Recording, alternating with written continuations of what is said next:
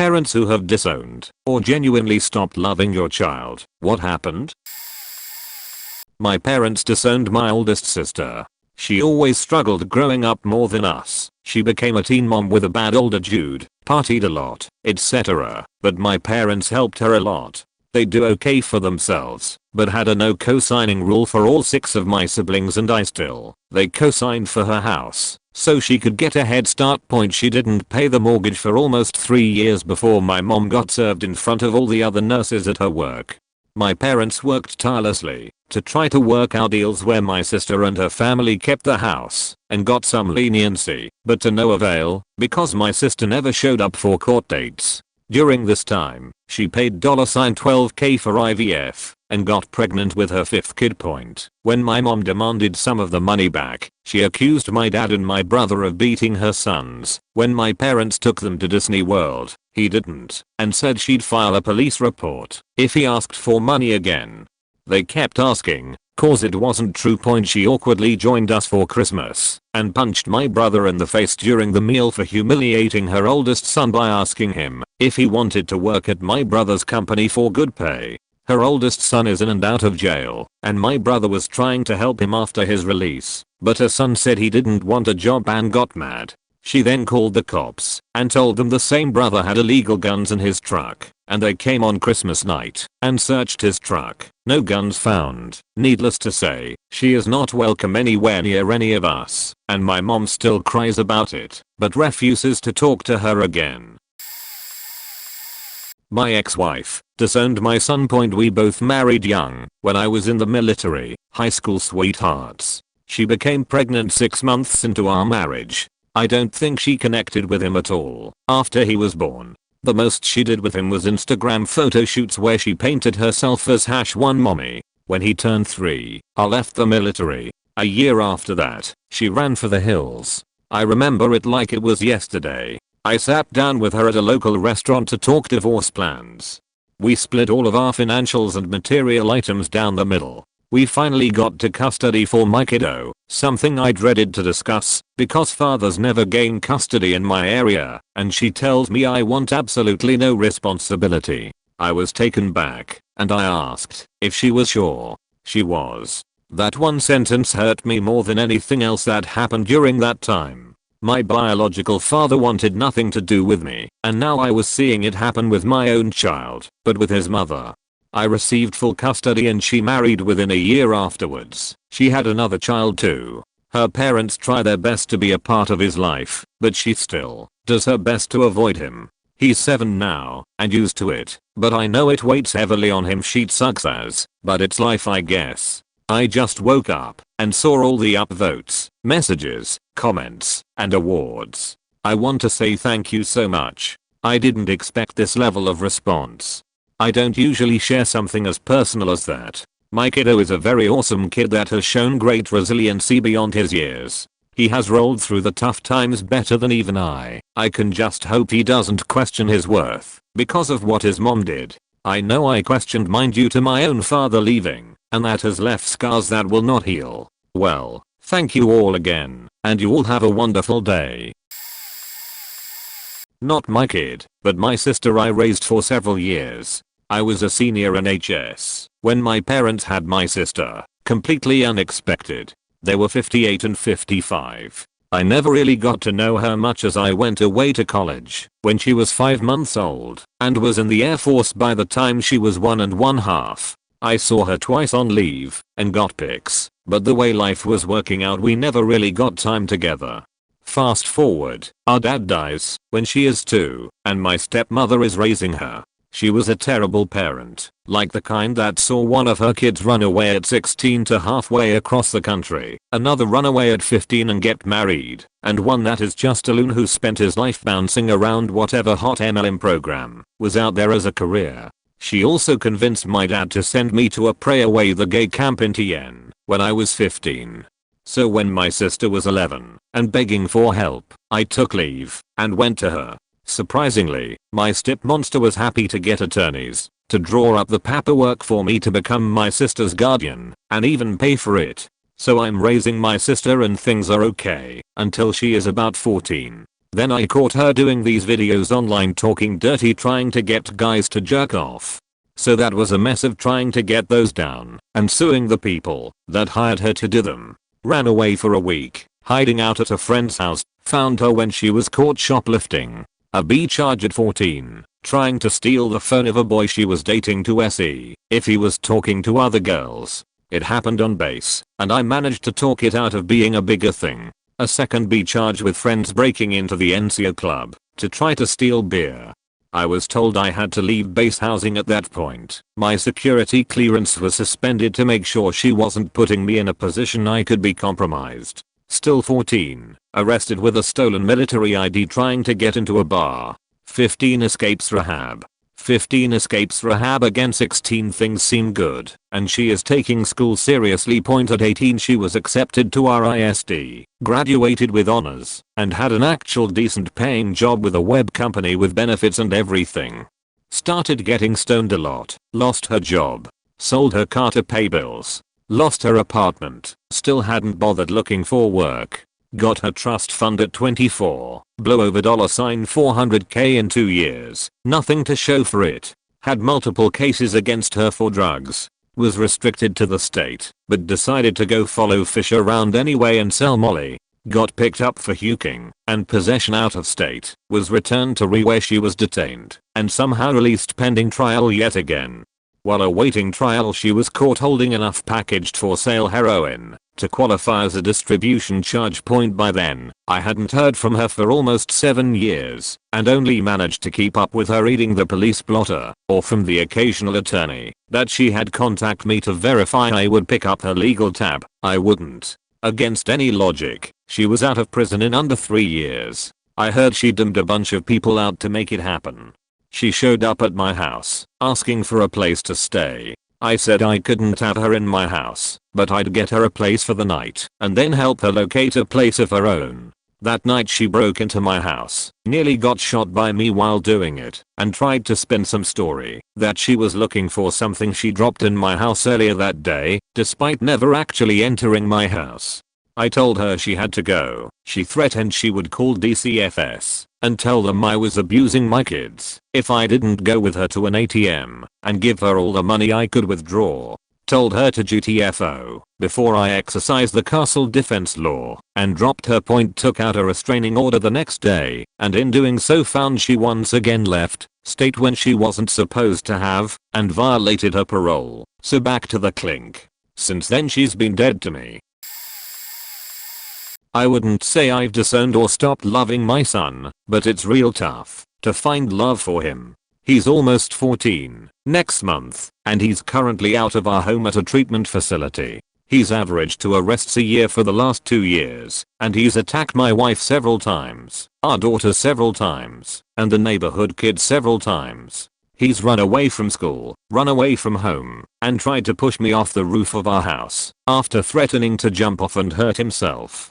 We have become that family in our town where the police are called to our home on a semi-regular basis. He's been getting more violent as he gets older, not to mention bigger and stronger, and I honestly don't see an end in sight. The key fact I'm leaving out is that he's been diagnosed as high-functioning autistic and is also bipolar. That's like putting walls around a tornado and expecting it to stay inside the walls.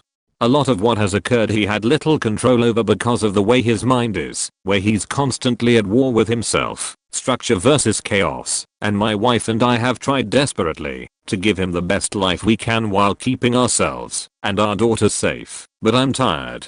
It's been 8.5 years we've been going through this with him, and I've been ready to throw in the towel on him for a while. But my wife refuses to let him go, so we wake up every morning trying to give him the best life for him and our girls. I'm not a parent. I've never disowned a child. My parents disowned my oldest sister. I'm the youngest of 3 girls. My oldest sister had a horrible relationship with my father, blames me for getting in the way of their relationship. She had her first baby, to spite him, when she was 16 years old. My father refused to give her money because she met a deadbeat child predator and got pregnant again and again. She constantly put herself and deadbeat before kids. Dad would send money to girls for Christmas and birthdays and never heard a thing. He finally gave up. She's 30, has 6 daughters, and lives in a mobile home in North Carolina. We hadn't seen or heard from my sister until June of this year. My oldest niece contacted me asking to come to Florida, where I live, for the summer to get her and her sisters out of the trailer. I agree, contact sister, and she agrees. I set up plane tickets and organize the rooms they'll stay in. When they got here, they were completely disheveled. Clothes visibly dirty, smelled foul, so covered in lice that my white towel stained grey from removing them. My niece informed me that they had been without water and electricity for 6 months. They live in a 2-bedroom mobile home. There are holes in the roof, bugs, and rats everywhere. As a family, we decide the girls aren't going back to North Carolina. We tell my sister to come to my parents' house in Florida to get her life together and get back on her feet. She refused because deadbeat is not invited. Ironically, she found out that deadbeat is cheating on her. She confronts him, and he kicks her out of shithole trailer.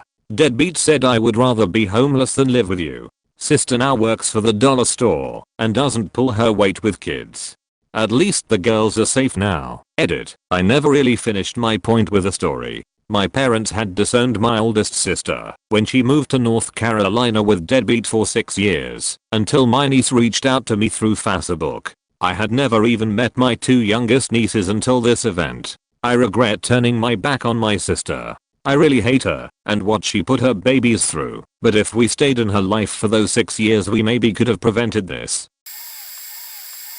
Not me, but my great grandma. This story is really sad but also interesting, so I thought I'd share it. She was a young Creole teenager. French Creole was her first language, and she was a quarter to half black like me, with tan skin and loose brown curls. She was born in Florida, but when things started getting worse for black people in Florida, her family relocated to Texas. For those who don't know, Creole people tend to play heavily into colorism.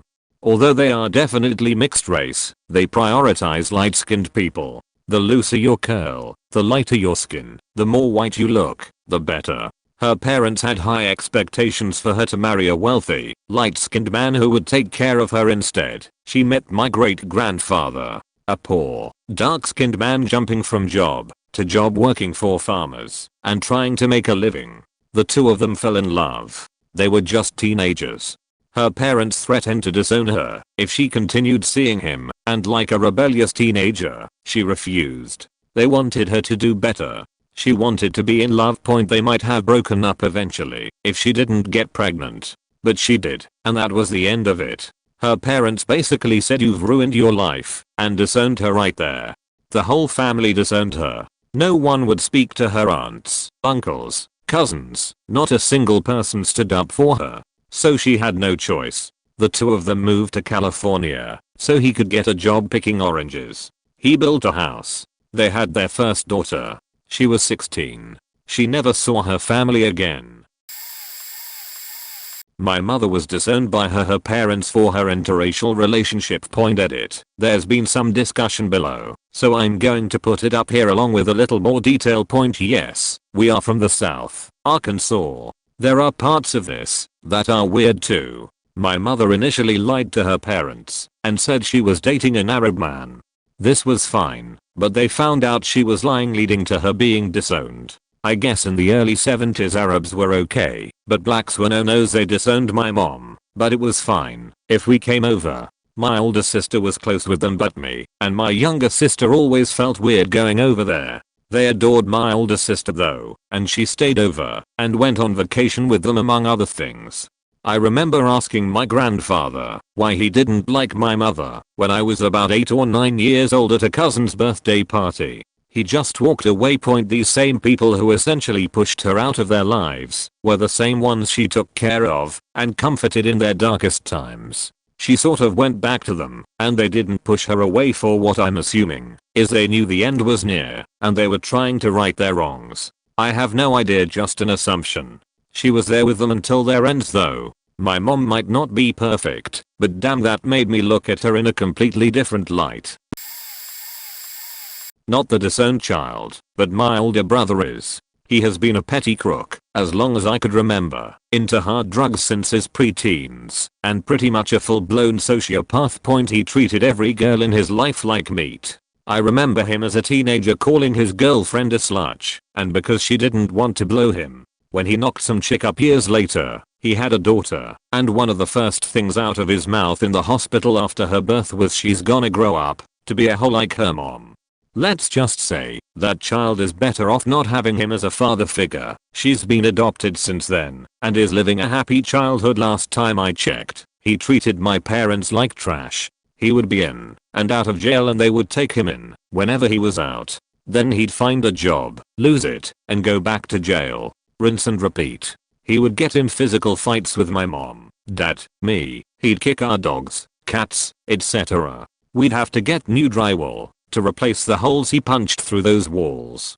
He'd have freakouts and smash things all around the house. Living with him was a nightmare. The last straw was him walking out on his kid and her mother and starting a gang fight at our house over a drug deal gone wrong. Things got really violent, and I'm pretty sure weapons were involved. He left the house, and on that very same night, he came back because he needed a place to stay. When my dad said no, he started fighting my dad. I stepped in at that point and almost beat the hell out of him. No one fucks with my dad, no one. It ended with my dad having to hold me down to stop me from killing him, and my brother walking away down the street yelling obscenities. Haven't seen him since. This was 6 years ago. At this point, he's either in jail or dead. I may have every reason in the world to hate him for everything he's done, but I don't. He's a tortured soul who has let his demons get the absolute best of him. Plain and simple. I just hope that he finds some kind of peace, even if it takes death for him to do so. Bill, if you're reading this, you're my brother, and I still love you, and I hope you're okay, wherever you are. Okay, I'm a parent. I have 4 grown children. One of my children, I'll call her Amber, has mental health problems. I would say that her behavior makes it very difficult to love her. Her siblings want nothing to do with her, but Amber thinks she is perfectly sane and everyone else in the family is crazy and evil. She also thinks she is superior to us all and will one day be rich and famous. She is currently on welfare. No one else in the family has ever been on welfare. The other day she came over to our house. She sat down and spent about 30 minutes telling us that we had starved and abused her when she was a child. Not true, that we are horrible people. She claims that her father sexually abused her. Not true. She told me, I'm her mother, that I'm a pedophile because I blew a kiss to my 3-year-old grandchild. Amber has 3 children and claims we have sexually abused them. Not true. We love these 3 girls very much, but currently Amber will not let us see them and is probably telling them bad things about us. It is heartbreaking. After Amber had yelled at us for a while, she told us that if we don't confess to the abuse we have done, then we can have no contact with her or her children. On her way out, she grabbed a bottle of our scotch and said it was not fair that we had a bunch of expensive scotch when she didn't. My husband collects different types of scotch and drinks it very moderately. She took the scotch. During this visit we noticed that Amber has lost a lot of weight and looks almost anorexic. Amber also accused her husband of being a pedophile and forced him to confessing to having thoughts of pedophilia. Because Amber is involved with social services, they found out about Amber's accusations and her husband was unable to be alone with his kids for about a year until he convinced them he was not a pedophile. Amber has been hospitalized once for mental problems, but never got diagnosed. Her children were put in a foster home for 3 months because she was physically attacking her husband, hitting, scratching, etc. in front of the kids. We were able to get the kids back, but it took a $5,000 legal bill in 3 months. There is so much more craziness. She has currently started having a relationship with a man who lives near her. By the way, her husband is still with her. Apparently the man from down the street is also staying with them and the kids. We are just praying she is using birth control. She seems to get especially crazy after having a baby, though her youngest is currently 2. She also asserts that both my husband and I were sexually abused by our fathers. Not true. She claims there is a family curse. She seems to really believe this. She sent us a text message last night reiterating the no contact unless we confess. At this point we are quite relieved that she wants no contact. Her disgusting accusations have cast a pall over our love for her and even our love for her children. We feel we need to withdraw from her family completely to avoid any more pain. But we would be there to help our grandkids in a heartbeat if there was an opportunity.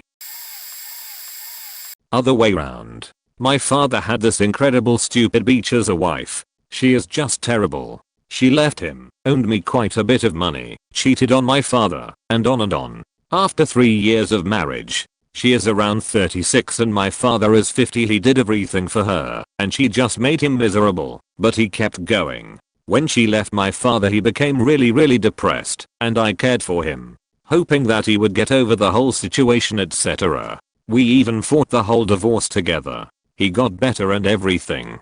I was really happy for him. Then came the day that she had no money left and she came back to my father. He told me about it and I was so angry that he didn't learn from the story before. I told him that I don't want to see her ever again and I won't do anything with him if she there as well. The day came when my father and I wanted to meet for lunch. As I arrived I saw her sitting there with him. I went to the place and said that she had to leave or I'm gonna leave. He became mad at for that and I left.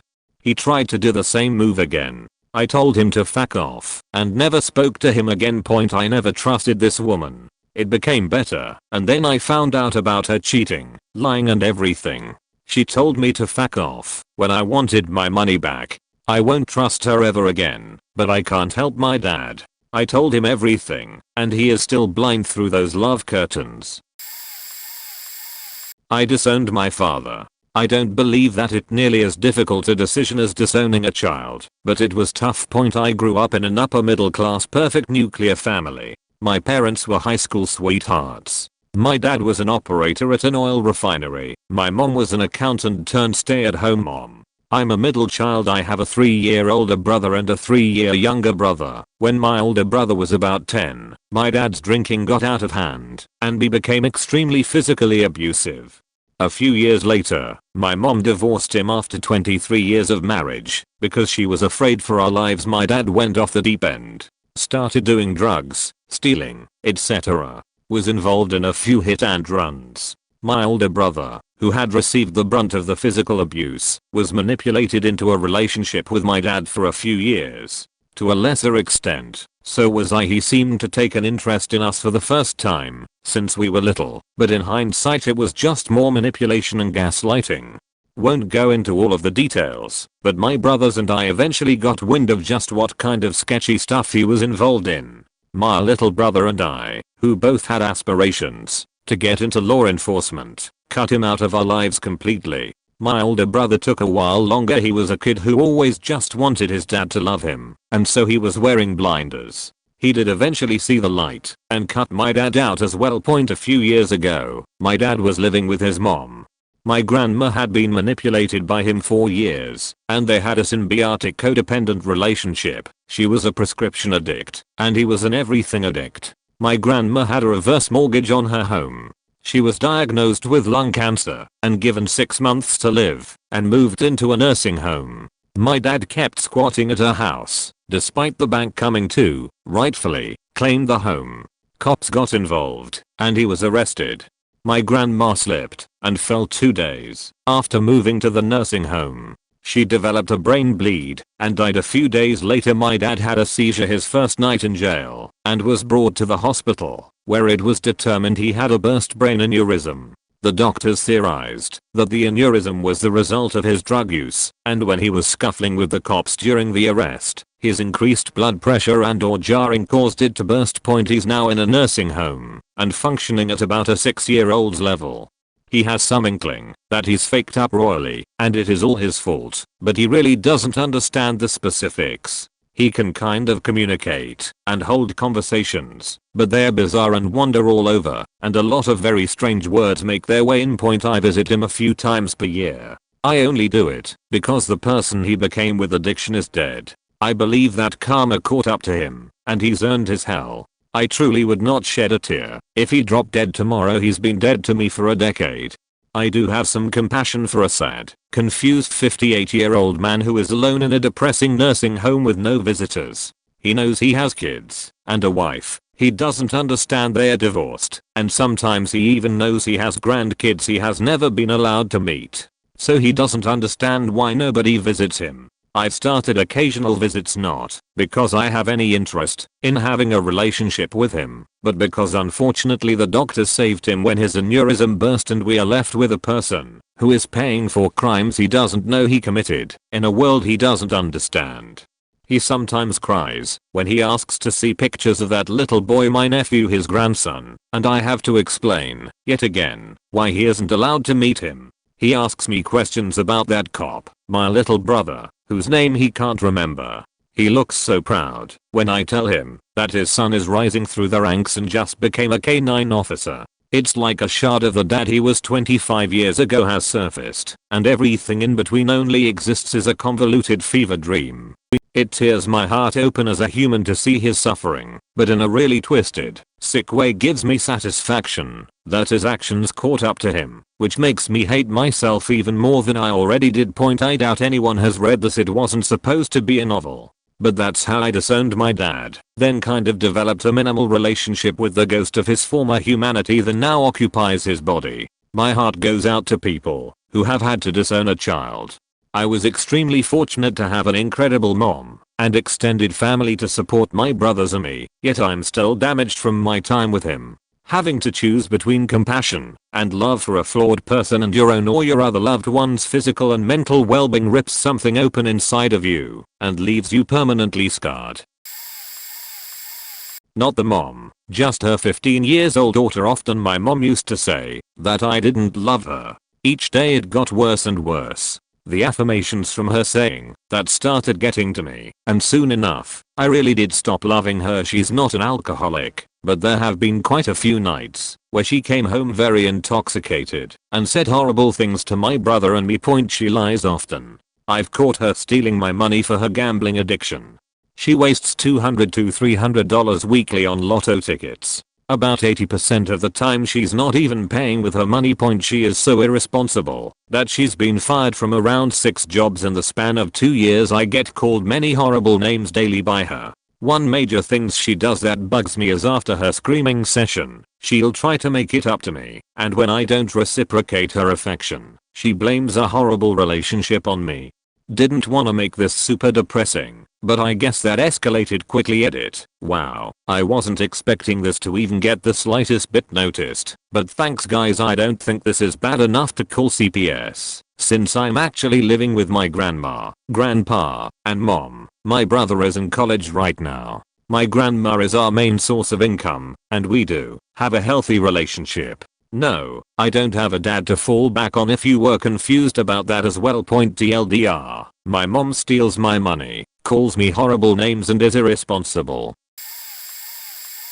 Alright, so this is a family secret that I revealed and got my mother's family to disown me, which honestly is for the better. When I was a kid, my uncle molested me repeatedly over a summer I was with my grandparents. It really faked with my sexuality and took me into my late teens, early 20s and years of therapy to accept that I'm gay. Still working on trying to even trust men as whole, in part because of this anyway. When I was about 14 I told my mother, because I just needed to get the secret out. I was in a situation I'd have to be alone with him again, and I was scared. Although looking back I was more scared trying to tell her what her youngest brother did. When I did I learned that this is a pretty common thing in her family, and it happened to her by my grandmother's second husband. Well, it happened to her and her 3 other sisters. My mother apologized to me, telling me she was sorry for sending me away that summer, and that the family curse caught me as well. Honestly I needed to hear this, because I hated her for letting this happen, but she had no way of stopping it, or even knowing it had happened to her son. Always been something that happened to the girls, but never the boys. Aren't family traditions grand? Sarcasm. We went to the cops, and because it had been so long, and across state lines, there wasn't much they could do. It was my word against his. My mother family acknowledged that stuff like this happens in their family, and that I should blame the devil for this happening to me, and not the person. And really I should feel bad for him, because all of this was hard on him as well. He took this time to officially come out of the closet, and they all, minus my mother, let him know how brave he is for admitting his illness, and subsequently blamed me for turning him gay. Keep in mind I was still trying to process if I was gay at this time. I was then accused of wanting to get molested, and that I needed to repent what I had done, and for trying to destroy his life. My mother tried to argue back, but at this point it was my mother's family versus my mother and I. My mother ended up giving slightly, and told them we need time to process this. They let off, and we got the hell out of there, and never looked back. It's been about 10 years since I saw any of them. They blamed my mother for raising a devil-loving son, which didn't get helped. When I finally came out, the last thing they told us is that they'll let both my mother and I back in if and only if I admit that a 9-year-old wanted to be molested, and of course convert back to being straight. I think they are still surprised I haven't taken them up on their offer. I don't know, and IDC. My family is super small now, and I couldn't be more pleased.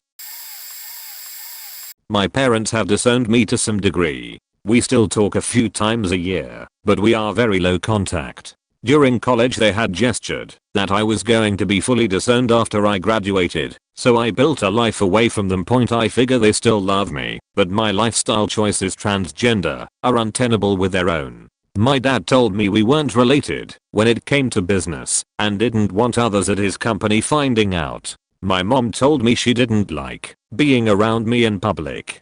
My siblings and relatives all have worked at my dad's company, but nope, not me. One of my siblings bounces between being employed there and not, due to basically sucking at holding a job. I had to figure out everything myself, while my siblings get chance after chance. I'm the only child who has a college degree, got their own job, stable relationship and support themselves. But I'm the bad one. I haven't seen most of my grandparents for years.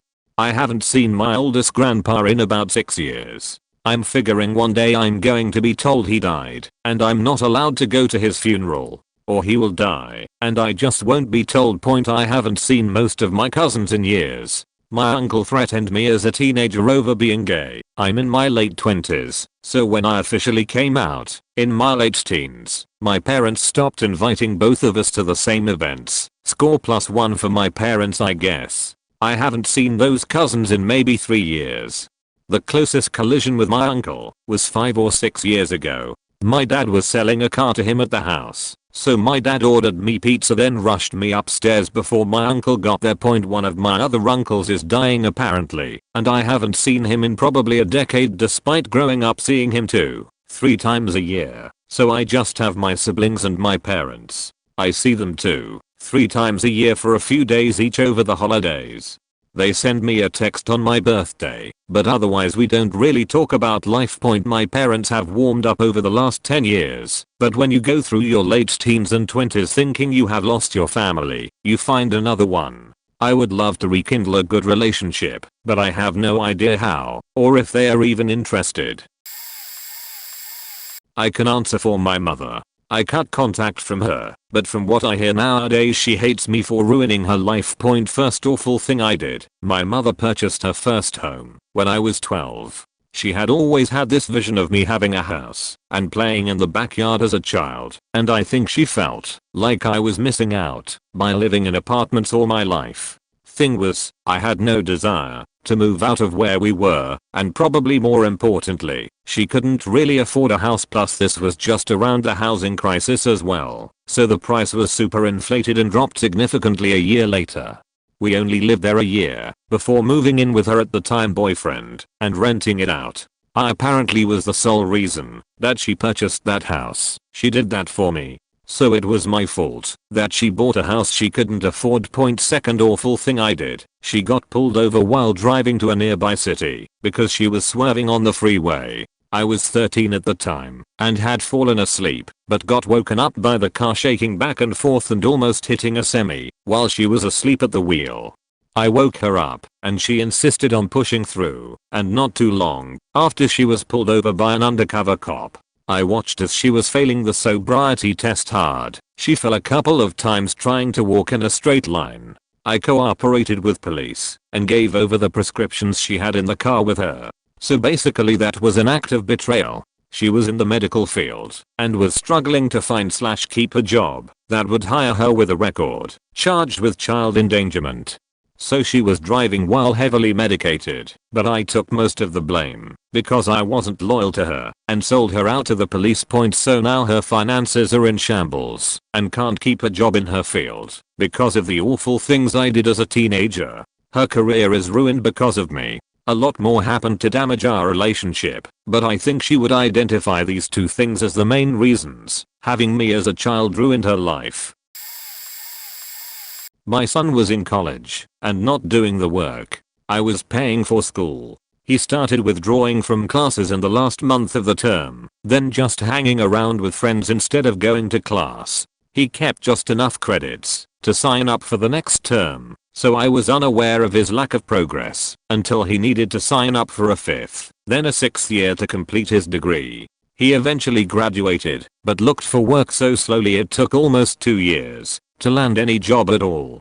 I was at my wit's end what to do, and friends, family and even some professional counselors I consulted told me he was in need of tough love and I should kick him out, with the expectation that faced with cold reality he would suddenly get a lot more responsible. I demurred. While I was very unhappy with his attitude and progress in launching his life, I could also imagine a lot worse things could happen to him, such as drugs and criminality, if I withdrew the only stabilizing influence he seemed to have, living at home being supported by me. In the end, he hated his first job, worked hard to get a better one, and then a few years later a really good one. He's fully on his own. He's got an active circle of professional friends. He's financially responsible and may buy a house next year. I'm so glad I ignored all the well-meaning but harsh advice and just let him mature on his own timeline. Sometimes a harsh limit may work for some kids, but sometimes it isn't needed. Hard to know what's right in the heat of the moment. My father disowned my older sister when she was in high school. She had been raped while walking to a friend's house and he blamed her. She later tried jumping out of a moving car because she was depressed and suicidal. My dad never liked my sister and refused to go to any father-daughter dances. He was distant to her for seemingly no reason. He finally said he disowned her after she was taken to a mental hospital to help with her behavioral issues stemming from the rap and literal daddy issues. He called her broken goods when he disowned her. Because she was disowned, she got pregnant at 17 to spite him, and it sealed the deal for my dad. My sister is jealous of me because I was the younger beloved child that my dad always wanted. But she doesn't see that he treats me like a doll and makes degrading comments when my looks aren't up to his standards. My sister grew up with a voice and a free will. My father hated that. The only reason he loves me is because he not only broke my free will and my ability to choose, but thinks of me as clay that he can mold into the perfect daughter. Now I'm trying to break the mold and ignore him now that I'm an adult, but it's hard accepting it's okay not to be perfect. My sister still has mental issues from everything my father has put her through.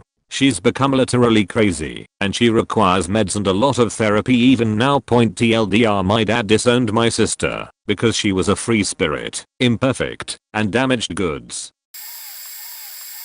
I have technically, I guess, disowned one of my siblings. Older sister, 4 years older, who created more trauma and grief for me growing up than anyone has fully realized, as I was never able to fully explain or voice it. We are part of a big family and I remember turning about 9 or 10 years old and it appeared she suddenly had such an overpast disdain for me. She was vaguely sisterly beforehand, I can briefly remember. But past the age of 9/10, she just appeared to despise me. Absolutely hate me.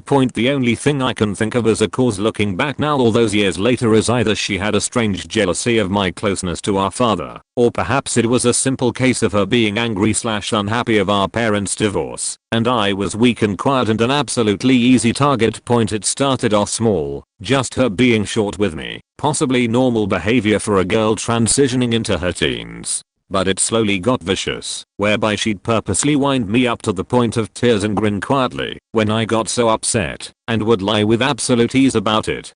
I was so shit at voicing myself that I'd get upset then give up so my mom wouldn't really pursue it. Also by that point she seemed to be getting very good at being aggressively manipulative. I remember once we had a small argument, nobody knows about this, and she was sitting down at the top of the stairs at the time. I remember she said hurtful shit to me, and I was very young, and I went to walk down the stairs to cool off, and I distinctly remember her glaring at me, then sticking her leg out just as I passed, and I flew down those stairs. How I only ended up with a little mark I have no idea. I remember her panicking and comforting me whilst telling me not to tell our parents. Of course I didn't. It started increasing then as I got into my early teens. Just general mocking me silently and sneakily, so that my parents wouldn't notice. Would laugh at the way I dressed. I went through a goth phase lol. So many fucking lies about me, and I just never understood point. And then when things got really bad with our parents' divorce I internalized massively. I started to secretly self-harm, not anymore of course, when I was 13. By aged 14 my older sister noticed point perhaps, that cold've been an opportunity for comfort and advice and safety point. She laughed at me, told me I wasn't as ill as she was, and for me to cut deeper next time. I remember truly feeling alone and desolate by that point. Not only was I getting mercilessly bullied at school for that, and for all other reasons, but home was no longer safe either then me and my mother had an argument and my mom told me to leave when I was 16. She says she regrets this now. We are much better these days and I've never stopped loving my mother. Anyway, my older sister surprised me the day I was thrown out. I was crying OFC and she actually comforted me. I remember being so confused by that lol. She said not to worry, just leave as our mother had said, etc. It was oddly nice and alien to have that point. A few days later our older brother calls me shocked to hear I've been thrown out. He asked why. I explained we had an argument and she threw me out, simple as. He then called me back angry, telling me that's not what really happened, because he talked to my older sister, who was there comforting me at the time, and she said otherwise. And long story short, that started an argument with my older brother and I. We haven't been right since. Speaking of, I've watched as older sister has brought my older brother to tears. She once even accused us both, I was around 14 at the time, of having an inappropriate relationship because we were close. Fucking disgusting. Over the years, I'm 26 now. She does a list of small painful things to me, directly at me, about me. The things I've had to find out that she's spread about me to dumb bed down family members who buy into her bullshit. The hell it's brought me: the isolation, the loneliness, the anger, the injustice. Nobody believed me, and she faking got away with it. She did once tell me, when I was a teen, that I'd amount to nothing and never get a job. I'm halfway through my postgrad with a good job in therapy and she's been unemployed for 10 years living at home whilst I live with my partner. Speaking of, she even tried it with my boyfriend. Tried antagonizing him, but unlike her, he's direct and basically told her to fuck off. Lol. Of course she ran him down to the idiots who'll believe her every word. Man, I legit do not have the word count to explain the details of every cruel, personal, vindictive thing she has done to me. Hacking into my FB account and posting shit about me. Things like that. And nobody ever stood up and told her to faking stop. Just stop. When I needed mental health support I was absolutely utterly alone, young and vulnerable. Now I'm older and I work with vulnerable children. I can't believe I'm still here. She rubbed salt in my wounds and smiled and got fucking away with it too. I don't know how she has no guilt, none at all. How could she? I was a kid. A self-harming loner kid who got bullied the F out of and struggled in school. I remember through all the rubbish going on, I landed myself into some boy trouble and once again, she mocked me for it. Laughed at me. But when she laughed, after she discovered I had been cutting myself, well, I still can't understand that one. She didn't know I'd been hiding it for a year or so by that point. She just found it hilarious. I can't bear going into the house I once grew up in knowing she's there lingering about. She's not just been this way to me, however. I firmly believe to this day she directed the majority of it to me, yes. However, I'm very sure the more I study psychology and the more I work firsthand with personality and mood disorders, that amongst the genuine illnesses she absolutely has a form of a personality disorder too. I've seen her do things to others too. Most people around her simply excuse all of this behavior with a she's not well, bless her. I was faking unwell at one stage in my life and I wouldn't have dreamed treating others like that. And yet I still got kicked out. Lol, I genuinely haven't thought about her or her bullshit bullying in so long. I'm so far away from it now and so freed. Your question got me riled up. Lol. Point to anyone else out there who's had to cut poison out of your life. It may suck at first, but God, you heal so much quicker from it. I've never said out loud how deeply she affected me. How much I carried it all with me. How for so long I truly allowed her to infect me and burrow into my skin. How she turned so many of my uncles, aunties, my own grandmother against me. And all for what? Power control. One thing I can say is it nearly broke me. I've had many wobbles since, but now I have started to truly appreciate life more than ever and be grateful I'm still here and thankful for my other siblings who have good, true hearts, who I adore with all of my heart.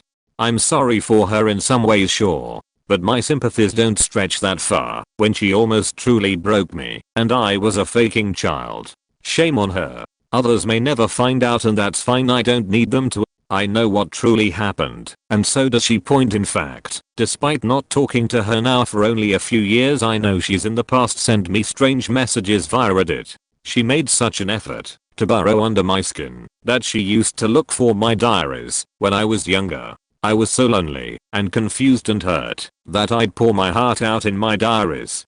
Anything from how I felt about myself and hatred or even confusion such as sexuality or whatever. Anything that popped into my head, I thought I finally found a safe release. Nope. Point she would snoop, read my most intimate thoughts, then announce it to me and laugh and mock me and crush me further. I also remember writing how I totally thought I was bisexual, simply young hormonal confusions. However, she of course found that and read it. One evening me, her, and my mother were watching TV and I always remember this. She looked directly at me, smiled, then looked at my mother and said, "Hey, did you know Lollipop is bisexual?" And just watched as I squirmed and as my mother looked dumbfounded considering I was approximate 13. I hated her so badly for that. It was the smirking and smiling. Christ, I better stop now, otherwise I'll carry on all night. I have kept an awful lot of this in. Oddly enough, I truly barely think about all this or think about her much anymore as I know she has no power anymore. However, it's interesting to think these things. It does remind me I've come a long way on my own. All she has against me is just angry words to gossip with others, I guess. That's it now. Hey, you might even be reading this right now. If so, why? What else is there left for you to gain now? Aren't you done already?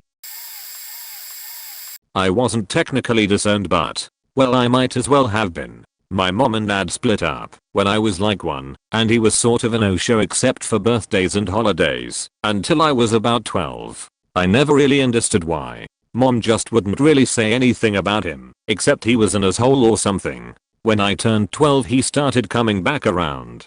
About this same time, my mom got off on coke and painkillers really bad. I kinda got fed up with it and decided to use the opportunity to go live with dad. After a long nasty court battle, I went to live with dad. He had joined custody of my sister and had remarried a third time to my stepmom. I noticed right off that dad was unnecessarily harsh toward my sister for like every little thing. Yelling because the TV was loud, cussing her out like she was a grown man for eating some sweets in the cupboard, grounding her and shouting at her for hours for getting a C on a maths test. Just really emotionally harsh things. But I didn't think too much about it because he never really did anything like that to me. I was the good kid that got A's and B's. But then high school happened and he started to delve back into his alcoholism that he'd apparently been struggling with since he was a teenager. About halfway into high school, he suddenly starts treating me the way he was treating my sister and treating my sister about 5 times worse for no real reason except he would run out of liquor. Then my baby brother came along. You guys can imagine how that turned out. He would maintain that he wouldn't mess up with him like he did with me and my sister. But then the drinking got worse and he started to get physical with my stepmom. I could hear it through the walls at night over stupid stuff that didn't even warrant a strong word, let alone laying hands on a girl. I left dad's and went back to mom's. Fast forward a few years and I hadn't really had contact with dad in years. He was going through a custody battle for my little brother. I came to the court battle with the intention of helping him because maintained that my stepmom was on meth. She was, so I still don't really feel bad for that. But then we started getting close again. He offered me a job with him making more money than I was making. So I start going to work with him and helping with my brother. But then I notice he's doing the same thing to my brother that he was doing to me and my sister. Shouting, cussing him out for getting dirt on his shoes at recess, buying a shit ton of toys, then making him feel bad for the money he spent on him because he didn't have any left over to buy liquor with. I had finally had enough on Halloween night. My brother had dropped a pixie stick and got some sugar in the carpet. He came unfaking glued on my brother. I had finally had enough. I told him that he was being an awful father and he wasn't treating my brother right. Then told him how I felt about how he treated my sister, who had also decided to leave to go back to her mom's. He didn't take kindly to it. He threw me out, told the boss at work I wasn't to be put anywhere near him again, and basically said he never wanted to see me again. A few weeks go by, and I get fired. Found out he told the boss to fire me. Then a few more weeks later I find out he was fired for coming to work drunk. About a year goes by, and I don't hear anything more from him. I can't go see my brother at all. I miss both of them so much, but I just didn't know how to go about fixing things between us. Then, on February of this year, my grandpa comes over to my house and tells me he came home the night before. Dad lived with my grandpa, and God, it still hurts to talk about. He found Dad in his chair with a shotgun. Dad had shot himself. Turns out Dad had been arrested for driving drunk and on Xanax with my brother in the car. He lost custody and my brother went into state custody. Dad went into a deep depression and, well, I assume he just felt like a failure and decided to end it. I really don't know why, but that's all I could think of. It's been 8 months and I still haven't gotten permission by the state to go see my brother. I don't even know if he knows what happened to Dad. It messed my sister up really bad, but I really don't know if I processed it any better. I cried at the viewing. No funeral because he wanted to be cremated and still just don't feel right. There was no funeral for people to come to, no tombstone, nothing. He was just gone. A life snuffed out by its own hand.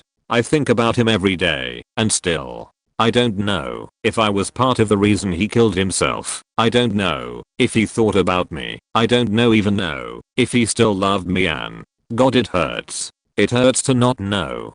To be basically dead to one of your parents, for them to just end up dead. I never got to say goodbye. I never got to tell him I loved him one last time. The last thing we said to each other was just a huge argument. We never made up. In a way, I feel like it would qualify as being disowned, but I apologize if it doesn't really fit Op's question.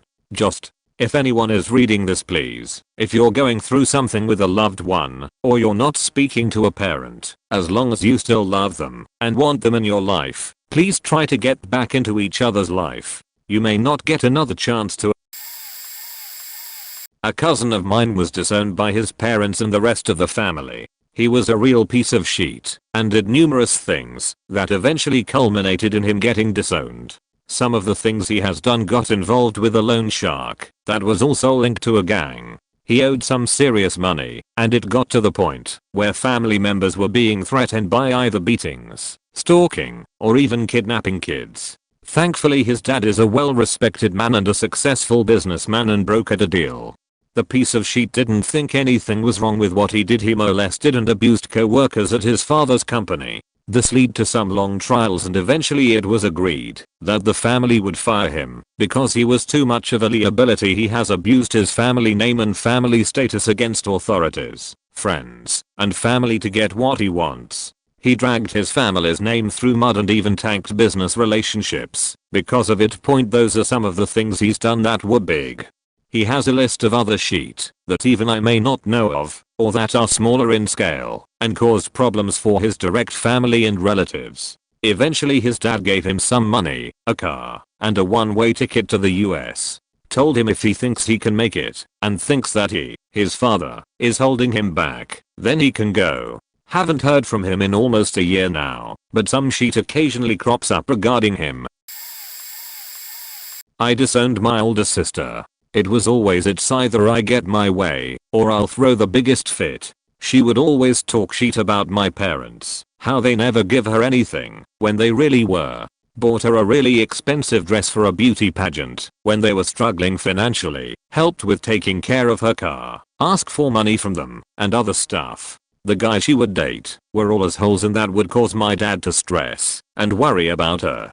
She would always cause problems for my parents. I remember my dad having to go to the hospital because he had really high blood pressure due to the level of stress she was causing one night, and she thought he was faking it.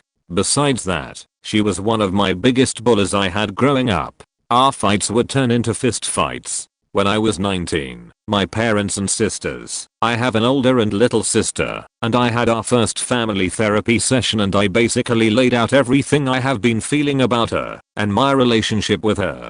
Obviously, it didn't make our relationship better because she felt like she did nothing wrong. It's been 10 years after that, and it was the last time I had a conversation with her, and my life has been a little less stressful since I don't have to be walking on eggshells. Whenever she's around, I don't even look at her. I'm just so tired of her thinking that my parents don't love her and her bullying me that I decided to cut her out of my life after that therapy session. I don't regret it. Well, she's not exactly disowned, but my sister made a comment about my mom needing her hearing checked because she'd said "pardon me" one too many times that day. We'd been outside like the whole day, and at that point we were driving in a car. So my mom was focusing on the road and my sister was turned to the window, so I couldn't hear her either. But anyway, my mom didn't appreciate the comment and my sister was all, "it was a joke." But she said it really nasty. So my mom's feelings were hurt. Then my sister tries to do that therapy thing that's like, "Tell me how you're feeling." My mom would say something like, "I'm feeling like you insulted me," and my sister would interrupt her and say, louder, "No, tell me how you're feeling." My mom would try to say it again, and my sister would interrupt even louder, "No, tell me how you're feeling." This happened like 5 times. Rather than let mom finish talking, or even clarify that you're supposed to give an actual emotion name, "I'm feeling embarrassed" or something, rather than "I feel like you insulted me," my sister just repeated herself louder and louder. So then mom gave up and stopped interacting. So then my sister gets all pissy about mom always doing this silent treatment thing, and, good lord. Basically it snowballed into my sister saying mom always blames everything on her, and no wonder both her mom's kids are in therapy, and just terrible stuff. And then after all that, my lovely sister expects to be driven all the way home, an hour away. So she insulted everyone multiple times, and can't even take the bus home. And then, that was it. She's always pulled shit like this, but she just went too far this time. Mom wished her happy birthday, and that was it. Sister hasn't said anything to either of us since then. Not even for Mother's Day. Because, you know, mom always gives her the silent treatment. So sister's been dead silent since April. And it's so fucking stupid. All she had to do was, "So sorry, mom. I meant you need your hearing checked," as a joke. I guess it didn't come off that way and this whole thing would have been avoided. Mom still would have been mad, but a lot less mad. Instead of issuing a simple, easy apology, she erupts into this ridiculous rage, blaming all of her problems on everyone else, and refuses to speak to mom for 6 months. She just turned 34. This behavior would have made more sense for, say, a 15-year-old, maybe an early 20-something who's just starting out on her own. No, she was 33 when she went off the rails and crossed the line, and now she's 34. I wish I knew who her therapist was, because her therapist is doing a piss poor job. Anyway, my mom gets waves of mom guilt now, but seriously, my sister really crossed a line. She needs to be the one to make this right. But I'm sure she's expecting mom to apologize and reach out, even though sister is the one who insulted her, yelled, and needs to apologize. I'm hoping this will mean she won't come over for Thanksgiving, though 9/10 holidays with her are awful, because she insults people and yells, and it's not pleasant at all. And on the plus side, her being basically disowned means it's a lot cheaper for us. No more shopping sprees to make sister feel better. No more having to drive her all the way home because she's 34 and can't take the bus home, and she never pays for gas and still owes money for a plane ticket and for various pieces of furniture and clothes from over the years. She's just such a child. I know I'm not perfect, but I always know when to apologize. and I'm the younger sibling. Yo, I hope my alcoholic piece of shit father who left when I was 3 stumbles on this and can finally give me an answer. But wait, he's probably too drunk to read anything anyway. Thanks for 17 years worth of questioning whether I was a good enough child or not until I went to college and didn't have enough experience with males to know good from bad until a series of devastating emotionally abusive relationships with narcissistic players taught me the lesson the hard way.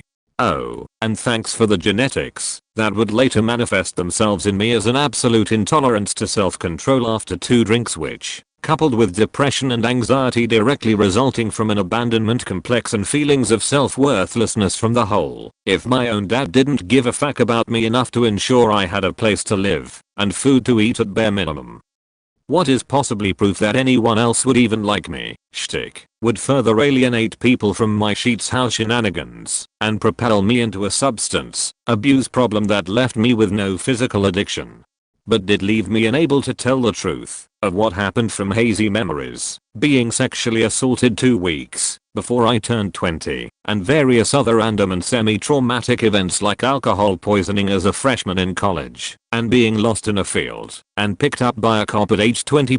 Let this be a reminder to any guy who doesn't want to inflict this on someone to wear a condom. And let this be a warning to any father if they don't want their daughter to end up like me. And no, I don't drink anymore.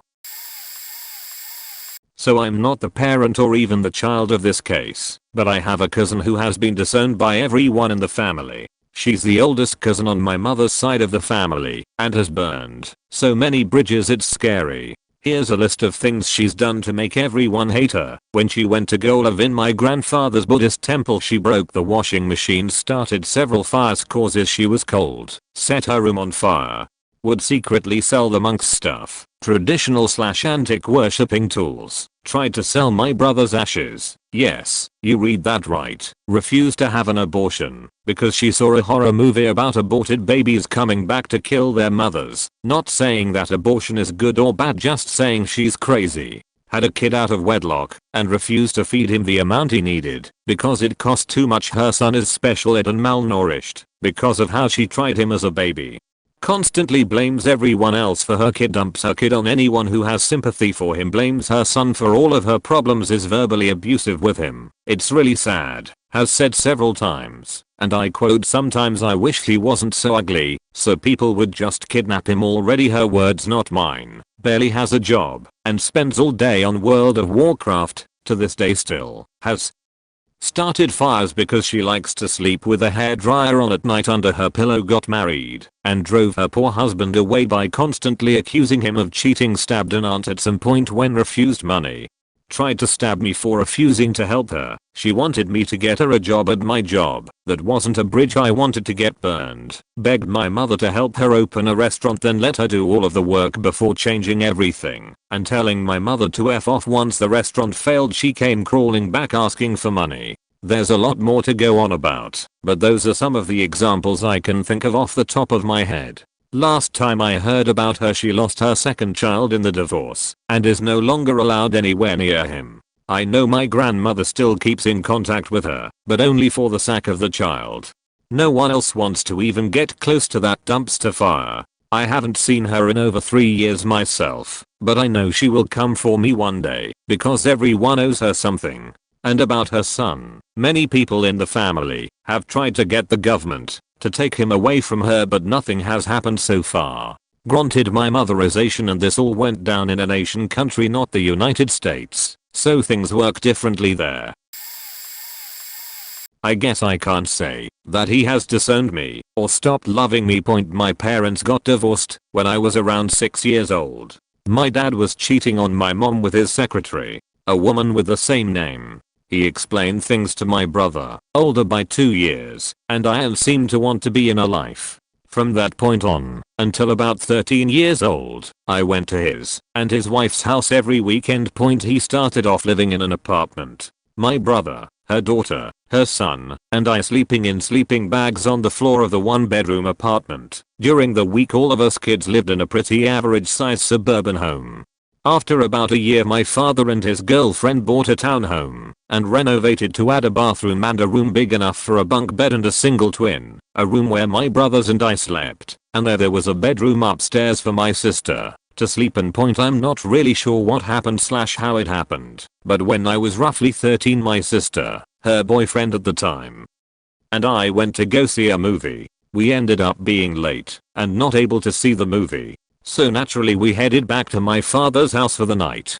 When we arrived home everything changed. I'm not even sure to this day why my father was so furious with myself and my sister, but I remember the anger on his face. I had never seen him like that. He was so mad that my sister's boyfriend grabbed me by my shirt and put himself in between my father and me. My sister and her boyfriend took me away from the house. I spent the night at her boyfriend's house and then they took me back to my mom's in the morning. Mind you, when I say my sister I'm speaking about my stepsister, a teenager that had never met my mother. A boyfriend to my stepsister that had essentially kidnapped me. The next day my dad called my mother in anger still. I just remember my mother saying his name. He thought he was coming home, and in my house my son doesn't have to tell me he is coming home. He can just come home. From this point on I never wanted to ever go over to his house. I was forced to see a therapist who helped by vindicating. I was forced to go over to his house major Christian holidays, which only lead to a bigger divide because he would constantly say you only ever come over when you want something, which to me even in my young years was as major of an insult as possible. I didn't want anything from him. All I ever wanted was to throw baseball with just him. In hindsight I'm fairly positive he didn't know I was forced to see him on holidays. My relationships that I had developed in my young years with my stepsister and stepbrother were destroyed. My relationship with my blood brother had a huge divide shoved in it as he continued to go over to our father's house every weekend. And I found family elsewhere. I found it in my friends. My grandmother on his side has always gone out of her way to talk to me. She has always made me feel more loved than any other member of his family. Years passed. I met a wonderful woman who changed my life. Been together for 15 years, and I have absolutely zero interest in creating a family of my own. I have no family connection other than my amazing grandmother to his side of the family and the occasional sight of my father. Most of the time at a funeral or my grandmother's is awkward and full of angst. It's hard to even hug the man. Couple years ago we ran into each other at the hospital. I was there visiting my grandmother and he told me he wasn't well and he was getting tests done. Then a couple months later I received a group text message from him and about 7 other people. I only knew one other number, my blood brothers, and the text message was informing us that he had pancreatic cancer and that he was in good spirits and was going to fight it. I lost it for a little while. My wife was so confused. She didn't understand that while she had only met him once in our over a decade relationship I would still be upset. I don't know if I was upset because I always thought we would reconcile or because I knew this meant we couldn't reconcile. Because to me the long and short of it is, and was he is potentially dying. I feel horrible regularly for not being closer with my family. Almost as if I betrayed these people that for the past 15 or so years have made no real effort to contact me either. I wonder regularly, was I that shitty of a kid that to them it was good riddance? I feel absolutely destroyed that I don't see my grandmother as often as I should. She is truly an amazing woman. But every time I see her all I see is my issues. Maybe it's my fight or flight mechanism subconsciously kicking in, or maybe I'm just too anxiety ridden to deal with the fact that I really don't know why my father and I stopped talking, but I do know that at 13, he let it happen, and at 18 I was already gone. Today, 32 years old, I sit back and try to understand the reason for so much. You see, my father wasn't bad at being a father. I have some very fond memories of him. As far as I remember he never beat me. He kept me busy every weekend I was there. He fed me, and I ate a shit ton. I also know I wasn't the best son. So why hold on to the issue? Why keep my entire life in the dark from him? I honestly can't give you a good reason, but I can tell you this is the absolute most honest I have ever been about this story. I can tell you that it is directly correlated to him, that I will never cheat on my wife. I can tell you that I will never have children. I can tell you that being the youngest, expected to be on the same maturity level as the rest, in a step-sibling family is not easy, and had it not been for some great siblings it would have been even harder. I can tell you that blood doesn't mean you are family. It simply, to me, means that if you ask me for help I will absolutely help. I guess I wrote this for me. To tell myself you don't even know why you disowned your father, and maybe he doesn't know why he disowned me. Unfortunately I'll most likely never know. Type this all out. Realized it doesn't really pertain to the thread.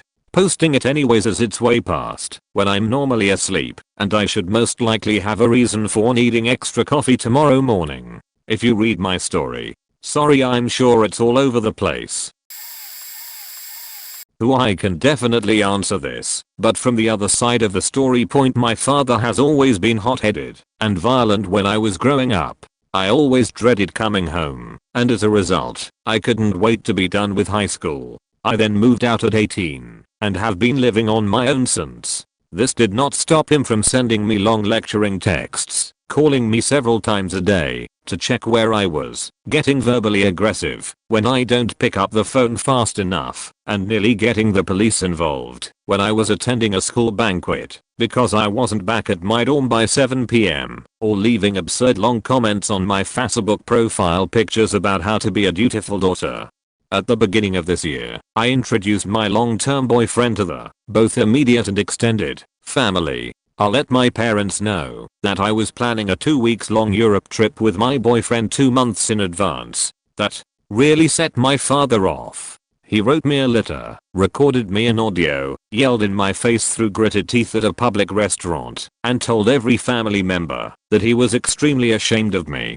He explained that I was born to serve my parents, and doing this, going on my trip, that I paid for without asking for his permission, is no different than betraying the social norms and displaying to the world how disrespectful I'm of our culture.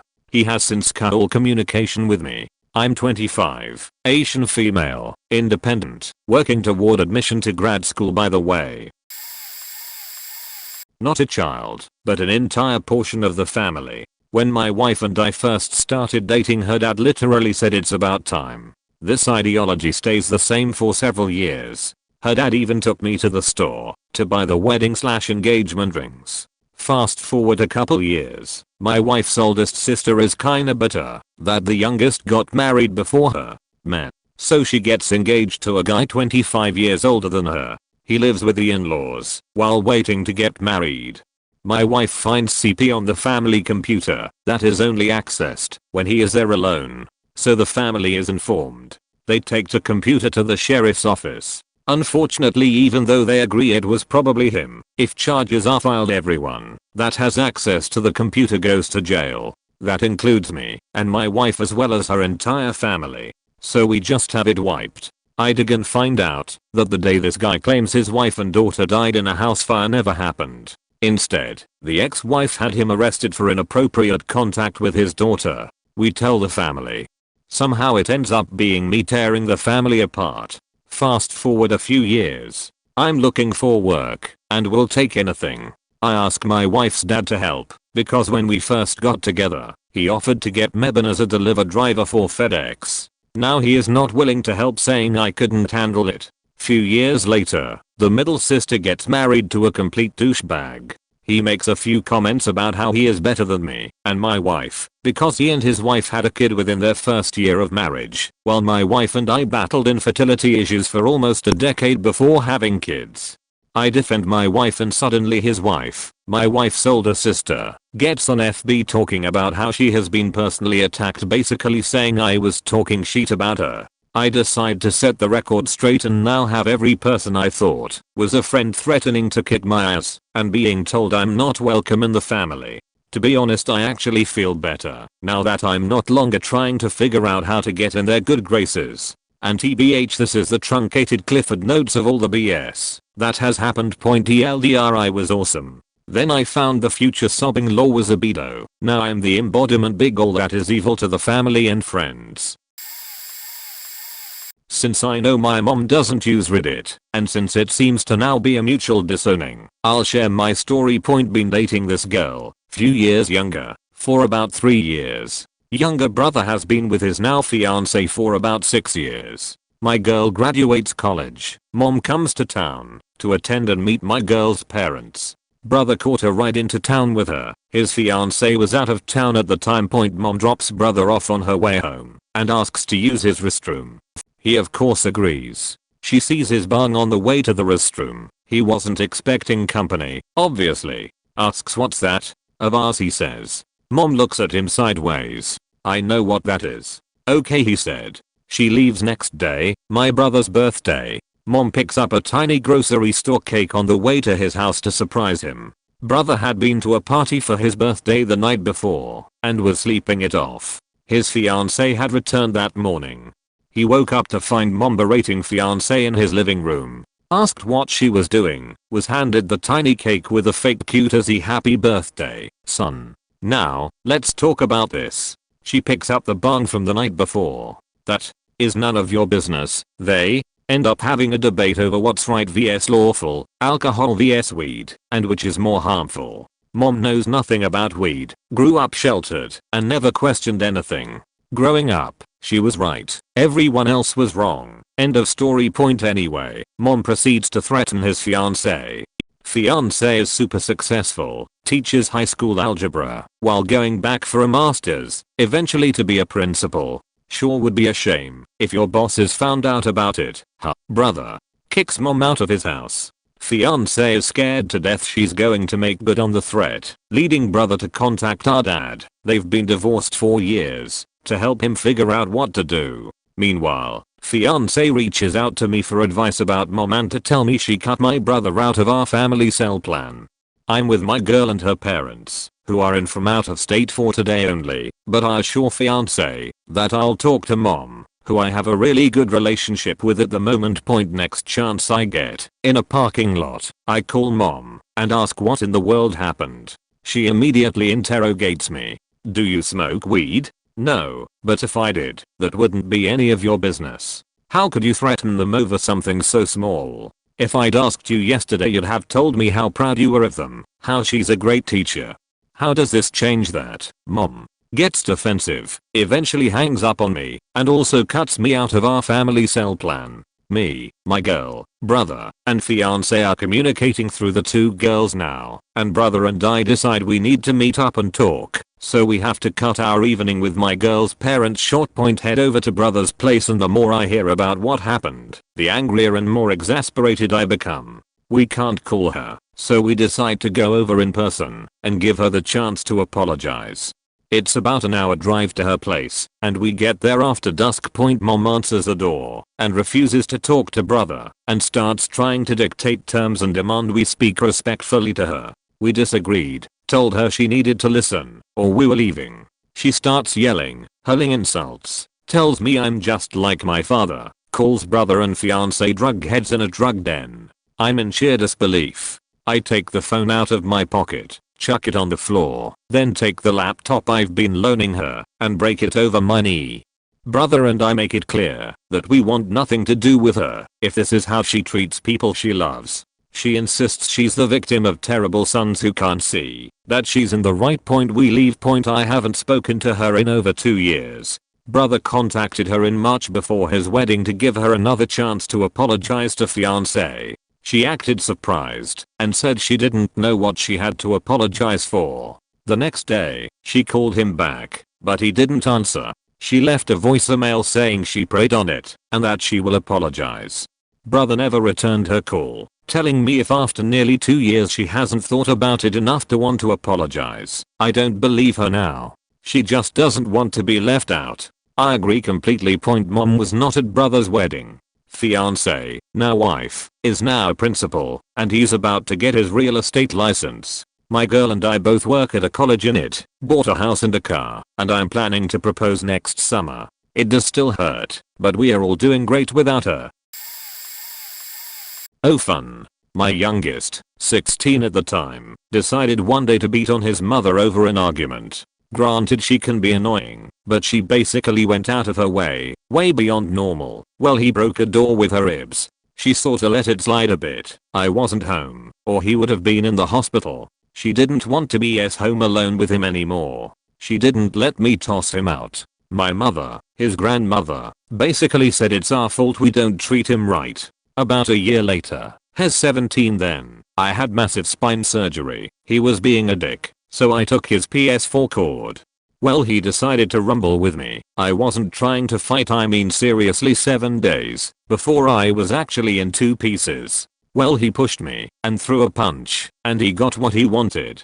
I tossed him out. At 18, my mom calls. He stayed there and is still there at 22 saying he smashed up her house, threatened my grandmother who's 93 at the time. I half laughed and said, well, guess it's not me. Fast forward a few more months, my wife accidentally overdoses on Tylenol, was in her stroke medication and she broke her arm and the doctor told her take the maximum amount. Yeah, that aged real well. She gets out, and within a month her stomach explodes from the damage done by the odd. She's in critical care and I'm in week 3 of her coma, and I have a surgery to put a stent in my groin to save my life, to be short.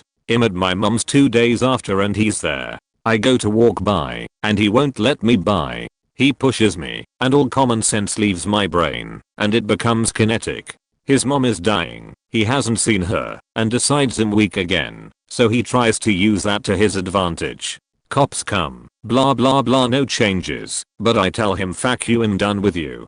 That was last year. I have zero intent to reconnect. My wife pulled through, she still kisses his ass, but I can't expect less. That's how she is. He's still on his PC, on Reddit, playing video games and don't work. He don't even leave his room. I'm really not happy with it, honestly. He's my son, I don't hate him, and wish him well, but fuck that. People who do things like that I have no use for. He's on here lol, which is funny. My other son, don't have anything much to do with him either. He works his ass off, helps us out when we need it. He even has a room here, even though I see him maybe 6 hours a week. I was going to answer this anonymously due to being in a really nasty divorce and noticing that I had 5 followers, had been 6 for a while. Since I'm not that interesting, I have to assume they are spies and all my kids and watching to see what I post and will vanish as soon as Reddit notifies us who our followers are. Then I realized, fuck it, if they follow me, they should read this, so here I'm point anyway. Like I said, I'm in the middle of a nasty divorce. The kids, there are 4 ranging from 24 to 16 years old. Dad is an alcoholic and has dementia from it. He was never there for them growing up, and I was essentially a single parent, even though he lived with us.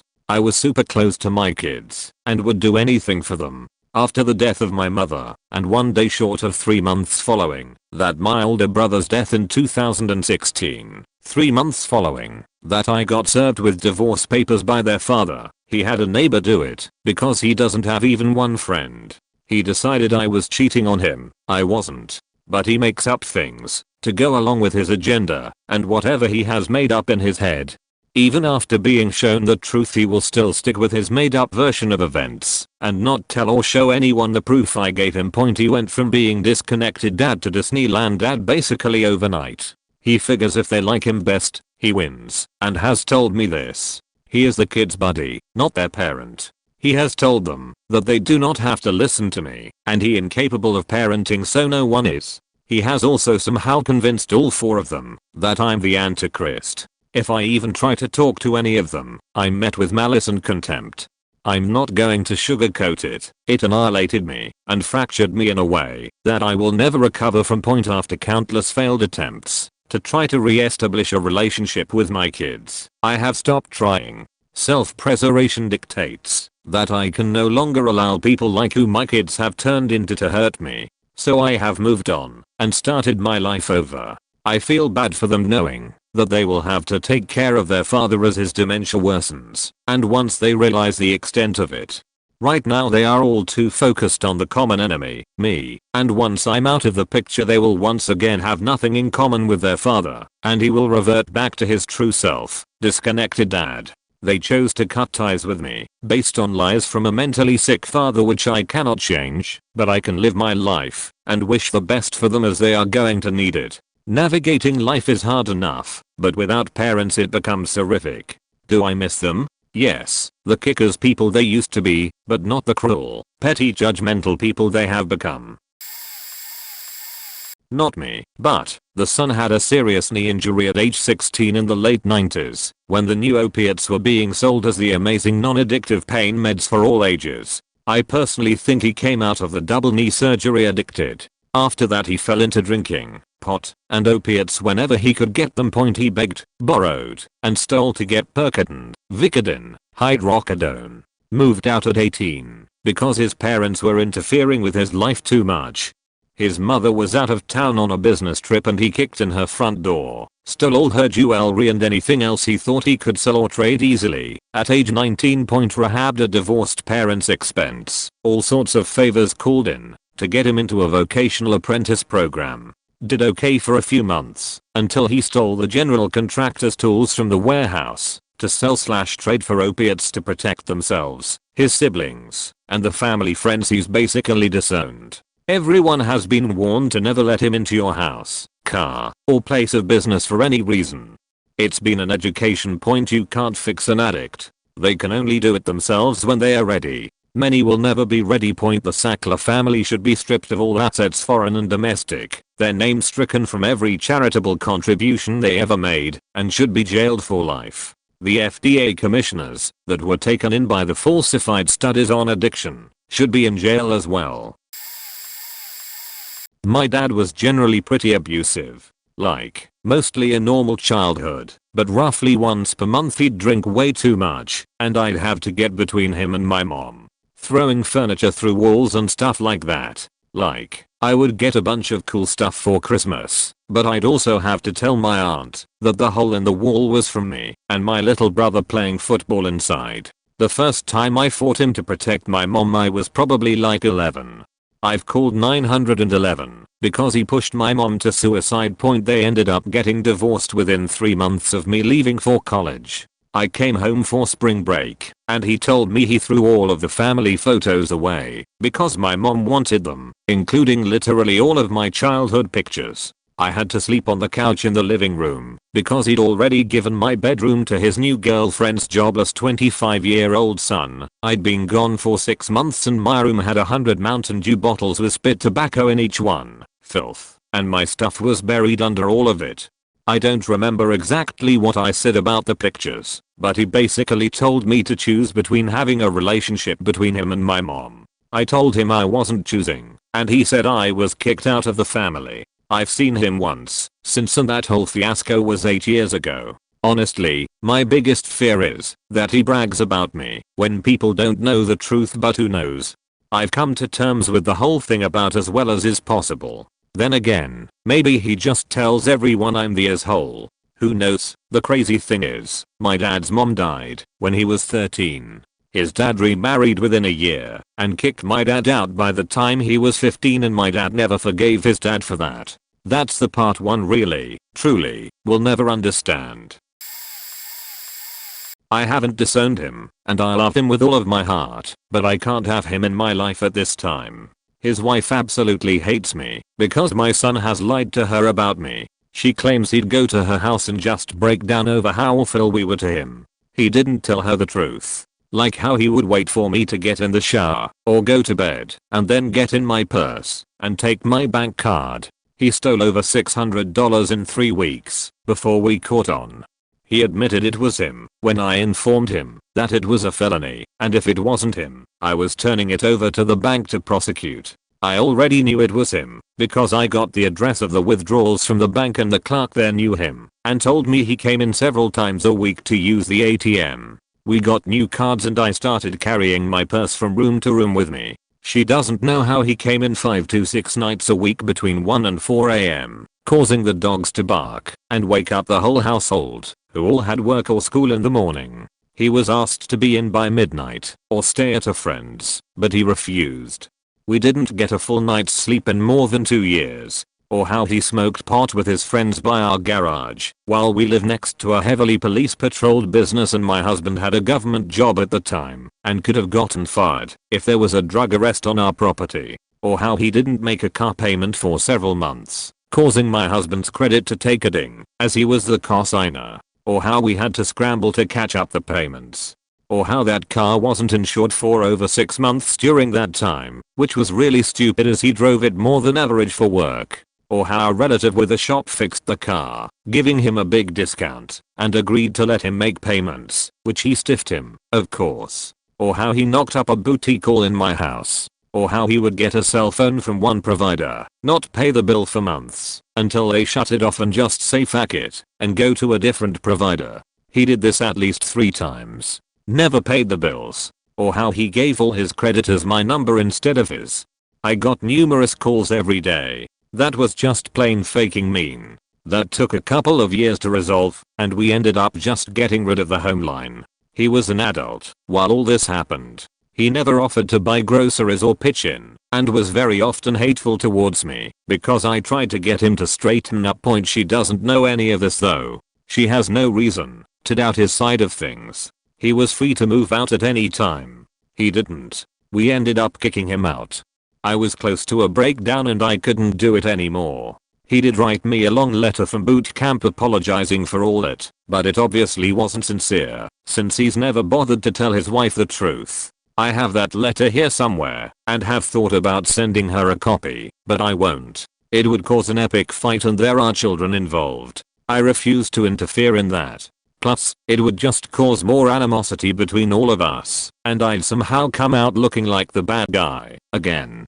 So, it is what it is. He made his bed and I can't unmake it for him.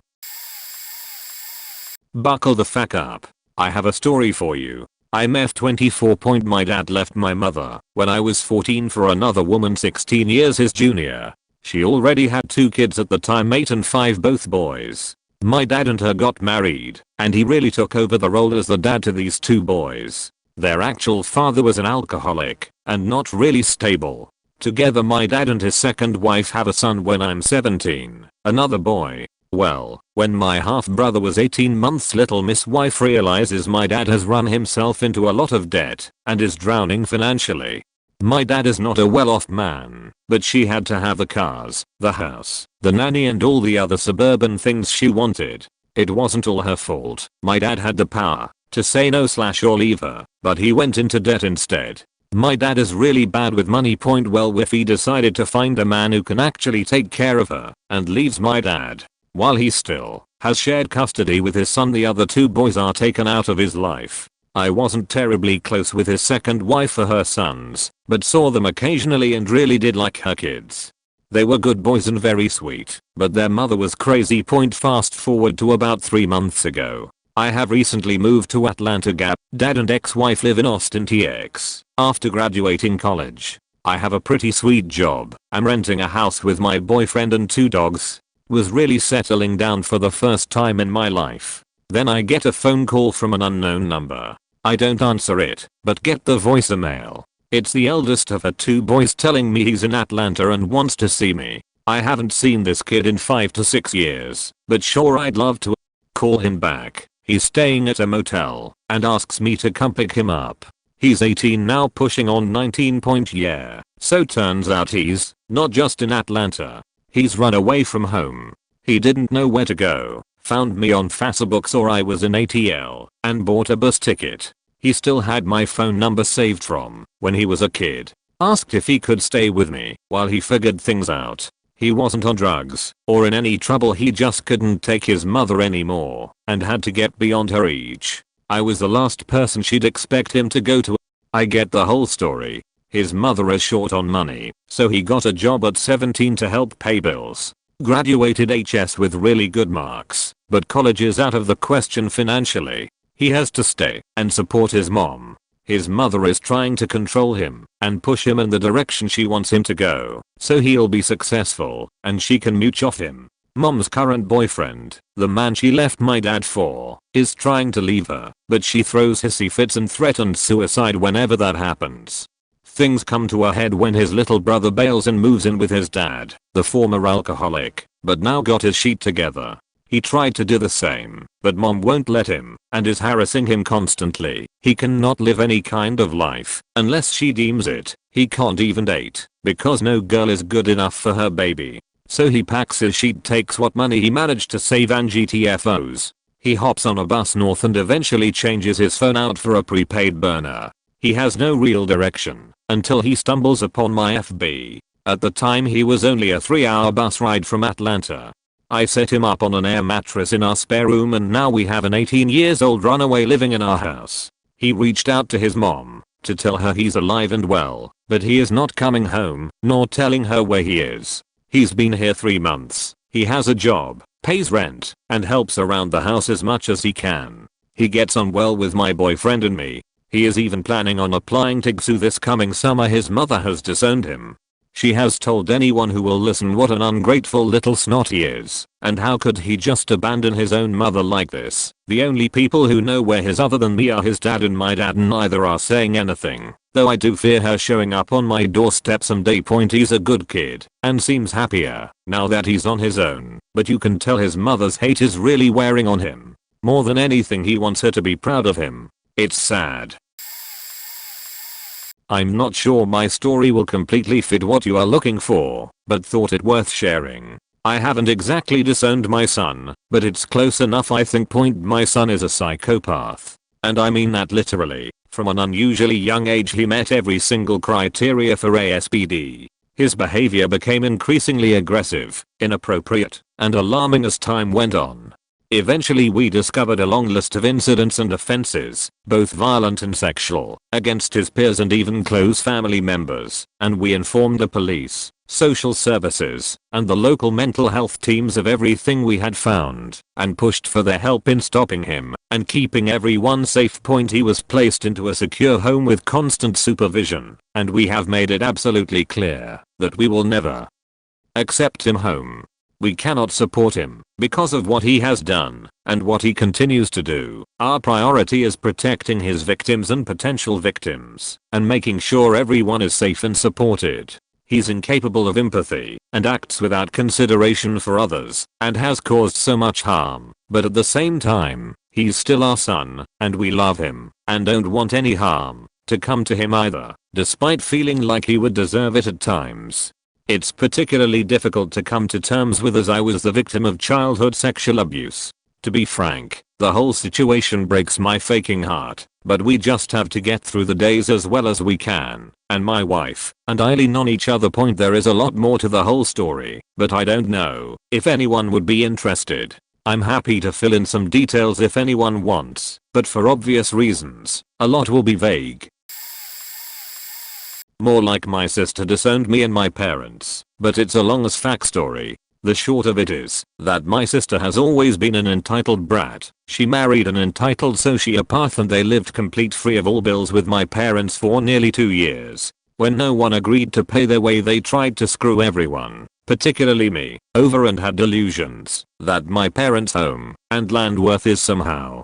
My parents finally got fed up, ensuring they loved my sister, and she was welcome to still come to the house and even keep things there since they, sister and sociopath, now lived in a small camper, but that they'd had enough of sociopaths mooching, scheming, and trying to fuck me over, and he was no longer welcome to the house, or on the property.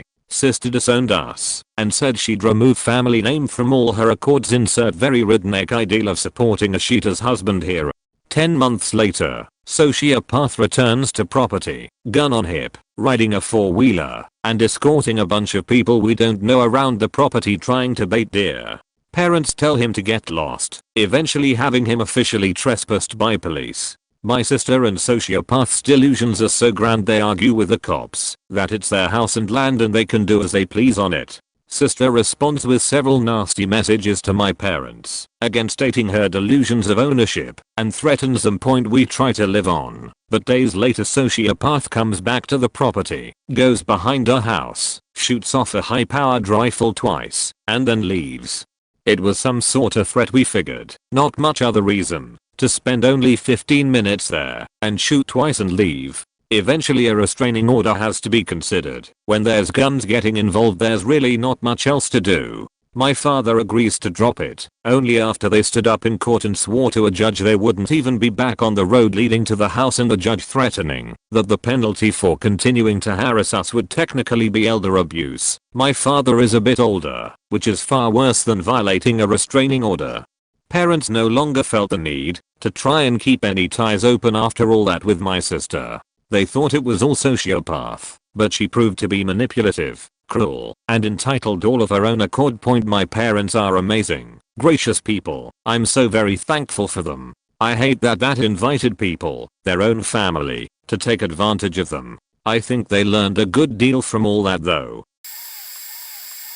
My older sister. She was honestly a sack of shit, but I'll go ahead and name a few things she got away with before she cut us out of her life and vice versa. She failed a class in high school for not turning in a paper worth 30% of her grade, none of it. She constantly said the teacher lost it until my mom got pissed and stormed up to the school. The teacher called out my sister that she had given her multiple options to replace the paper/turn it in late for a slight shot to the grade. When my mom found out, she was angry and grounded my sister and wouldn't let her go on an upcoming band trip, which is why my sister had been lying. My sister's response was to drink a bottle of nail polish removal. Another one. My sister invited a guy from across the country to come and was hiding him in our attic. My dad found him after a day. This guy was in his late 20s, she was 16. My sister also signed up for adult meetup sites when she was 15 and was trying to get people to sleep with her. We found out when she left it open when my mom got on the computer. When my mom confronted her, they got in a screaming match that led to her trying to claw out my mom's eyes out. She totaled a car, begged my parents to cost in so she could get a new one, like brand new. They did, with the caveat that she would need to pay the car payment. She got super behind and just moved out, leaving my parents with the bill. She dated a long list of losers, including one who hit me in the face when I was 12, one who tried to burn down our house, and multiple who abused her. The incident that ended our relationship was after she had married a faking failure of a dude. She was in a car accident and broke her leg. Her apartment was on the 4th floor, no elevators, so she stayed at my parents'. I was in college at the time, so I lived there as well because it was break. She basically spent the next month abusing us and treating us like slaves. Her husband would visit maybe once or twice a week. They only lived about 40 minutes away. Eventually, after a particularly shitty comment, my mom told her that if she was going to stay with us, she couldn't speak to us like that. She threw a fit about how we were controlling her life and abusing her, etc. She just lost it. On her way out, she kicked our miniature dachshund and broke his rib. My husband is the disowned child. He was the family scapegoat. Nothing he did was good enough for them. He met me and I tried to teach him to believe in himself more and not be their verbal/physical punching bag. But what made them disown him was that I'm a different ethnicity to him. My grandparents were born in a different country from his grandparents, and even though they emigrated to the same country and became citizens and our parents were born in the same country, they considered themselves from their motherland. So seeing me was unacceptable. It was me or them. He chose me. He was immediately disowned. We ignored the ranting diatribes, verbal abuse and threats of physical violence, including murder. Nearly all of my husband's relatives took his parents' side and also shunned him, which hurt him enormously. I have met my in-laws exactly twice. One of those times my father-in-law tried to push me down a staircase. They are incredibly racist and abusive. The whole family and extended family are. I'm sure that there are other people from the land of big fat weddings that are not this way, but I have not met any. We have a son that they will never see. They do not deserve to meet our wonderful little boy. As far as I'm concerned, I have no in-laws. I tell people that they are no longer with us. My dad disowned his daughter, my half-sister. Her grandfather died and left each grandkid like $300k, and each of his 4 kids $3.5 million. She blew the money in about a year. Started reasonably, like paying off student loans, down payment on a house, buying a nice, reliable used car. Then she really dumped a lot into drugs. She was caught and jailed for heroin use and distribution, as well as child endangerment. She was found nodding in a Walmart parking lot with her 3-year-old daughter in the backseat. She serves her short time, starts rehab. My dad lets her move in with him, rent-free. She starts stealing from him, eventually relapses, almost odds on his couch with some scumbag boyfriend. She goes back to rehab. My dad tries to buy her some stuff from Kohl's, using his girlfriend's employee discount. It was something crazy like a once a year 70% off total. Doesn't show up for 2 hours. Dad and his girlfriend go to leave, and as they're walking out, see an ambulance. Dumb Beach was found nodding again in her faking car, with my niece crying in the backseat. Haven't talked to her since. Luckily my niece's father cleaned up his sheet and is now a very responsible, loving parent. It sucks that they ended up moving across the country. I rarely get to see my niece anymore. Last I heard, half-sister was back in jail. I never disowned my children, but I have a story. I was molested and raped by a close family friend between the ages of 5 and 7. Because of this, and feeling alone, I had a hard time when my parents remarried, divorced and remarried again to other people each time. The instability in my life had me moving back and forth between my parents until I was 15. I was an honor roll student, never got in trouble, but I had a lot of deep emotional turmoil that I couldn't express. My stepmother and father talked to my mother and stepfather.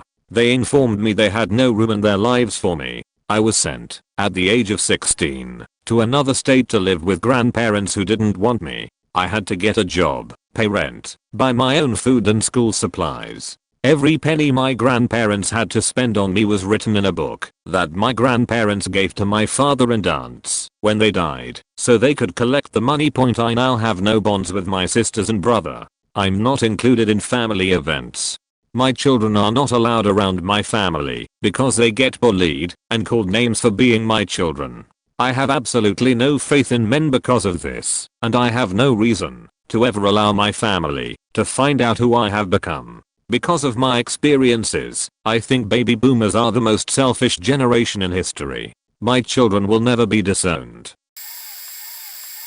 Not my story, but I feel that this post by you/captain_1958 belongs here. I'm not proud of my son. This Saturday, my son will have been sober for 18 months. He got his JED this year, and he starts at community college at the end of August. He finally has a job that I didn't get for him. Soon he will be moving into his own apartment, and he hasn't missed a single appointment with his therapist. He has done everything you would expect of a precocious 17-year-old who hit a rough patch after meeting with a particularly bad influence. He is 29. This is the point where I'm supposed to say that. Nevertheless, I'm still proud of him for turning his life around, getting off drugs and off the streets, staying out of trouble, and acting like a responsible adult. Or at least an adult who knows the meaning of responsible. Maybe I'll throw in a reference to the prodigal son and kill a fatted calf for him. That's certainly what's expected of me. That's certainly what my son expects of me. He demands praise and forgiveness and a party and me to hug him and tell him it's alright. Demands me to tell him how proud I am that he's made something of himself. But I'm not, because he hasn't. Not in the slightest. His mother and I gave him every opportunity we could. I don't expect any praise for that, because unlike my son, I don't expect praise for doing what you're supposed to. She and I worked hard to give him a loving, stable, comfortable, supportive home. We were involved in his school. We introduced him to music, to the extent that any two people can. His mother was a damn good cellist, though, and sports and culture. We fed him healthy meals. We played with him. Thanks to him, we got in the best shape we'd ever been in since our 20s, and we let him stumble and fall and make mistakes, and get back up again. He started shoplifting at 15. The first time we caught him, we bodily dragged him back to the store, made him return the copy of Grand Theft Auto and apologize, and offered to pay for any damages. The second time we caught him, this time with a pair of shoes, we did the same thing. The third time, we started going to family therapy. Therapy seemed to go well, and after a few sessions the therapist asked for a few one-on-one meetings with him. After 2 of those, the police came knocking on our door because the little sheet had concocted some story about how we were a religious cult who rapped him for breakfast every Saturday, and the dumb chicken sheet therapist actually believed him. Rational heads prevailed. We fired that therapist, and he went through 6 more in as many months, until eventually we couldn't find anyone who would take him as a patient. By 16, he was drinking. Then we found pot in his bedroom, and in our bedroom, he started leaving needles, bugs, and crack pipes, where he knew we'd eventually find them, just to fuck with us. I know this, because he said so, in those exact words. He had his first intervention and first trip to rehab that year, and his first relapse. He had to repeat a year of high school at 17. which meant he was now the ringleader of a group of other young dipshits who saw him as this totemic mentor shaman who could hook them up with whatever sheet they wanted. I'm also damn sure he started faking one of his gang's younger sister, 13, around then, but I had nothing to go on but my own instincts, so all I could do was tell her parents to keep an eye on her. No charges were ever pressed, and the family never spoke to me again after that, but they did pull both of their kids out of that school, and my son was furious at me for daring to not let him continue committing statutory rap. He decided to try for normal rap later on. While I was away, he spent an uncharacteristic night at home, and on his best behavior. After his mother went to sleep, he followed her to her bedroom. He took a knife with him. He crept into the room, straddled her, put the blade to her throat, and slid his other hand inside her. I don't know exactly what happened next. I know he held her down and tried to undress her. I know she fought. I know he stabbed her. I know she got away and locked herself in the bathroom before he could catch her. I hope that means she kicked him good in the balls. I know she broke the window and screamed for help. I know he ran. I know she was lucky the ambulance got to her before she bled to death. I know he called his friends to brag and beg a ride. I know the police caught him. I know if I'd been home, or if I'd caught him, I'd have killed him with my bare hands. The state tried my son as an adult. He pled out, but only after making his mother testify and smiling the whole time. She divorced me a month after his sentencing. I looked too much like him. She killed herself a year later. I would be a liar if I said I didn't blame him for her death, because I absolutely do. He was sober when she went to her room, sober when he pulled out his knife, sober when he climbed on top of her, sober when he rapped her, sober when he stabbed her, sober when he ran, sober when he called his friends to brag, and sober when the police found him. When I made the mistake of visiting him after the divorce, he laughed and said she'd had enough of his dick, that I could never satisfy her. When I made the mistake of visiting him after she killed herself, he laughed again and asked how it felt to have some prick take your beach away. I should have killed him right there. It is to my eternal shame that I did not point. They let him out after serving 3 years. He spent the next 6 years on the streets, in and out of rehab, on and off other people's couches, and would grace me every 6 months or so with a phone call demanding money. Eventually I refused to talk to him, unless it was to drive him back to rehab, and I stopped completely after he stole my wallet. 2 years ago, he came to my house with his aunt, his mother's sister, in tow and crocodile tears in his eyes. He pretended to apologize. I slammed the door. His aunt barges in to try to shame me into forgiving the man who rapped my wife, caused her death, and laughed about. He stayed outside. He slashed my tires, threw a brick through a window, and drove off in her car. His aunt had no idea that he'd taken our keys, or that he'd been armed the whole time. She blamed me. He guilted her into letting him stay with her, went to rehab and relapsed, then went again, and here we are. In stark contrast to the ball of shit that is my son and his life, I have watched my friends and colleagues, those who will still talk to me, that is, children, go on to become doctors, lawyers, skilled tradesmen, actors, and musicians, academics, entrepreneurs, and career military. I've seen a few start their own families. And even the ones who've had a rough start, or who stumbled and fell, managed to pick themselves up again, or are bravely soldiering on. I have nothing but respect for them. I also note that they do not expect juice and are faking cookie for having a job, and not getting hopped up on meth, or apping their mothers for 18 whole months. My son has pretended to reform before. He has even convinced himself once or twice. But he always backslides, always relapses, always finds new ways to disappoint, always hurts other people for his own short-sighted benefit.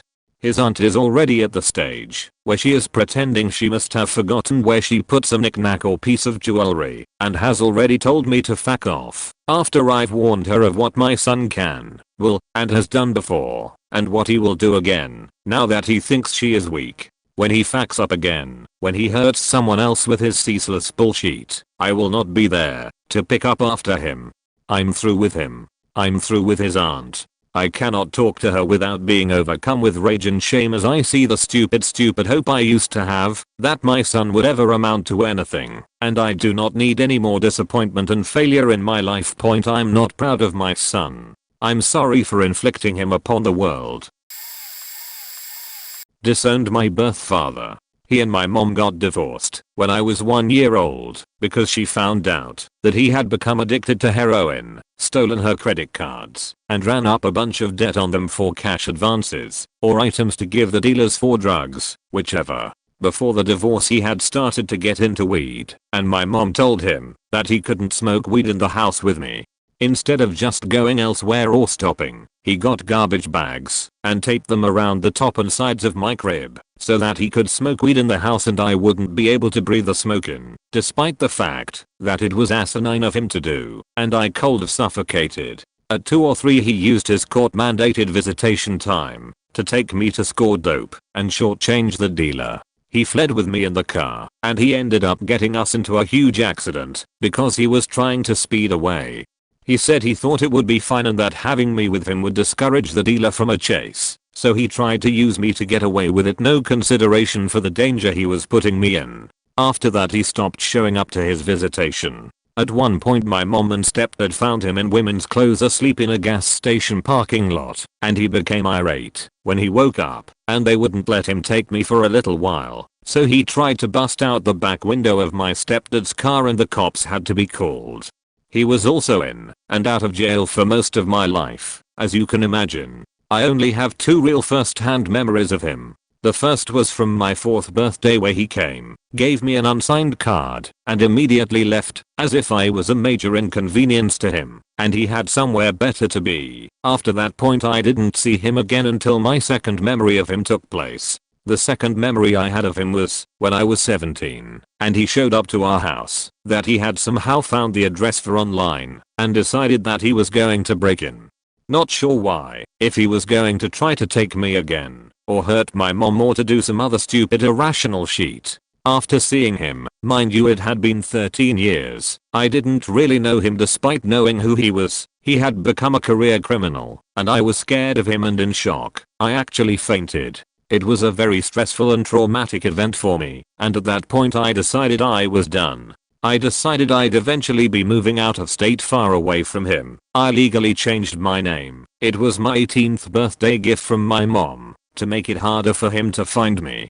And even though he owes us about $50,000 in child support from all the years he didn't pay, we stopped pursuing that entirely and just let it go in hopes that he also leaves me alone and doesn't come looking for me anymore. It was all terrifying to be a young girl being tracked down and attacked by someone not in their right mind / under the influence, who has been willing to hurt you and your family before.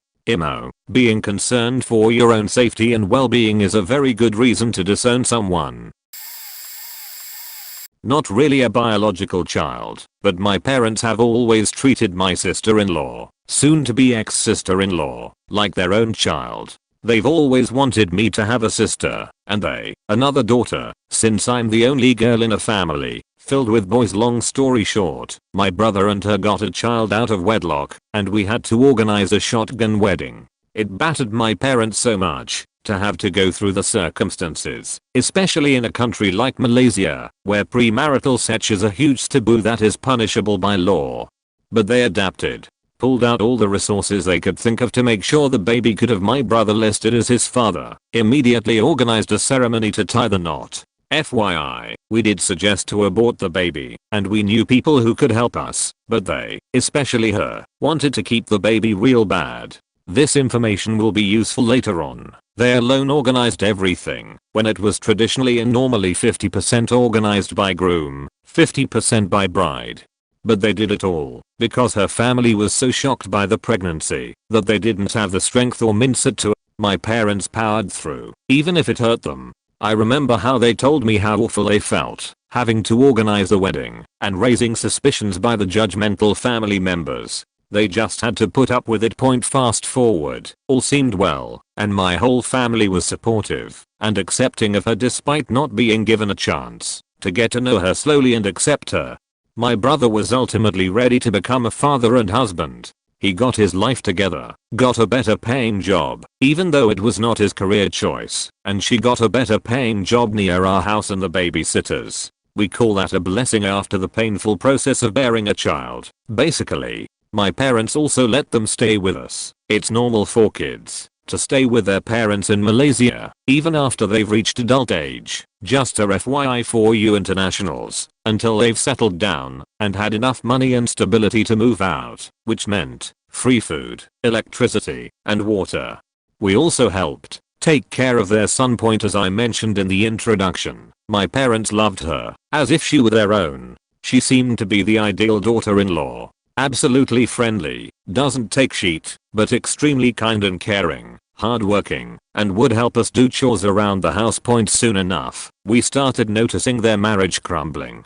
They just could not agree to disagree on anything, and she would run away with my nephew to go stay with a friend. It happened a lot, but she would eventually come back. The last time it happened, few weeks after they moved out. We were happy because they were financially stable at last, but no point. Then one night, my brother, alone, showed up at our doorstep with bags filled with his clothes and stuff, and moved back in with us. Them moving out started showing us her true colors. We never knew this part of her until my brother moved back in with us. He told us everything and showed us the messages he sent her. "You're a loser with no money. You don't have enough money to take care of me and our son. You're not good enough for anything." Bear in mind that he had to sacrifice his own career path to go for a job that was better paying to support his family. My brother was madly in love with her, and it came as a huge shock to him when she said she wanted a divorce. Out of nowhere, not even 3 years into the marriage, wanted to absolutely torture the fuck out of him by wanting full custody despite her inability to be a mother and actually care for her child. She's a manipulative, egotistical and conniving hypocrite who cares about nothing but her reputation and being seen in trendy places.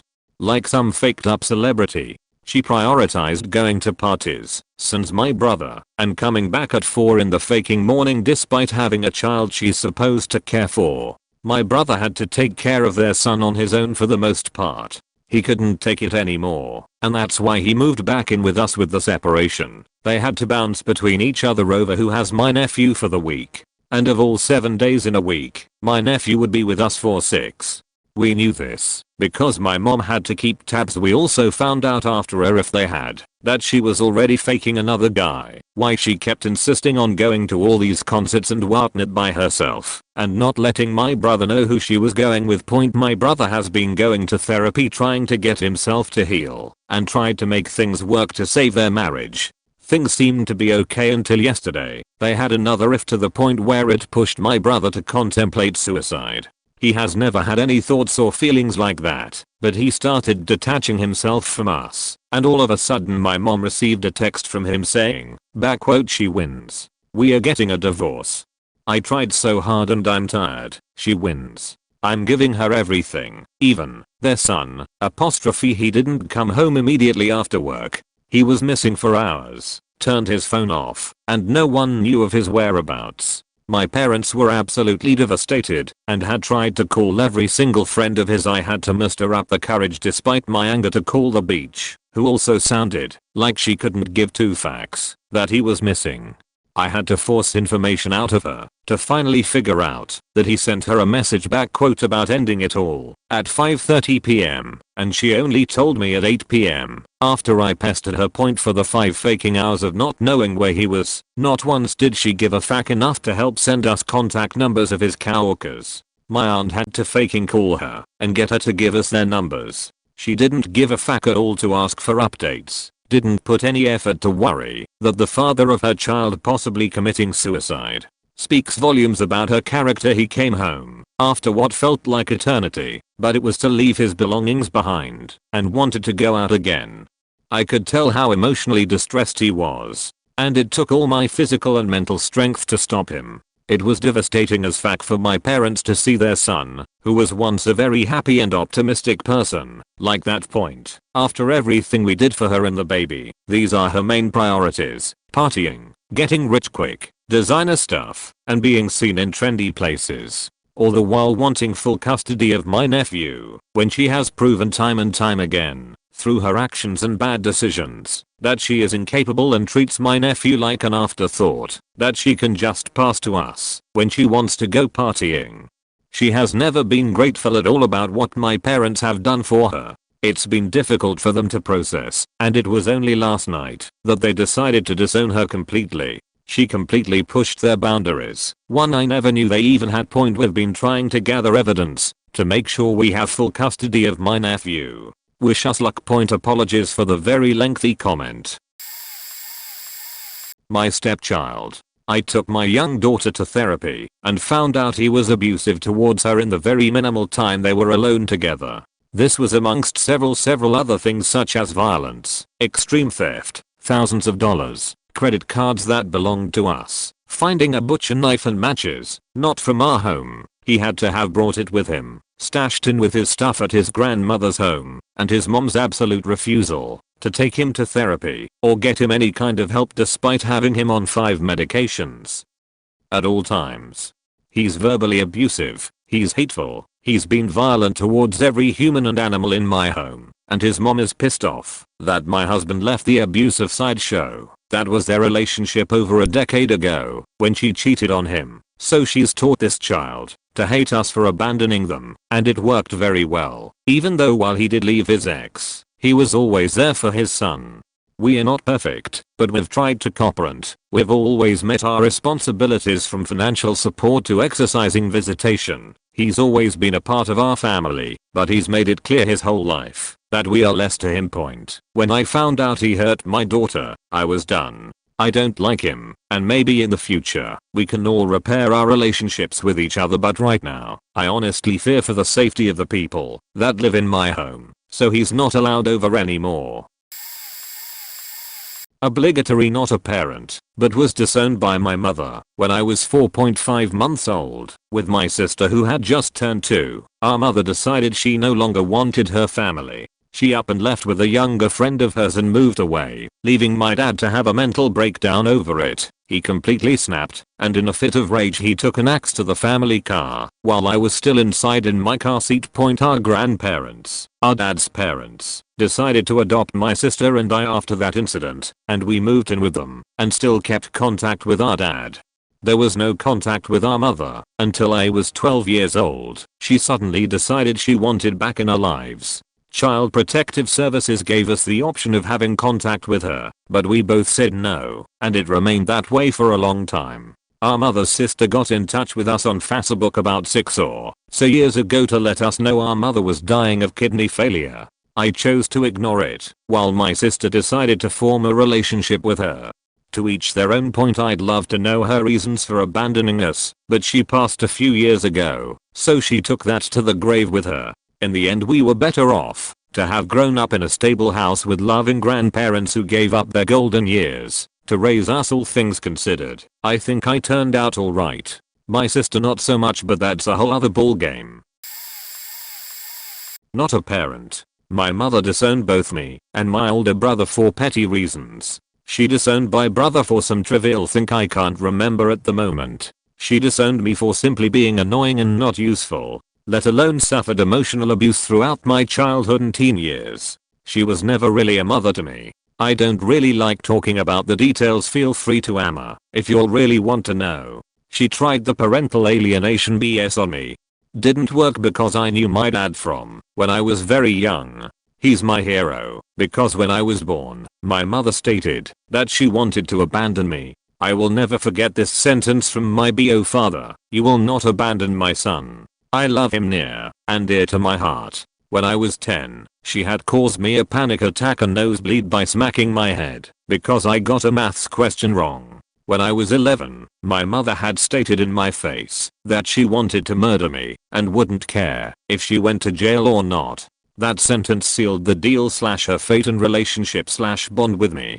I wouldn't consider her my mother after all I went through. I still hold in so much pain. All I can do now is process the pain, acknowledge it, and learn how to deal with the aftermath of years of trauma / psychological manipulation and damage. I've explained this on all my other social media accounts. Same username on Instagram, Snapchat, Twitter, Facebook page, and YouTube channel. There's an app called Telenym which is basically an Amma-only app. TLDR, my mother emotionally abused me and my brother. She disowns us for petty reasons. I wouldn't even consider her my mother. I'm really reluctant to do this, but there's not many replies from parents who've disowned kids. I also want to preface this by saying I totally own my part of my situation. I know I faked up point not as an excuse, but as backstory. I grew up in a really messed up family. My mom married a very cruel and abusive man when I was 3. He hated me. I left at 17 shortly before he was diagnosed as paranoid schizophrenic. They had 3 kids together, but I was never really part of their family. I mostly raised myself, and admittedly did a shitty job of it. Point in my early 20s, I had 2 kiddos. Having no real parental guidance through my formative years, even at that age I was still a kid myself. I knew enough to understand I would be a shitty parent. My first kiddo was with my ex-husband, and he was kinda like me, not really mentally equipped to be a parent, but had his sheets together by comparison, so I signed over custody. I didn't have a lawyer, and didn't really understand how bad I was getting legally screwed. I still think it was the right decision. Shortly after that I got pregnant again. I wasn't married, and was pretty much only cut out for fast food work at the time. Not a paycheck you can raise a kid on. Ended up married to someone, not her father, who looked like a knight in shining armor. He turned out to be a wolf in sheep's clothing. He hit me, and having grown up in what I had, I swore I'd never put up with that shit, but I did. Her father's parents wanted a relationship with their granddaughter, and so I'd let them watch her on the weekends. The first 2 times he'd hit me she wasn't around. The last time she was a toddler, a little over a year old, and she was screaming and crying as he punched me several times in the face. I'd put up with it before, so I could have her in my life, but I'd be damned if she'd grow up thinking it was okay, it normal to let a man hit her. I left that night with a baby on my hip and the clothes on my back. His last words to me were, "I hope you and your faking baby freeze to death." It was 7 years later before I found out he'd gotten a divorce on grounds of abandonment, because I never spoke to him again. Walked 2 miles to a gas station and called the police. Didn't file charges because he'd just be out in a couple hours. His mom was loaded and be pissed and looking for me. I spent a night in a domestic violence shelter. Horrible place. Pretty sure most of them are. I had no job, and most of my friends wanted to lecture me and wouldn't take me in because I had a baby with me. So I took her to her paternal grandparents because I thought I could trust them. I damn sure didn't trust anyone in my family. It was supposed to be just until I get back on my feet. I didn't do a terrific job of getting back on my feet. After a while I started to get pressure from the grandparents to let them adopt her. He was retired Air Force, and as a dependent that would give her medical care I couldn't provide. I signed her over, but they quickly cut me out of her life as much as possible. They took her to therapy, which she likely did need, and they started to come up with these wild tales of abuse in a variety of forms. I can't say for certain the ex-husband didn't abuse her in some way, but if it happened I wasn't aware of it, and I damn sure wasn't complicit in it. The tales grew wilder every time I spoke to them or anyone who has contact with them. There's also a possibility my half-brother, one of my father's kids, could be responsible for abuse, if there was any. I met my father when I moved out at 17, and they lived a few blocks away from the grandparents. They babysat for them frequently, and years later my half-brother went to prison for making/distributing child porn, but that was all after I'd signed the adoption papers. I wasn't really allowed in her life much once those papers were signed. The grandmother started to suffer from dementia a few years after the adoption. There were subtle signs before, I guess. Mostly just telling the same stories over and over within hours or minutes. If having just told the story, the grandfather spoiled her, my daughter, rotten. Bought her anything she wanted. On the outside that sounds kinda nice, but over the years she just believed she was entitled to whatever she wanted.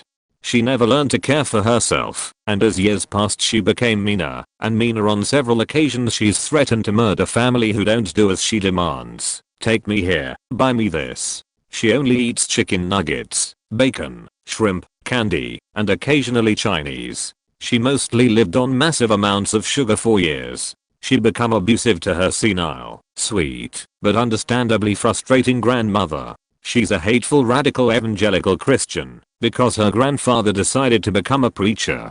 She's been on a parade of heavy psychotropic drugs, at her grandfather's insistence, that get changed every few months. I don't think she's ever really needed them, but at this point she's an adult, who's never lived any other way.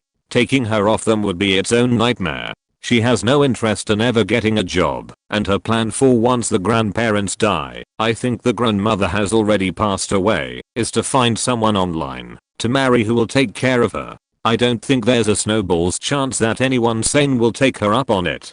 That part worries me, because I know enough about how horrible the world can be, to imagine the kind of person who would. She's already had a few prospects, and they were pretty scary. Everyone in her close, extended family had already told her in no uncertain terms that she's not welcome with them. I've tried several times to connect with her, but every time she's vicious. She came to stay with me once. I bought a used car more reliable than my own, and drove across to states to get her, so she could spend Thanksgiving with me. She demanded I take her to see some boy she'd been taking to online, who lived several hours away. When I refused, she became verbally abusive, and made several threats to kill me, and burn my house down, until I drove her back to her grandparents. It still amazes me how vicious she can be. I worry about her. I worry about the random, crazy boys she meets online and wants to marry inside of a few days of chatting. I worry that her grandparents are going to die, and she has no clue how to take care of even her most basic of needs: grooming, cooking for herself, dishes, laundry. I worry that she's going to have to come off of all those meds abruptly someday once there's no one to pay for any of it, and she's not going to be able to function. I feel horrible, because part of me wants to help, but I know she won't want my help in the way I'm willing to give it. I feel horrible, because I'm faking terrified of her. She's the meanest human being I know. I'm terrified of her having children, and the damage she'll do to them. I don't really have to disown her, because she hates me, and thinks I'm a hoe, and I faked her up. I don't deny I played my part, but I don't feel like I'm solely responsible. Still, if she came to me needing help, I'd be reluctant to take her in. My first husband disappeared with my eldest kiddo when he was a year old. We reunited when kiddo turned 18. His father has since apologized, which I really appreciate, even if he doesn't mean it, because the experience really faked with me. Things are still awkward, but we are figuring it out. My eldest stayed with my youngest and her grandparents for a while, but now they no longer talk, because the youngest is too volatile and hateful. She wants nothing to do with her sister. I don't blame her, but it still saddens me. Still, I hope something changes in her life that prompts her to get some real help. I still love her, I'm just not strong enough to put up with her. My grandfather disowned my mother after he asked her to go work for him because he was getting old and needed his kids to assume the company after he dies. The problem was that he only works crossing some law lines. He doesn't pay all the taxes or licenses. He uses other people's names to get money and land, etc. My mom didn't agree with it and started to pay everything and do everything according to law. So he did the only thing he knows when it comes to protect himself: screaming lies and playing the victim. He yelled at her in the middle of the company, saying she was there only to rob all of his money, so from now on she wasn't going to get anything after he dies. Lucky for her, that's not how it works here in Brazil. To disown a child here, you have to prove that your kid is mistreating you as an elder, or punching you or something like that. And it costs money, because you need a lawyer to petition a lot of things for you, so of course he didn't go through. But he wanted to point, and yes, he is still alive and causing more and more trouble for the family deal with when he passes. He already said that he wants everybody to fight over what's left, and nobody wants to do something because his kids are afraid that it would crack the family. You can see a lot of issues regarding an abusive relationship with their father. Terrible little old man. My mom doesn't have Reddit, so I'll answer for her. When I was maybe 7, my dad was working third shift. My brother was still an infant, sleeping in a bassinet in their bedroom. One night she asked me if I wanted to sleep in her bed. I was never allowed to do that, even when I had bad dreams, so I eagerly agreed. She closed her bedroom door, and in the dark I realized I'd forgotten my stuffed unicorn that I always slept with, so I went to my room to get it. There was a naked man in there. I went back to my parents' room To bed point the next day, I was playing Barbies in my room when I saw my grandmother, dad's mom, walking by outside my window. She lived next door to us and was my favorite person in the world. So I called her over and told her what I had seen. Point a bit later, my mom came into my room and told me not to tell anyone about the night before. Not understanding, I admitted that I already had. "I'll never forget this," she said, in such a cold, venomous voice that I started crying as she shut the door. When I was 13, my parents finally got divorced when my dad found out that the affair hadn't ended when my mom said it had, and I chose to stay with my dad, furious with my mom for what she'd done. I was an angry, angsty teenager, and instead of being the bigger person as the adult parent, she just let me go. Even when I got older and wanted to repair the relationship, it was too late. So that's what I did to make her stop loving me. I was the child of a parent who genuinely stopped loving me. My dad was an abusive alcoholic, and around the time I reached 15, his girlfriend had moved out. Cause he beat her all the time, but she manipulated him from afar and kept him on a little leash so she could drain money from him, even though she was seeing other guys. She ended up convincing him that I was the reason she left. She was a massive enabler and put up with the abuse and would sometimes instigate problems with him because after he'd beat her, he'd shower her in money and gifts, and in turn she'd forgive him and stroke his ego by telling him how great of man he is / how lucky she is etc.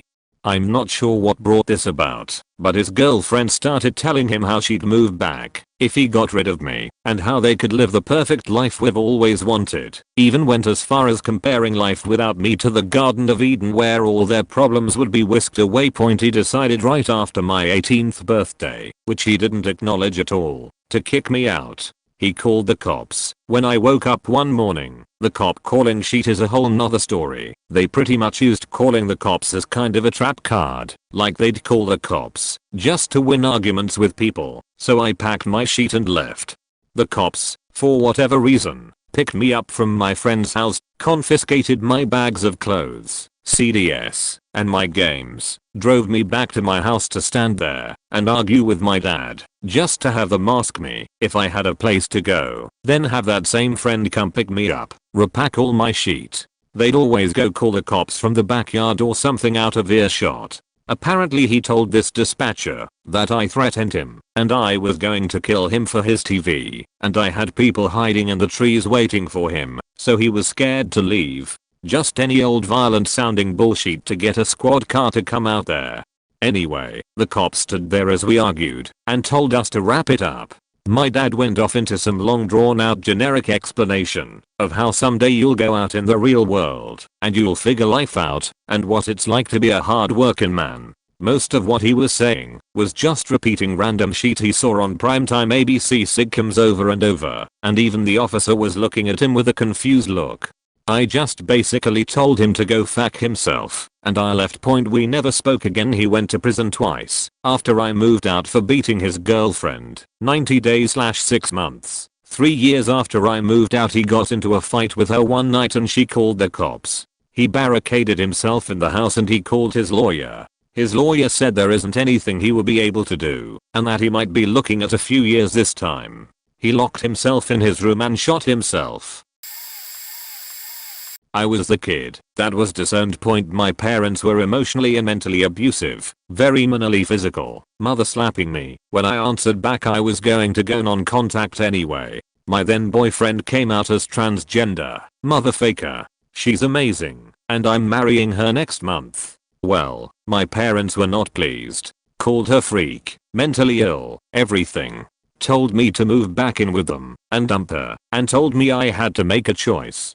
He coming out also meant I was out as gay, and my parents hated that point. While this was going on, they were also forcing me to use my grandparents' inheritance money to finish a uni degree I didn't want to. My grandparents said the money was for anything, but my parents stole some of it to buy a house and forced me to use the rest for uni. I finally dropped out, but didn't tell my parents. The uni accidentally sent the confirmation letter to their house and not mine. Mother calls me in a freak out, saying a letter from the uni has been delivered.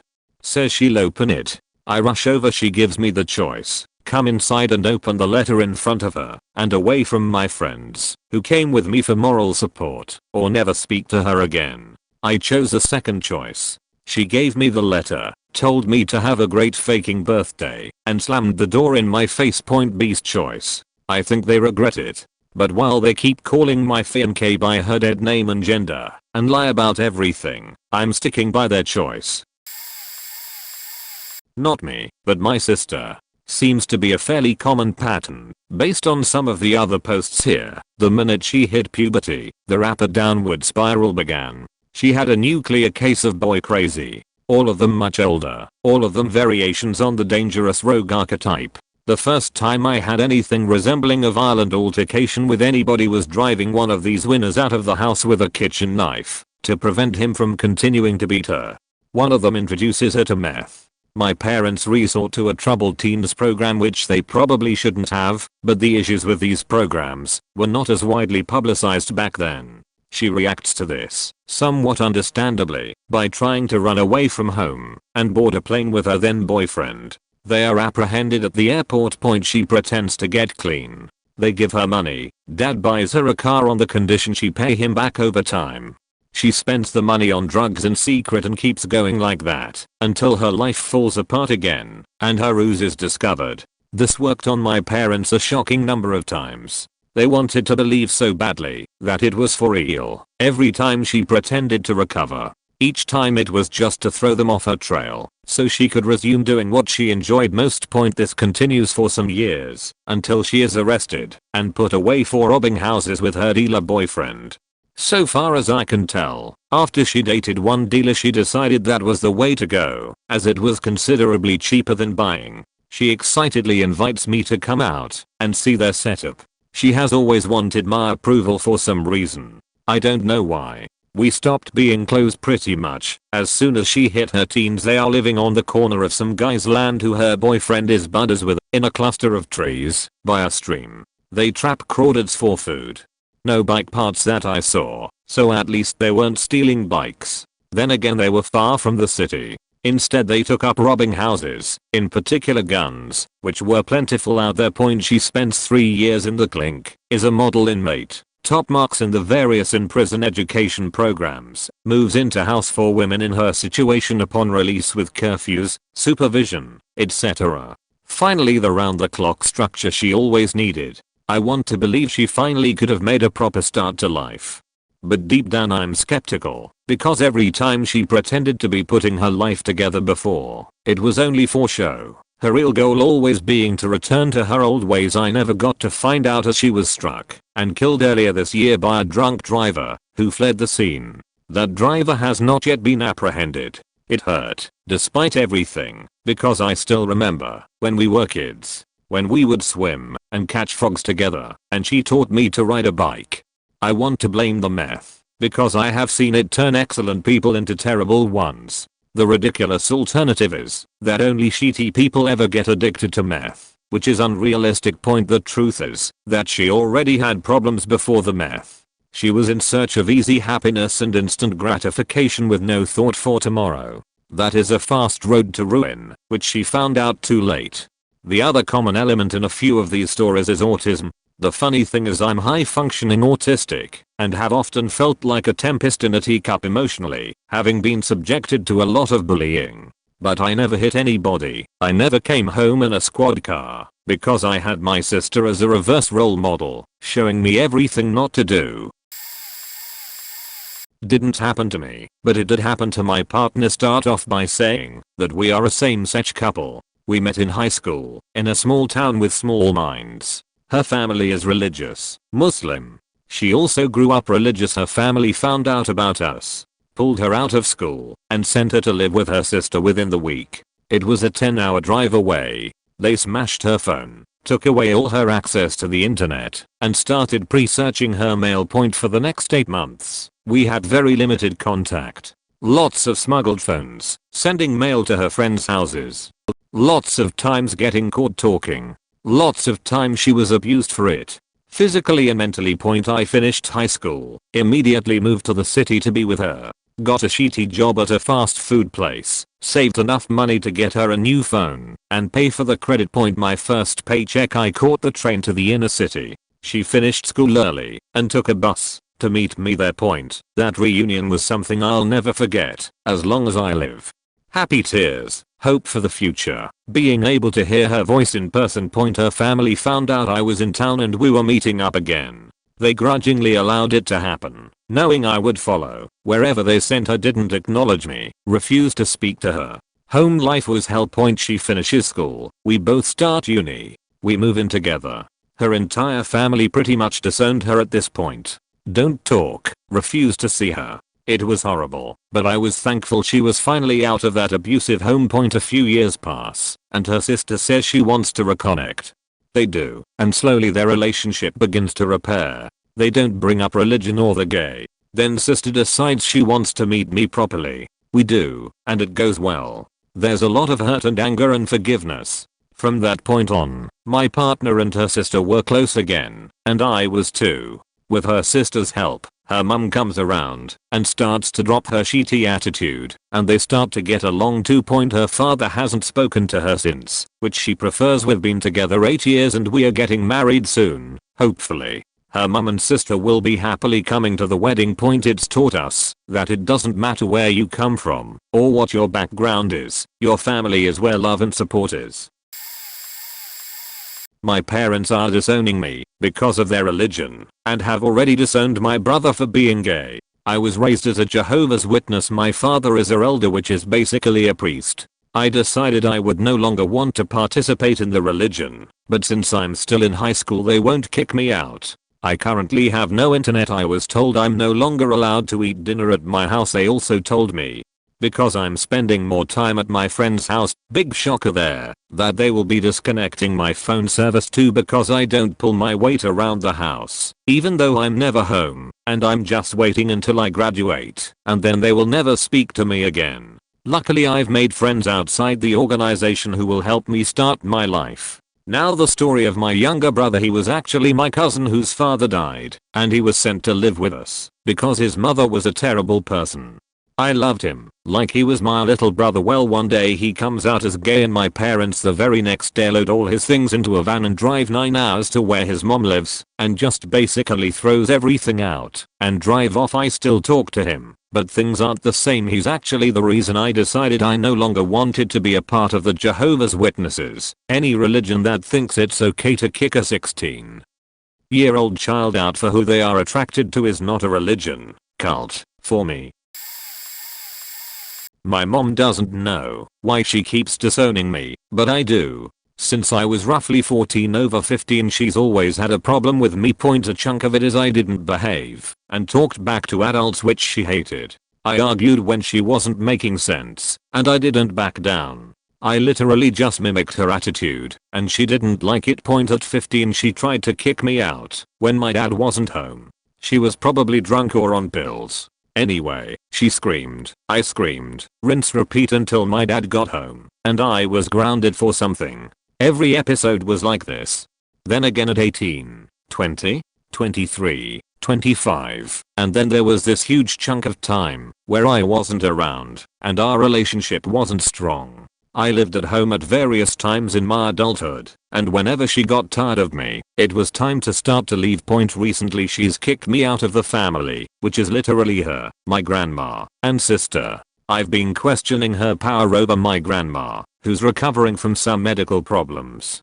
When it came to light what had been happening, I had the hospital contact apps. She'll keep trying to kick me out as a way to hurt me, but at this point I've been disowned by my paternal grandmother, deceased, and her, so I really don't care. It's not that my mom stopped loving me, I just don't think she ever actually loved me the way a lot of mothers talk about their kids.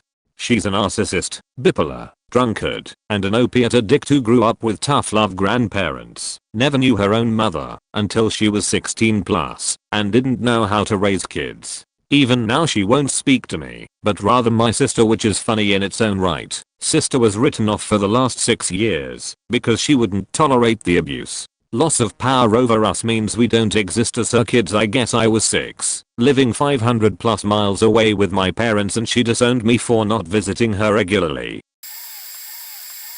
I'm the child of this born from just married. Before I was born, mom was daughter of Pentecostal preacher. Dad was just a good guy. He knew what fatherhood was and wanted it. Mom quickly turned to heroin and cocaine hard after I was born. Cheated on my dad and he divorced her. I was 2 and being it was 81 laws said mother gets the kid. She remarried fast, like a week later to this real piece of shit. He didn't like the son of another man in his house. For 6 years I had to deal with neglect, torture, and 1980s beatings. Learned to walk twice and speak again as well. Dad got custody of me and in court she said she was disgusted to know that such a thing came from her. Then threw up in court. She was dragged out and for a long time I forgot about her. Then I had my own son, time being the men to heal all wounds. Family is everything and my dad never said a bad thing about her. Not once. Well, I wanted to give her a shot and introduced her to her grandson. Things went well. So after the 3rd visit she asked if he could stay with her. I told her and her sister that if he comes back with a mark I will come back to this house or wherever you are and I will bleed you out, and let's hope in the time it takes them to get here you did, because if you don't I will get back out and will make it a point to enjoy it. He came back fine. She went on Facebook and said my wife was unreasonable for how she asked him to be put into a car seat at all times and this and that. I said I wasn't even mad. I was disappointed in myself for thinking she would change. Then posted every picture of me learning to walk after she and her husband put me through a wall, then left belt buckle marks on my spine, and lastly chucked me out the window while I was in seizure. It was the neighbors that called 911. She had a heart attack. That side of the family demanded I apologize. I told them to fuck a rake. None of them did anything during those years I was a child. They all knew too. Last I heard she was bitching about having heavy metal poisoning. This is really hard for me to say. I've done 2 or 3 years of therapy, group work. My dad, I took away that title a while ago. Emma held me and said no further contact required. I did send an email addressing out of the shot he did in my childhood. I thought it was the right thing to do at the time and address my feelings. He was an alcoholic, Vietnam vet and first wife committed suicide, so I developed sympathy for and the actions he did. Which is very confusing. He did some traumatic shit to me as a child. Press my hand down on a hot BBQ plate. He'd have a go at me and get angry because of my eczema and said I wore it as a badge of honor. He'd aggressively put my ointments on my skin, which hurt because they were open wounds. After another spiel of abuse for me having eczema I called him a #T and he picked me up by the scruff of my t-shirt, carried me from the living room to my bedroom and threw me at the wall. I was 10 or 12 years old. I'm still perplexed by all this. I'm 28 now and he's 70. I got the do not contact 3 years ago. And my mum left him 10 years ago and still defends him and said I shouldn't have sent that email. Is 70, so not long now. I think I'd like to make contact again. Not aggressive but just say you were doing the best you could at the time and make peace before he goes. But it's very hard and confusing for me. In therapy we spoke about him and pretending him be in the room and you couldn't do it and I had to stop it. 5 or 7 years ago he appeared at my doorstep unannounced and I just burst out crying at the mere sight of him and the fear he invokes in me. I was a mother who left her baby with its father 15 years ago. I was an emancipated 16-year-old high school dropout who lived on her friend's couch and worked 2 jobs at the mall. I met my child's father on MySpace. He was 24. I became pregnant that winter and was afraid to tell my parents. He convinced me to keep it and live with him at his mother's house. That decision is one I'll regret forever. That year is really a blur. It was isolating. I moved from the city to the woods. I didn't drive and everything was far away. I wanted to die. I hated his mother. I hated him. It has all gone too far and I couldn't get off the ride. My child was born via emergency C-section. I was in the hospital for a week. I didn't want to see my baby or anyone else. I just wanted to sleep. I felt dirty and disfigured and ashamed and embarrassed. It was a nightmare. I hated doing anything with the baby. I hated waking up at night. It never stopped crying or throwing up. Its father would talk me. I was a horrible person every day because I cried and lamented my decision. I don't think I slept for a month. He would go out with his friends and I'd be stuck in the house with a crying infant and a sink full of dishes. I hated my life. I broke up with him 6 months later and moved in with my dad, assuming partial custody. I paid my entire salary in childcare, but I worked full time because I didn't want to be home with the baby. I became paranoid about weird things like UFOs and nuclear power plants. I was angry and combative with my dad and stepmom.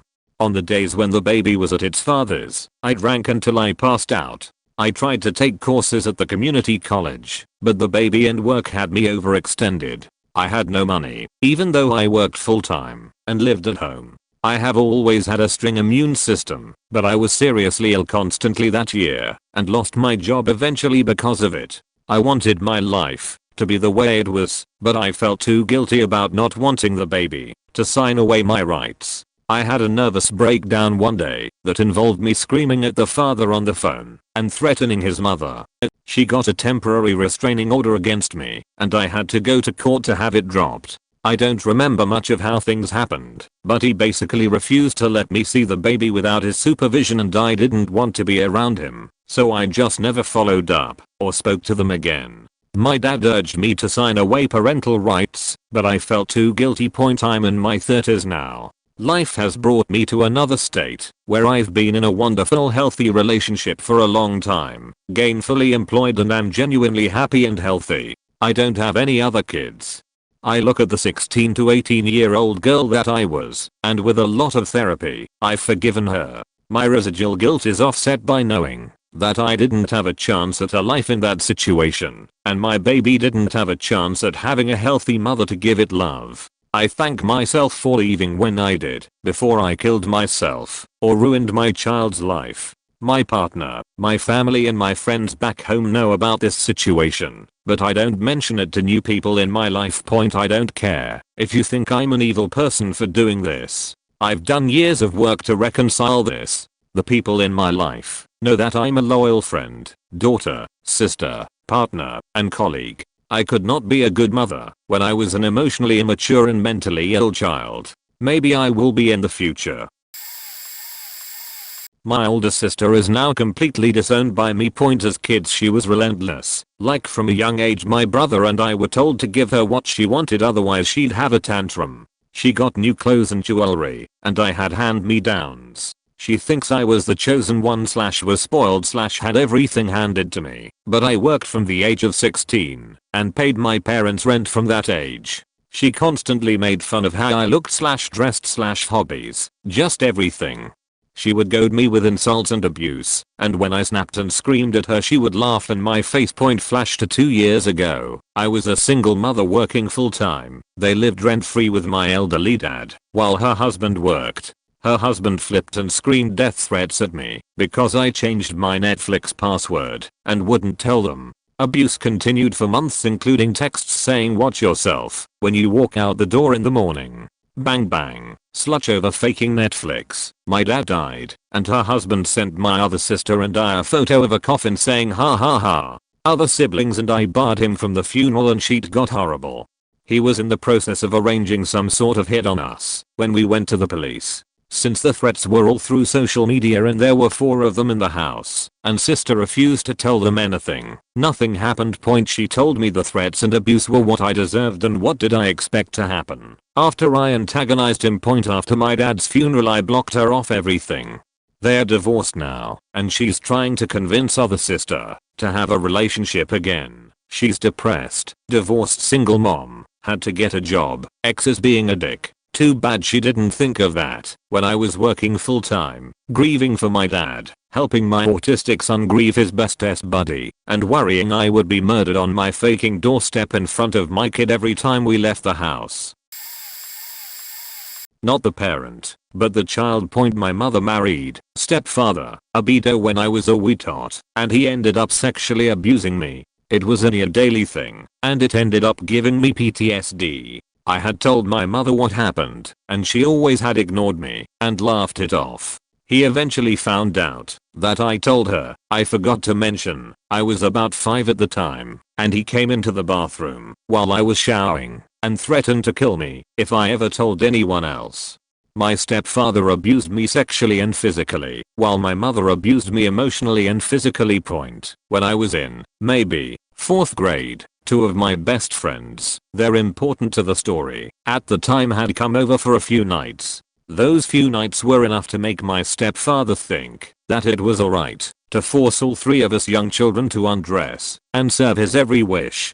I'll assume y'all knows where that one ends up going. C. He had forgotten that those two children had a loving and trusting mother. The two other children had told their mother about what my stepfather had done to them, and he was sent to jail. 3 days before I turned 11, I was sent to live in a foster home. That was the first time I spent my birthday at someone else's home. My only memory of the foster father of that home was him giving me $3 and telling me to have a nice birthday. That made my day. My mother tried to get me back, but was never able to. Turns out, through some DNA testing, she lied about who my father was. She said that my real father was the stepfather, Mr. App's innocent children. My real father lived across the country, and I was sent up, with my beloved cat and all my belongings, to his home, without even knowing him. Mother claimed to love me. She's a filthy liar. She knew what she had done to me, yet cries to her coworkers about how she misses me.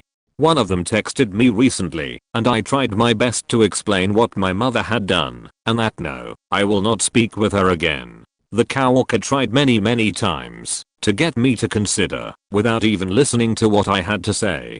Just gotta love that. Here's some background on me, in case you're wondering. I'm still underage, 15, in fact. I've had many issues growing up, but I think I've finally found some friends who support me and care for my well-being. I'm still suffering from my past, but I'm learning to speak up for myself. I want to see change, and I want this world to become better. I've disowned my own mother after her wrongdoings, and I'm set to never talk to her again. She can't push me around any longer. Sorry for such a long text. Semicolon dash semicolon close bracket. My brother, 2 years older than me. He thankfully survived childhood cancer. It wasn't easy. We were young. He had turned 12 in the hospital. His survival chance was 1%. My parents picked out a casket and everything. But he survived. He made it. He lived. Then he became addicted to opiates. I'm talking oxy, roxy, etc. He stole from my parents for drugs, instruments, guns, more than once, jewelry. He stole from the family business and pawned what he could. He stole whatever wasn't nailed down. He literally fell asleep standing up while talking to me one time. In and out of rehab. He's lived in a shelter and on the streets. The last few years he's been on probation, parole, for stealing, identity theft, etc. He'd get sober then just plunge into opiates. Sober, plunge, sober, plunge, etc. It was so hard seeing him like that. My parents tried the only way they knew how. They paid so much money to lawyers, rehabs, restitutions, etc. I started going to AL Anonymous. At first, I thought it was to help him. But I quickly learned that I couldn't, and that I had to help myself. I encouraged my parents to attend, but they never did. My parents finally put their foot down and let him go. He had stolen again. He had plunged. We think he's living with a friend, but we aren't sure. I hear from him when he needs money. I know my parents hurt, but they have to see about themselves. My mum disowned me and one of my sisters over something dumb. My sister, 6 years older than me, got married about 4/5 years ago. Mum is on disability. It really is one of those situations where she isn't disabled, just fat, and couldn't help fund the wedding. So it was my sister, her husband and her in-laws paying for the wedding. Because of this, they made a rule that you could only have a +1 if they were your significant other. Our father was never in the picture. His decision. Mum wanted to take her best friend, a lovely, slightly neurotic lady. Sister said no. Mum said fine, I'll take your father. Sister said no. I was the maid of honor. Mum confided in me that she wouldn't be attending if she couldn't have her friend there. She specifically said she wouldn't tell my sister this. So I did, and this is where things really kicked off. My mum and sister argue for ages about this, mum saying it isn't proper the way things are being done, and my sister arguing she can't have that kind of input when she isn't helping to fund the wedding. Then mum changes the story. Apparently I lied about the whole thing and didn't give mum a chance to talk about it with my sister. This is something she holds on to today, even though it isn't true. Mum eventually relented and said she'd go to the wedding alone, but it was too late. She'd been telling people, friends, and strangers how nasty her daughters were and refused to apologize. She was barred from the wedding. She took down all pictures of us, periodically contacted us to try and guilt us into apologizing, which included suicide threats among other things.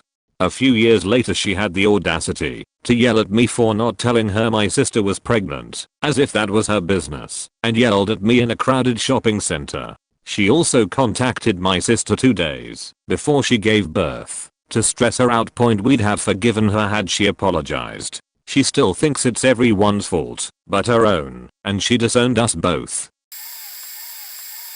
Half disowned kid here. My dad left my mom when I was little, and he never really had a relationship with me till I moved closer to him. It was about 3 years of actually spending time with him when I was at 10 to 13 years old. He had a few girlfriends here and there, but this current one, dear God help the world, she was always silent and avoided me. I tried to be nice, but she usually gave death glares, so I left it alone really. Just kinda closed up when I was there, stayed in my room. Then, she got pregnant.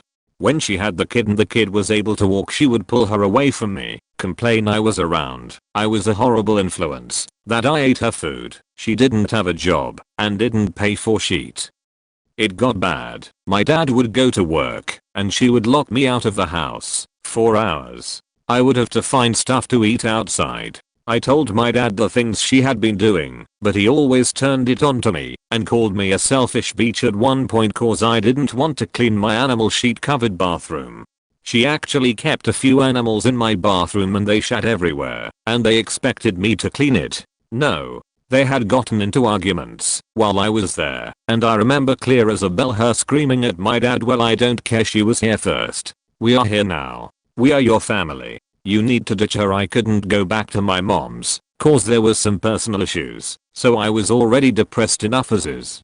He doesn't really make an effort anymore since I moved back with my mom, but he wastes no time treating me like a child or belittling me anytime we try to talk. So by the end of this all I've disowned him. There are a lot more stories about this chick. Currently 17 now, and have 2 half siblings on my dad's side that I can't even be a part of their lives.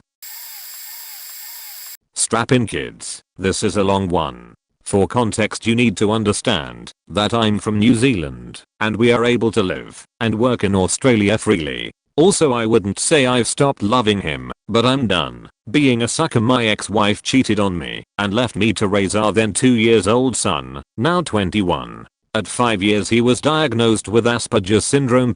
So I sacrificed everything to try and raise that kid right. I was at every school event and was boringly on time for everything. I once drove back from a family reunion overnight through a raging thunderstorm in pitch dark, fallen trees on the highway, the works, to make sure I was on time to collect him from his weekend with his mother. My aunts had begged me not to risk it, but I managed to pull it off. After I remarried, my wife gave up her full-time job and went part-time so she could do school drop-offs and pickups, and I could go back to full-time work.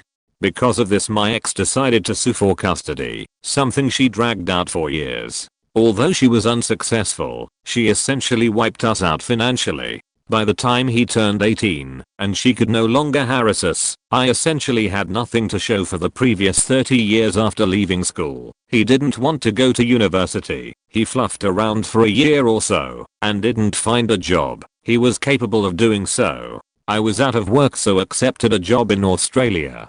I called him and said he should get his, but over there too, since he was not working as the pay is better there. He was out of excuses, so he came. So we spent 2 months in each other's space and I discovered with absolute clarity just how much he took me for granted. He was just so lazy and made no genuine attempt to get a job. I would come home each day and he would tell me he'd applied for 50 jobs. It was apparent he was just clicking apply on anything, whether he was qualified or not.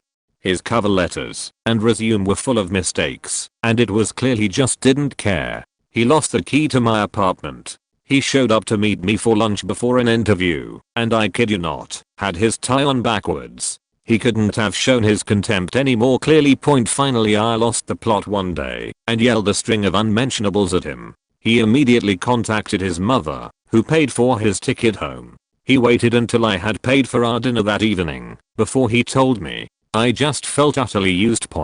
So a switch finally flicked in my head and I thought, I'm done with this kid. I told him that I owned everything he had come with and that he couldn't use the suitcase he had brought to go back with because it belonged to me and my wife. He bought some of those cheap fabric bags with handles and zips you can get from Chinese stores and took a couple of bags of those back with his clothes. I took back the smartphone I bought him and gave him back his crappy one from his mother and put his SIM in it. Since then I did go back to NZ and we have had contact, but I essentially don't tell him anything I don't want his mother to know. He got himself an apartment with roommates, but had difficulty with them. He never spoke to me about it, but bailed on his place and moved in with his maternal grandmother, who was only too happy to have him stay. A few weeks ago he called me to tell me he had quit his job, but it was okay because he had lots of savings. He was due for a redundancy payout, 3 months pay, which they now don't have to pay him. I told him he should have discussed it with me before doing something so stupid, but I have already emotionally distanced myself from caring that much. So I was back in NZ for 18 months or so, and now I have accepted another job in Australia. I'm already here working, and my family will join me next week. He has no idea, and I'm not telling him. He's welcome to visit us at his own expense, if he so desires, but he needs to figure out his shit all by himself from now on. My mother has been a meth addict throughout my entire life. She was in and out of prison/jail and rehab. I was passed around from family to family, never really having a home for more than 3 years at a time. When time came to move out, I did so quickly, around 18 years old. My mom had 2 more children with someone a few years back, and they were about 8 at the time when I moved. I picked up my 2 little sisters after school to help my mom who was at work, and they asked me what meth was. That shocked me, but I knew it'd pop up one day.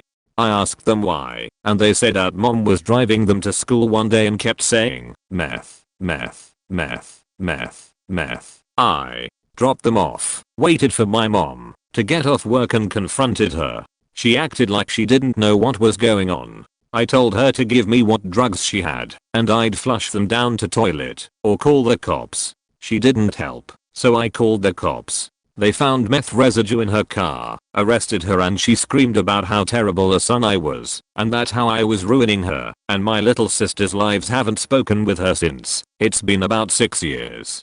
My father has a separate family a couple thousand miles away, and I haven't talked to him in about a decade. I feel like a terrible son, and I feel like I don't have a family. No one in my family talks to me, and I don't make an effort to reach out because I feel like the black sheep plagued with too many issues. I have a hard time socializing and meeting people since moving around so much as a kid hindered my ability to socialize. I feel pretty alone, but I know the world doesn't owe me anything, so I work hard and try my best to make every day better. Sorry for the rant, and thanks for reading. I'm not begging for sympathy, it just feels good to ramble about this for once.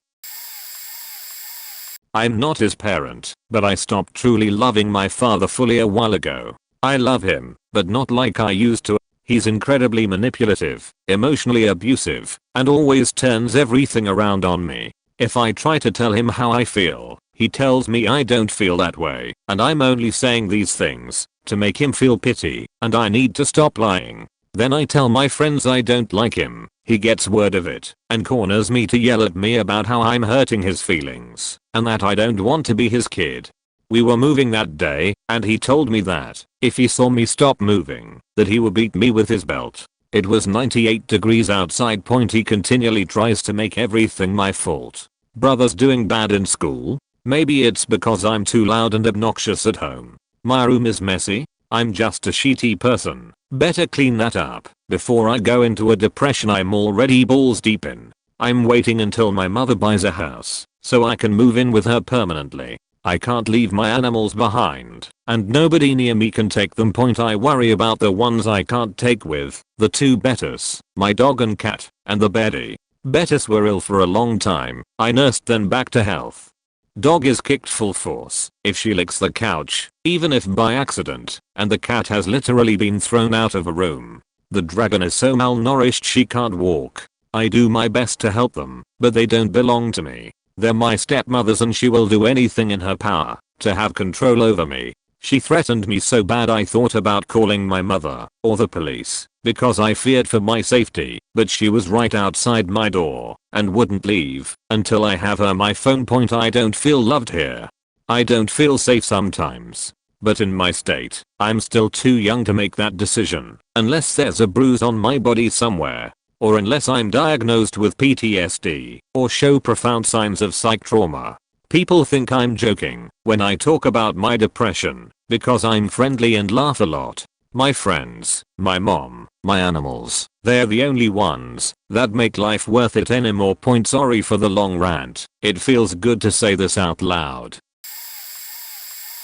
I'm not a parent, but I've been trying to disown my oldest sister at this point in my life. And I doubt that I'll ever feel like letting her back into it willingly. She's done and said a number of things that just leave me feeling emotional and mentally drained thinking about it, yet like a scab that I can't seem to stop touching. I keep talking about, but I'll do my best to be brief.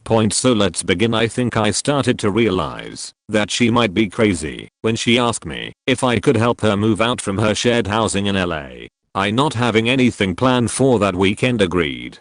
However, during the trip there and back she began to say things like how her housemates were abusive to their pets, or how it was extremely pathetic of me not having any plans during the weekend when she asked me for my help. Then the next night, after we arrived back home, I'm watching Imperium with my brother, "You're an artsy Harry," when she starts blowing up my phone saying that if I, to quote, "snoop through her texts again, she'll break my laptop and phone," then saying all you had to do was send a simple text.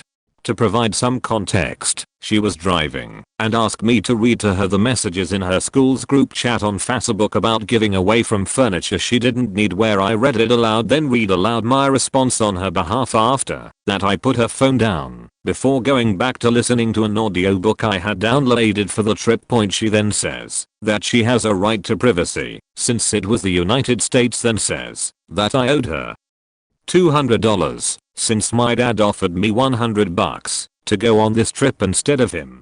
Then told me to get a girlfriend, then saying that revenge porn is illegal and punishable by law with sentencing. A few days later she gets in a fight with my mom that started when they were at the mall together with my other sister, who told the rest of the family that my older sister was just constantly mocking and throwing jibes at her. That when they were going to leave, my mother gets out of the car saying that she doesn't like getting treated like this, especially during a trip where she dropped a few $100s on my two sisters.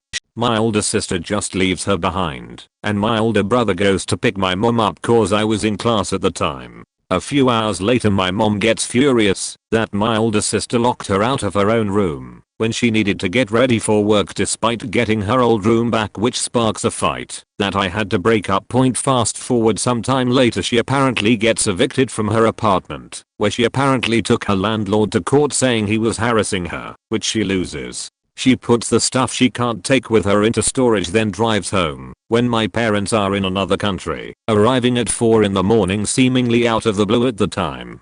I later asked my parents if they knew she was coming, and they were as shocked as me. Then things really start to go off the deep end. She crosses out her face on the family portrait after a fight with my mom, who she's constantly accusing of trying to control her so she could live through her because she's an old woman with a wasted life and no future. Then saying she's gainfully unemployed when my mother points out that she's got a stable job, house, and car, whereas my sister has no job, no car, no place of her own. To which my sister will reply something along the lines of, "You're jealous of my youth and my master's degree." I think she has a master's in creative writing. She accuses my older brother of molesting her and my other sister, then accuses my father of letting people molest my other sister, then accuses my mother of taking her as a young girl to look at dead bodies at her work. Then she tells my other sister, who volunteers at a suicide hotline, that she's encouraging people to kill themselves while calling her a narcissist because she wouldn't let her use a sauce pot.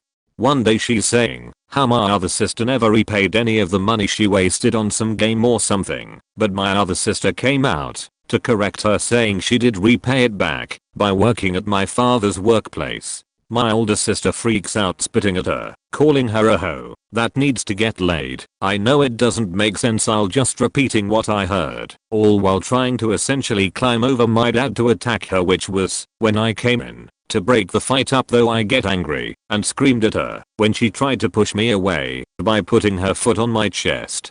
Now a little while ago it was also my older brother's birthday, in which she barges into my other sister's room, then begins to throw all of my other sister's stuff off a bookshelf that she wanted back. My father sees this, then gets angry because he remembers how my older sister was trying to attack my other sister during the last major fight. They scream at each other while me and my brother eat some round tables. After about 20 minutes things go back to a tense normality. However, as we are cutting the cake I bought, she comes back out, slams her hands into the cake, then grabs it and nearly dumps it on my brother's $1,200 laptop. But at the last second just dumps it into the sink, then proceeds to throw out about the rest of the pizzas along with the snacks we got from a bakery, all in all wasting about a little more than $100 worth of food. Plus destroying the bookshelf that she had wanted back from my other sister. It's gotten to the point now that we just go back to our rooms, put on headphones, or act like she doesn't exist whenever she comes out. This is a long story, but I'll try to summarize as best I can. I'm the fifth daughter out of 7 kids in a Catholic family. It isn't uncommon to get disowned at least once or twice by our dad, who was raised in a pretty toxic environment himself, which goes back to generations. The eldest was told she had to drop school and find a husband at the age of 17 because she didn't know what career she wanted, and to move out of home. She found an abusive husband, had 2 babies, got divorced, and never spoke to our parents from there. She now earns a lot of money in an insurance company. The second eldest was disowned for having a baby out of wedlock and for not marrying her baby's father. She became a psychologist and moved overseas, now planning to build a house with her teenage daughter and boyfriend of 5 years. She has a distant relationship with our family and parents. The third eldest was accused of sleeping around and doing drugs. My dad threw all her stuff onto the front lawn and told her to move out at 16. She was actually a virgin until she moved out.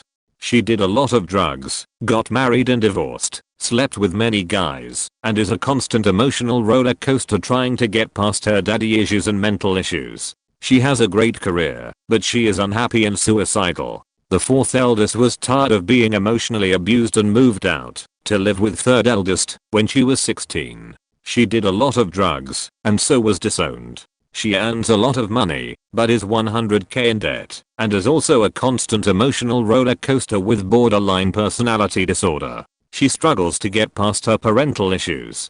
I developed severe OCD while watching all this happen growing up, while also being told I was going to end up a drug addict and crack hoe. I had no friends, became depressed and suicidal, ended up staying in a psych ward by the age of 14, and was the first in my family to receive psychiatric care. When I was 15, my dad told me he didn't love me anymore and said I had to go live elsewhere. I lived in a respite care facility until I graduated high school and began university.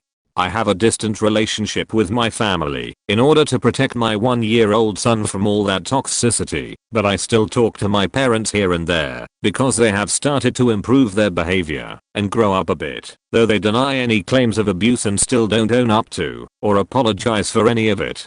The 2 youngest in my family recently left home. One of them, my only brother, refuses to have a relationship with our dad for everything he did, and our mum for allowing it to happen. Both parents married each other and began having children at age 17, so they never have had a chance to grow up emotionally. My mum always plays the victim card, and my dad keeps a harsh exterior and acts like he couldn't care less, though on the inside he is a scarred boy who was abused by his parents. I see now that all of his hectic episodes were him projecting his fears onto us, as he came from a messed up family and didn't want us to end up the same. but he didn't know a healthy way to go about it. He has started to get better though, and I hope he comes around in the end. I haven't officially disowned my older brother, but I'm on the brink where one more incident and I'm gone. He's always treated me like garbage, since about 7 years old, and has been a terror to my entire family. My parents are to blame for his childhood, but he's never taken responsibility for himself and his mistakes, and there was never a reason for him to turn his rage to me, or my younger brother. We are a total of 6 including him, but only him, and the younger brother I previously mentioned, share the same mother and father, so we grew up together. There's too much he's done to say here, but long story short he's almost 30, no set career or path in life, living at home with my mom and stepfather, again. His most recent incident was this time last year, while high on drugs, he proceeded to beat up my younger brother, 18, in front of my half-younger brother, 9, after accusing him of placing a hit out on him. That never happened, and yes, he was living with my mom. He ran away from home to live with other family friends and proceeded to sheet talk our entire family to these people. Didn't know what happened to him, didn't care. My mom was mad, but of course forgave him the minute he called her crying his crocodile tears again. My mother was also sending him money without my stepfather's knowledge to support him. He recently came back this year 2 months before my wedding in May, which I told my mother not to tell him about, but she did, and asked him to come back for said wedding. He came back saying it was for the wedding. That was a lie. He never once contacted me or asked me. Everything was through my mom. I said no. My now husband said no. He never once asked to talk to me or ask for forgiveness, and I was expected to roll over and say yes, because he's my brother. Both my parents continuously guilt-tripped me to give in. I'm blessed to have such a resilient husband who reminded me why I didn't want him there. I had to tell them both not to even think about bringing him. My husband, I, and my husband's family were prepared to kick him out if he showed his face. Oh, my parents' argument? The good old-fashioned, but he's your brother. Let go of the past and my favorite what will people say. They care more about what others have to say than about my own damn feelings. Would you want someone at your wedding that makes you want to drop everything and punch them in the face? I sure as hell don't, and I sure as hell didn't. Still no apology and still don't forgive him. Thanks for the chance to vent. Not a parent, but my mom has finally cut ties with my sister. My sister was always the trouble child. Started having sex at 12 to 13, smoking and partying, stealing from my mom at every opportunity, pregnant at 16. She was arrested at 17 for a felony charge. She drove 2 guys to go jump another guy and rob him. Because my niece had no father in the picture, we tested multiple men though. My mom got custody. We hoped that her time in jail would straighten her out, but as soon as she got out she left town. We ended up moving to the same city she had run to, but she wanted nothing to do with my niece. Says that my niece is more our mom's child than hers at the age of 21. She married an army man that beat her, got pregnant to make him stop, then left him when he started back up. Of course, my mom let her back in. I don't know exactly when the drugs started. Being the youngest I was sheltered from it for a while, but it became hard to hide. She was always out all night and sleeping all day. Her parenting consisted of screaming at the kids to shut up and leave her be. Over the years she's been kicked out of the house, let back in, gone to jail, and gone to rehab too many times to count. Everyone told my mom to be done with her, but every time my sister wanted a place to stay she'd play the I want to be clean for my kids card, and my mom would let her back again and tell her again that it's the last chance she'll get. Finally, after years of living through the hell my sister has put her through, my mom has custody of both kids, now 12 and 7, and hasn't spoke to my sister in about a half a year.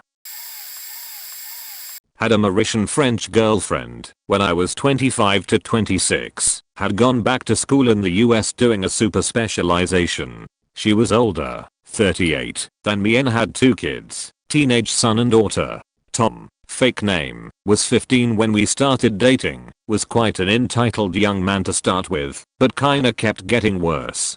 Parents both were in the US. Dad was from the Midwest and shared custody. Both were successful in their individual fields and mom had a sizable inheritance and assets in Mauritius. When I met her, mom and son had some issues, so Tom was living with the dad, and I met him a few months into the relationship. Daughter, Dre, stayed with mom, so had met her previously. My girlfriend kept pestering me to move in with her, and the relationship looked like it was the real deal, so eventually I did. Things were going great and I was starting to platonically bond with the daughter as well. She eventually told me that she doesn't like visiting her dad's house because her brother was abusive both verbally and physically, and that was the reason he had been sent to the father's house. So until this point had met Tom a few times outside girlfriend's house, and the whole family was supposed to get together for Thanksgiving at girlfriend house. Dad's girlfriend, my girlfriend, Dre, her son and me, all had a good time, but saw his drama firsthand for the first time. In short, Tom shoved sister and tried to smother her with his hand. She was bruised. Mom was a big enabler, always shielded him. Dad wasn't good in family drama. Dad's girlfriend was embarrassed and I was trying to console the daughter. Tom stormed off and we wrapped up. After around a year or so, Tom gets physical with dad's girlfriend when dad isn't home and police got called. So after getting him back home, girlfriend's house, they wanted to decide on new living arrangements. Dad's girlfriend wanted nothing to do with him, and she was back at their home. So mom, Dre, dad and Tom are sitting together. I was sitting separately, but in the same room. Dad and mom agreed to shift Tom to mom's house. Dre, apparently for the first time, spoke up and said that she wasn't comfortable with this. Dead silence. Tom jumps up and grabs Dre by her hair and neck and the rest of us are frozen in place. Mom and dad try and get him off her, and I jump in, got his fingers off her neck, but her kept pulling her hair. I lost it and twisted his arm behind his back and smacked him with an open palm on the head. That was the death of my relationship with my girlfriend. Loads of drama afterwards, with dad wanting to call the cops, mom totally shut down, Dre basically clinging on to me and Tom trying to stare me to death. Relationship lasted another 6 months. We loved each other, but she couldn't forgive me nor could I. I saw it as her inability to be there for her daughter. In retrospect, I'm glad I stayed, cause I have a friend for life, my ex and a friend who blindly adores me, Dre. I walked her down the aisle, point back onto Tom. He got into therapy right after but never had a relationship with the rest of his family. Usual delinquent stuff, lying, stealing, drugs, rehab. Last straw was him showing up with friends to dad's house and stealing from him again. He's cut off from them for the past 12 plus years and blames Dream for it. Point. If you have managed to get to the end, thank you and blame it on delayed connecting flights. I was disowned for a few years. It started because my parents genuinely played major favoritism. My mom spoiled my sister and my dad me. The problem was mom was in control of the finances, so my sister got a lot of nice things compared to me. I got a used car under a strict budget. I got the car I wanted, but I didn't get the model. So I was never really thrilled with it. 3 years later my sister got a brand new car with every option. It was almost 3 times the price of mine. I had to pay for my own gas and insurance from day one. She didn't pay for either until she turned 23. I had no help going to college. I went to a JC and then a 4-year taking out loans. My mom paid $130k for my sister's 4-year, including paying for her apartment and food, while she went out of state. She never had a job. This type of difference happened in every facet of life. She generally had an easy life because of mom, while I constantly struggled. Point. Dad tried to help, but was never able to do much. Then dad had some surgeries and would give me some of his painkillers because of a back injury I had, but didn't have insurance. When mom found out, he lied to avoid an argument with her. She thought I stole them, and since her and I weren't close I had to move out, and we didn't speak for like almost 2 years. I finished my degree and stopped taking all painkillers. I ended up splitting from my ex and was going to be couch surfing. My dad invited me to move back in. I still talked to him occasionally in secrecy. My mom admitted I wasn't treated fairly, and since I had crashed my truck I was driving a used Civic. It made my life hard because I had come to rely on my truck so much for everything, including work and pleasure. It was something I took a lot of pride in. She went out and got me a used diesel truck which was nicer than my old truck. It was almost 25,000. Things have gotten better between us. We talk more, and while she can never really fix the problems we used to have, she has admitted she didn't treat us fairly. She's much more supportive these days and helps me out more than ever. I wouldn't say our relationship is great, but it's on the mend. A lot of the reason she was so partial to my sister is because she got the short end of the stick growing up because of her brother, so she wanted my sister to have everything. Once she realized that I was living the life she did, she changed. My sister has since moved out, and since I'm here she sees me daily and is trying to improve things. That's all I can ask for.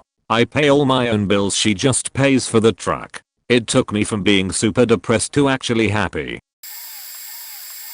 Not a parent here, but the sister of a disowned daughter. My mom will never admit it hurts, but her heart is broken to not have her eldest in her life and her 18-year-old grandson. I recently had the opportunity to reconnect with her, and the biggest part of me wanted to, just so mom could see how she is. My sister's son wants nothing to do with our side of the family, understandably so, but I just wish he could see that the evil his mother became didn't stem from my mom. We gave up everything, left job / moved 4 hours away / etc. to help my sister out, to discover she was abusive to her son. I took the lead and got us out, but I couldn't get my nephew out with us. Legal jazz happened later on. Once the move actually happened, there was literally no contact aside from with my nephew's dad until that stopped. My sister is a diagnosed pathological liar and sociopath. She was trying to ruin my parents' life as soon as she was able to point from a sibling point of view. It sucks. I watched someone I idolized and looked up to turn into the evil person I wish I could protect my nephew from. She now works directly beside my house. I see her every week. It breaks my heart to not go and say hi and to see what's happened in the past 10 years, but I also know better than to let the past back in. Edit, spelling and adding to text. Not really disown, but stopped communication with my mother and sisters for over 8 years now. Didn't go back home, not answering calls and texts. It was a whole shitty mess of a problem. My then girlfriend's dad was a medicine importer, and on a night when he was doing the business, he was tricked and duped into a bogus empty package and trapped by somebody and was caught by the police. Was in remand for over 3 weeks. He was about to be charged of possessing drugs, and in my country that's a death penalty. It was clearly a setup by somebody. When I went to visit him at the police station, I saw the seized car in which he was caught doing the business in. That car turned out to be my brother-in-law's car. When I asked my brother-in-law and sister, they denied of any knowledge of anything and involvement. At the time, my cousin brother was using the car, but he also denied it and said his friend was using it. Basically everybody kept pointing fingers to somebody else.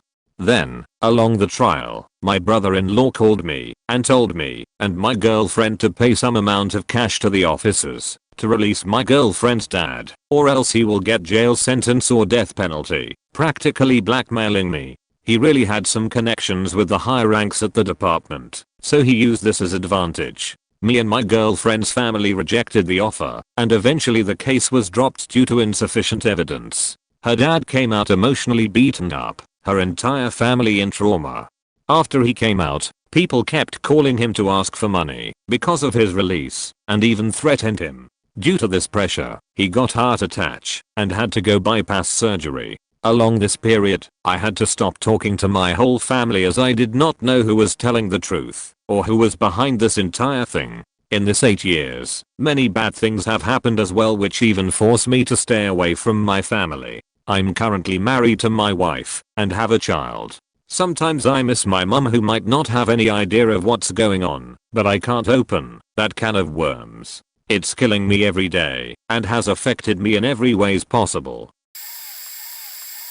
I disowned my grandmother. She'd been a toxic emotional manipulator for years and I finally cut her off. When my mother escaped my abusive father and turned up bloodied and bruised, she asked what my mother had done to upset him, called him and told him we were there and to get us. Eventually lent my mother the money to move us out after countless beatings, harassed about being repaid really soon, and spent the money on new pretty blinds for the conservatory.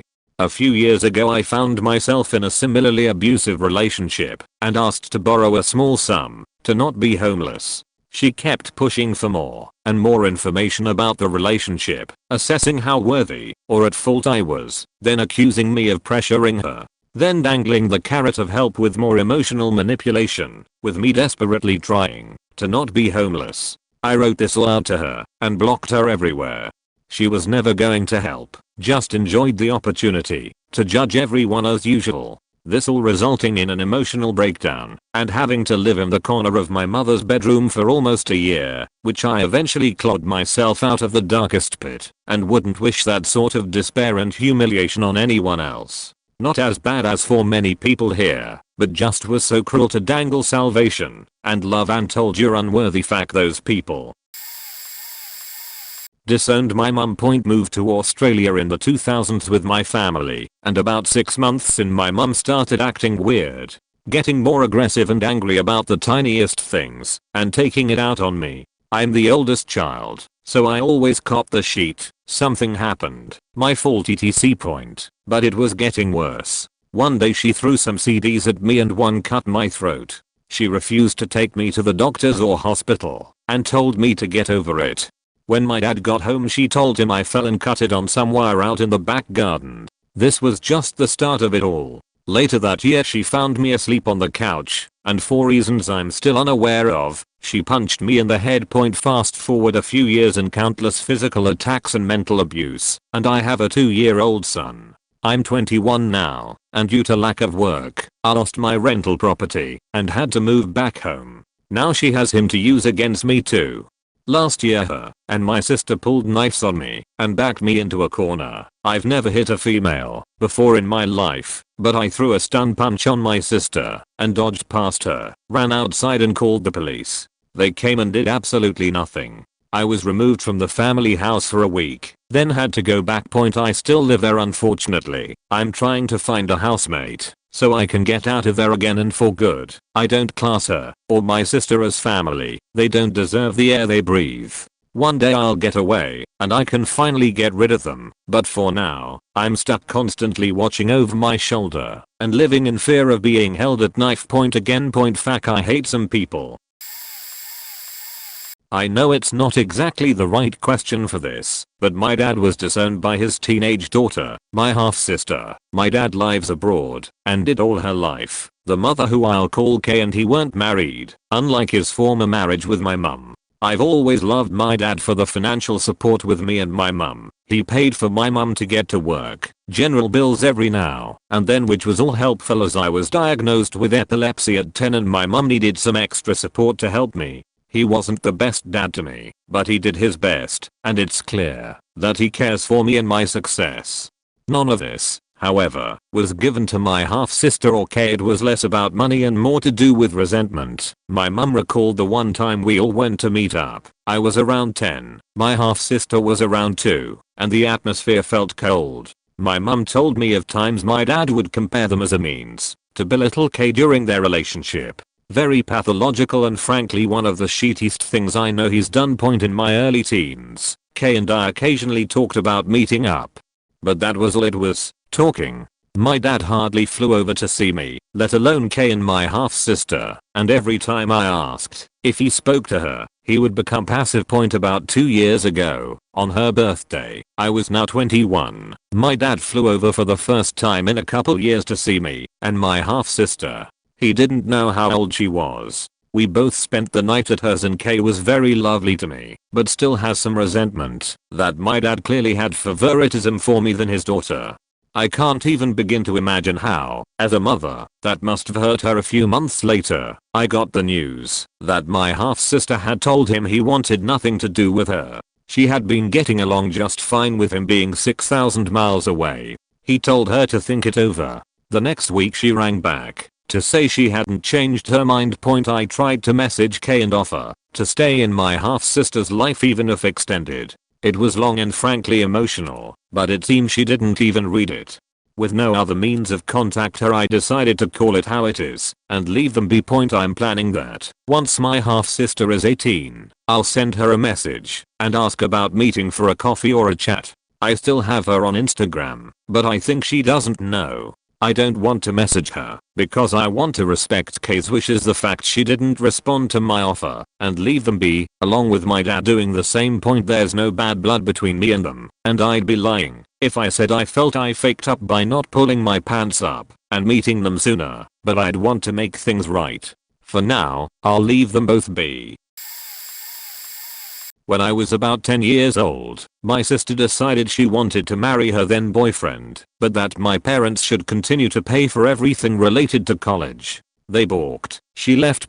About 5 later, they brokered a deal for her to come back to the fold. The deal was they would have to pay her back for her college education, and then some. Fast forward 20 years, she never held a job for more than 3 years. There was always a reason. The pay wasn't good. She was having headaches that resulted in her saying she had celiacs and had to eat gluten-free. My mother died 10 years ago, continued to bankroll her life. In 2015, she was diagnosed with colon cancer. She had an operation to remove the tumors, but never bothered to go to a doctor afterwards. She died this year. Complications from colon cancer. It spread to her brain and lungs. Inoperable. She was my older sister. For over 20 years of my life, I admired her. She was supposedly so smart, so beautiful, so healthy. Wasn't it great that she knitted and played softball and did Toastmasters, and everyone knew her and loved her? I'm just a piece of shit who happens to go to the doctor every year, has had steady employment for over 20 years, has 2 children 10 and under, husband who started his own slightly successful company. My point, if I have one, is that sometimes there's a reason why the child is ousted in the first place. I actually think that my sister would have been in a better place if my parents hadn't caved to her every demand. Or not. But I know I wouldn't feel like such a chump. Not my child or anything, but someone I now refer to as my former aunt as she is dead to me. When I was 16 to 17 and my brother was 14 to 15, my family lives in an apartment complex that my now former aunt moved to. She had 2 daughters, one was 5 and one was 3. Former aunt used to break into our apartment when we weren't home and steal my parents' medication, mostly pain pills, though they try not to take them unless absolutely necessary. She also sold drugs out of her apartment, obviously my parents' medication included. Her apartment was very close to the pool, so anytime she saw my brother or I in the pool, she'd pawn her kids off on us, so she could sell her drugs without her kids being there. One day I get a call from my mom in tears saying that there's been a car accident and my 3-year-old niece was dead and her sister was badly injured as well. She was driving, dropped her water bottle, went to pick it up, and smashed into a tree. My first thought was that she was high, so I was absolutely filled with rage. Then I heard that she apparently wasn't, so I felt guilty and apologized. Then later I found out that she was in fact high when she was driving. That absolute cunt killed my niece, and I will never forgive her. As a bonus, they had the funeral at this shitty church, where they'd already called her mom the wrong name on her wedding day, and surprise surprise, there were problems for my niece's funeral. First, they did a terrible job with her makeup. Then not only did the priest's phone go off in the middle of his eulogy, where he was just talking about how heartbroken he was when he went to see her, but he answered it and told the person he'd call them back. It's been almost 10 years, and I still flip that church off any time I drive past it. Petty, I know, but it's all I can do. This is kind of the opposite, but everyone's responses seem really broad. I stopped loving my mother when I was 12 years old. She is bipolar with psychotic tendencies and has borderline personality disorder. My dad and her met going to Alcoholics Anonymous about a year before they had me when both of them were 21. From what I understand, she has addiction issues since she was 15, runs in the family. She stayed clean for a lot of my childhood, but she was unmedicated for the mental illness, while my dad was constantly on deployment in the Navy. Growing up scared of your mother with no one to go to was really difficult, and makes my current platonic and romantic relationships complicated. As I grew older, she got worse and more desperate. She created these elaborate lies that my father was abusive, and told everyone she could for the pity and help she would constantly call the cops on my father once they divorced, trying to get him arrested so she could have full custody. Once he was out of the Navy, my dad worked really hard to provide a safe space for us. He got depressed because of this situation, and it is only now starting to lift 16 years later. Once she started using again, everything got worse. First alcohol and then slowly into harder things like crack, and I think now she is into heroin. She really only seemed to want my brother and I around for the benefits she could get with kids as she got poorer. When she became homeless, she tried to take us with her cause she would qualify for more services. Both of us eventually decided to stop seeing and living with her, against court orders. Now no one in my family speaks to her. She is in jail for some destruction of property and drug possession. I'm happy she has a place to sleep. I don't think I could ever have a relationship with her, even if she got clean. Not really a kid, but more of a family hating my grandma. Basically, my dad's mom, let's call her by Beach, has always been known to cause trouble for others. When my mom and dad were going to get married, she privately asked my mom's parents for money, threatening to cancel the wedding if they didn't agree. My dad found out and he raged. Another incident was that she stole my mom's wedding jewelry that my dad bought for her as a gift. This will hurt more than anything for a bride, but my mom hasn't spoken a word about it. Recently, the only thing keeping my family from going into chaos is my mom's dad and his brother. Recently, both of them passed away, and the Beach came to visit us in the US. She acts all quiet and innocent, but when she goes back to her room, she always tells all private matters to the rest of my dad's siblings. They then start to fight, asking my dad for huge amounts of money in return for not paying for flight tickets. The money they asked for hugely outweighed what a flight ticket costs. My dad found out about her secret messaging and reporting, and kicked her out of the house 2 weeks short of her departure date. Basically, he cut off all contact from my extended family from his side. To make things worse, she out a message in the group chat stating she disowns him and is disappointed, whilst also talking shit about me and my mom. I kept quiet, but for the first time in 15 years, my mom snapped. Shit went downhill from there, and now we are in some deep family shit in which I doubt we will recover from soon. My grandma messed up my family in one move, and for what? We don't know. But here is what I know. She is a lying scumbag, money hungry, literally duck looking, backstabbing old scumbag hack. Sorry for ranting, but this has been sitting inside me for the last 6 months and I really needed this. Thanks for this post, Opus.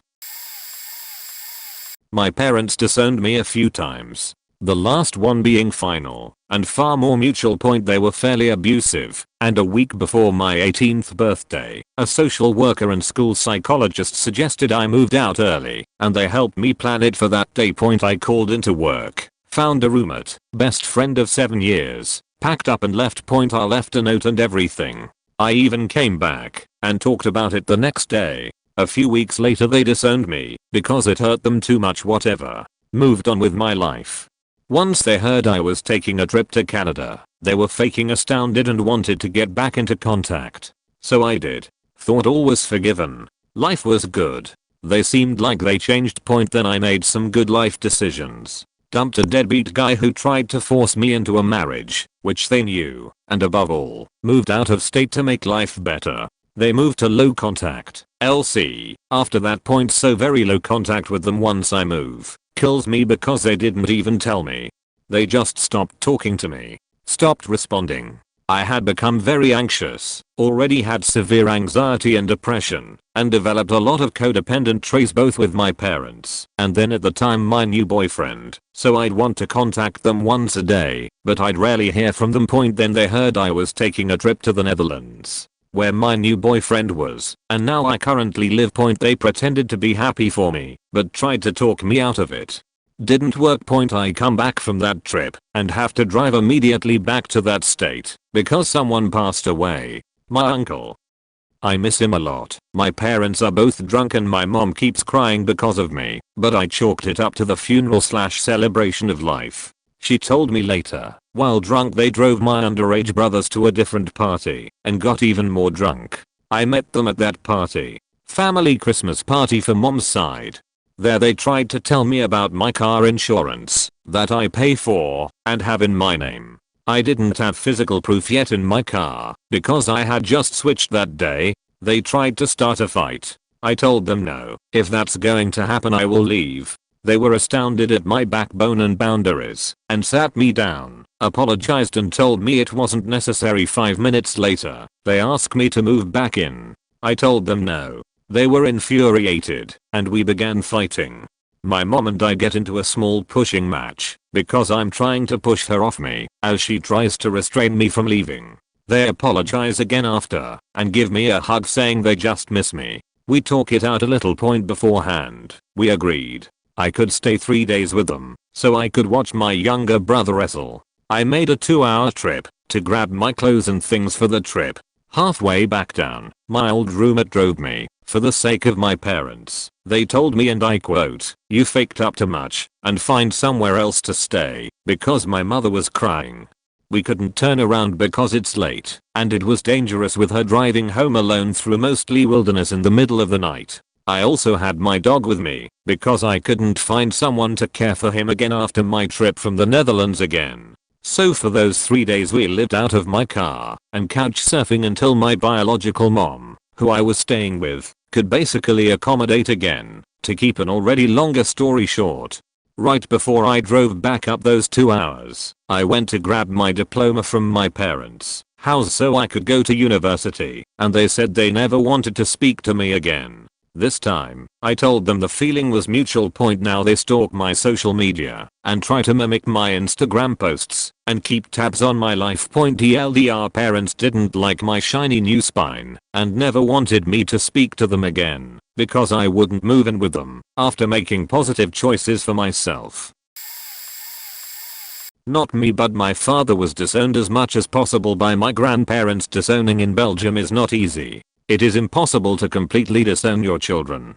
They always have the right to their legal part, which is half of everything in the inheritance. My father was an only child, so they already made it so in their will that my brother and I would get the other half. To make sure that he would have even less, my grandparents sold me their house at a serious discount. They are still busy donating as much of their financial assets as they can to me to get away from the Belgian inheritance tax. Early 90s, when I was 4, my father was involved in a big drug trafficking scandal which cost him everything. He was confessed, was jailed for 3 months, and then struck a deal to act as an informant to get out. My mother filed for divorce and he just stopped giving about anything. He didn't pay fines, taxes, rent. He was constantly moving and looking for work as his attitude caused him to get fired everywhere.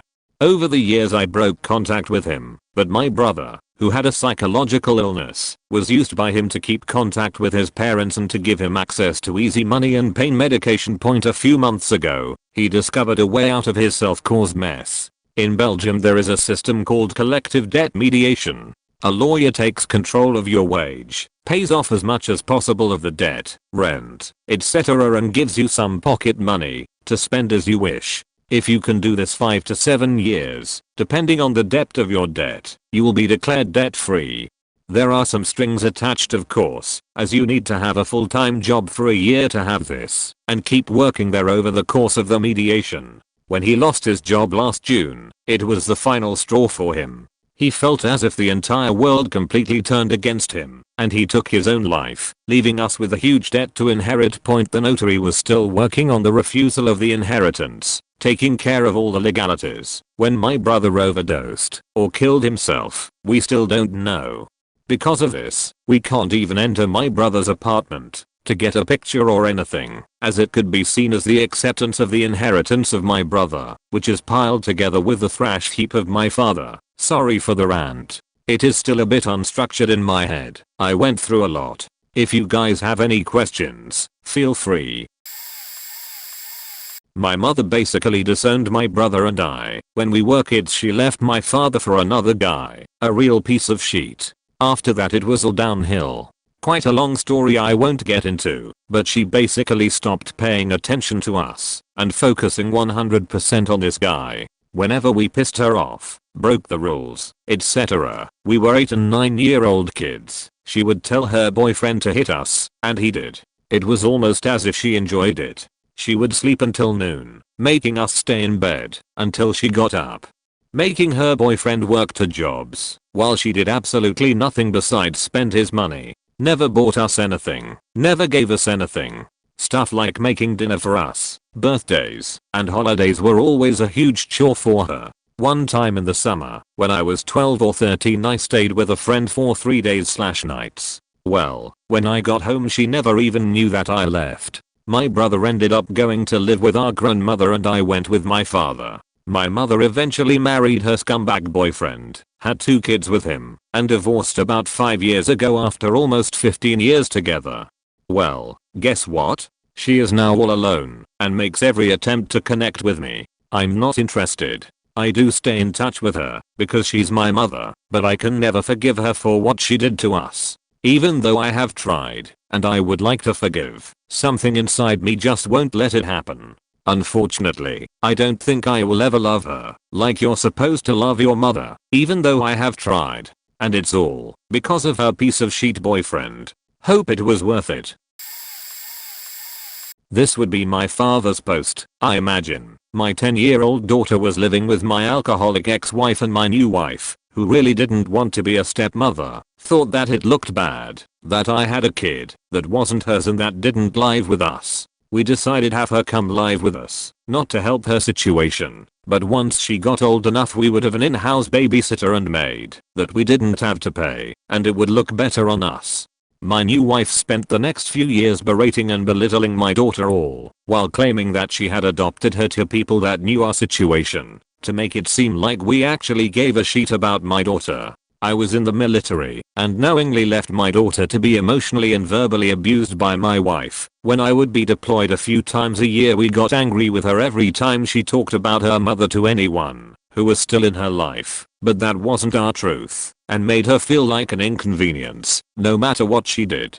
Eventually, she became that long-awaited free babysitter, and we rarely ever allowed her to do anything other than look after our young son. We wouldn't allow her to have much of a social life, and then my wife would call her a faking loser because she didn't have any friends as a teenager. She got caught drinking and smoking weed twice, but babysat/cleaned the house on our command. At 17 she stole a $50 bill from us for a school trip that we didn't want to pay for, got caught and apologized over and over. That wasn't enough. We made the next 6 months of her life as hard as we possibly could. After that she joined the military and took my trade in hopes of finally making me proud. Not a chance, and got out of our house as fast as she could. Once she got her first paycheck, she paid us back the stolen money and also doubled it as interest. This wasn't enough. In fact, we still use this as the reason to not reach out to her and tell everyone in my family that she is a thief. We did all that we could to keep her away from our son and told him everything we could to paint her as the evil, low-life thief that she obviously is. My wife even set up his Facebook account and blocked my daughter so they couldn't have a dialogue that we didn't control. My daughter became a contributing tax-paying citizen and even owned her own house at 25. She's a disgrace. When she was 26 she came out to me and told me that she was engaged to the girl she has been seeing for 5 years. Now I'm so thankful we didn't allow her in our lives. She still calls me on most holidays and my birthday and leaves a message when I don't answer, but I never call her. I'm not even sure if I dislike her, but my wife does, so I act like I do, too. Haha. That got longer than I expected. Obviously, this isn't the version he would tell, but it's as close to the truth I could get without making it much longer. I'm working on doing to him what he did to me, because I know it would be better for my mental health. I still suffer from a lot of self-esteem issues because of how my stepmother acted towards me. I was nowhere near perfect, but I'm finally realizing that I deserved better anyway. Thanks for listening to me go on about something that I should have gotten over by now, lol.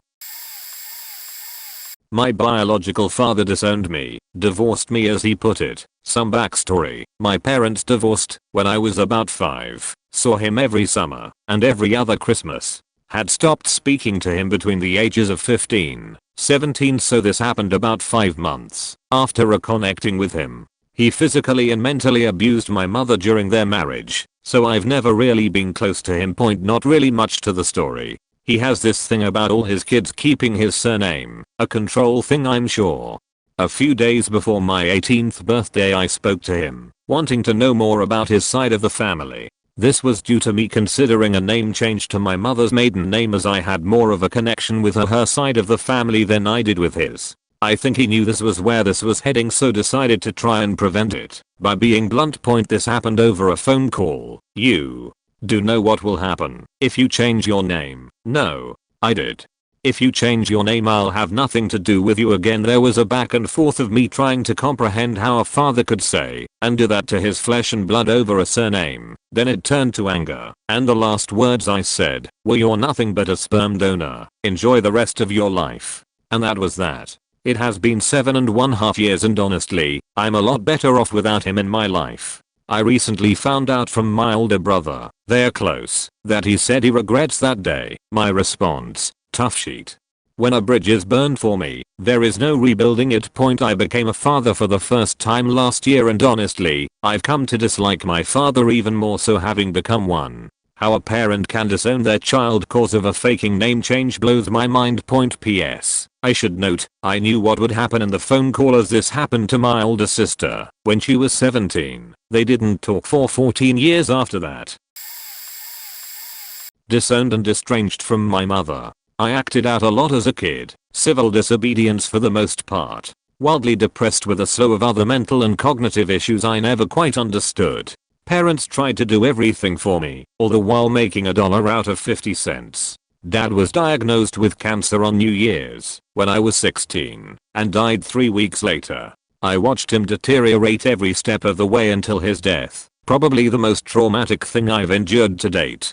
Afterwards, my mother and older sister coped with drinking, and I bottled that anger, sorrow, confusion, and hostility. Since then, I never stole or acted out physically. I basically existed, refused to get a job, depression ate all day, all the while my widowed mother paying for the house, cars, and 2 other siblings on a retail job. She started dating a coworker from her job, much to my chagrin.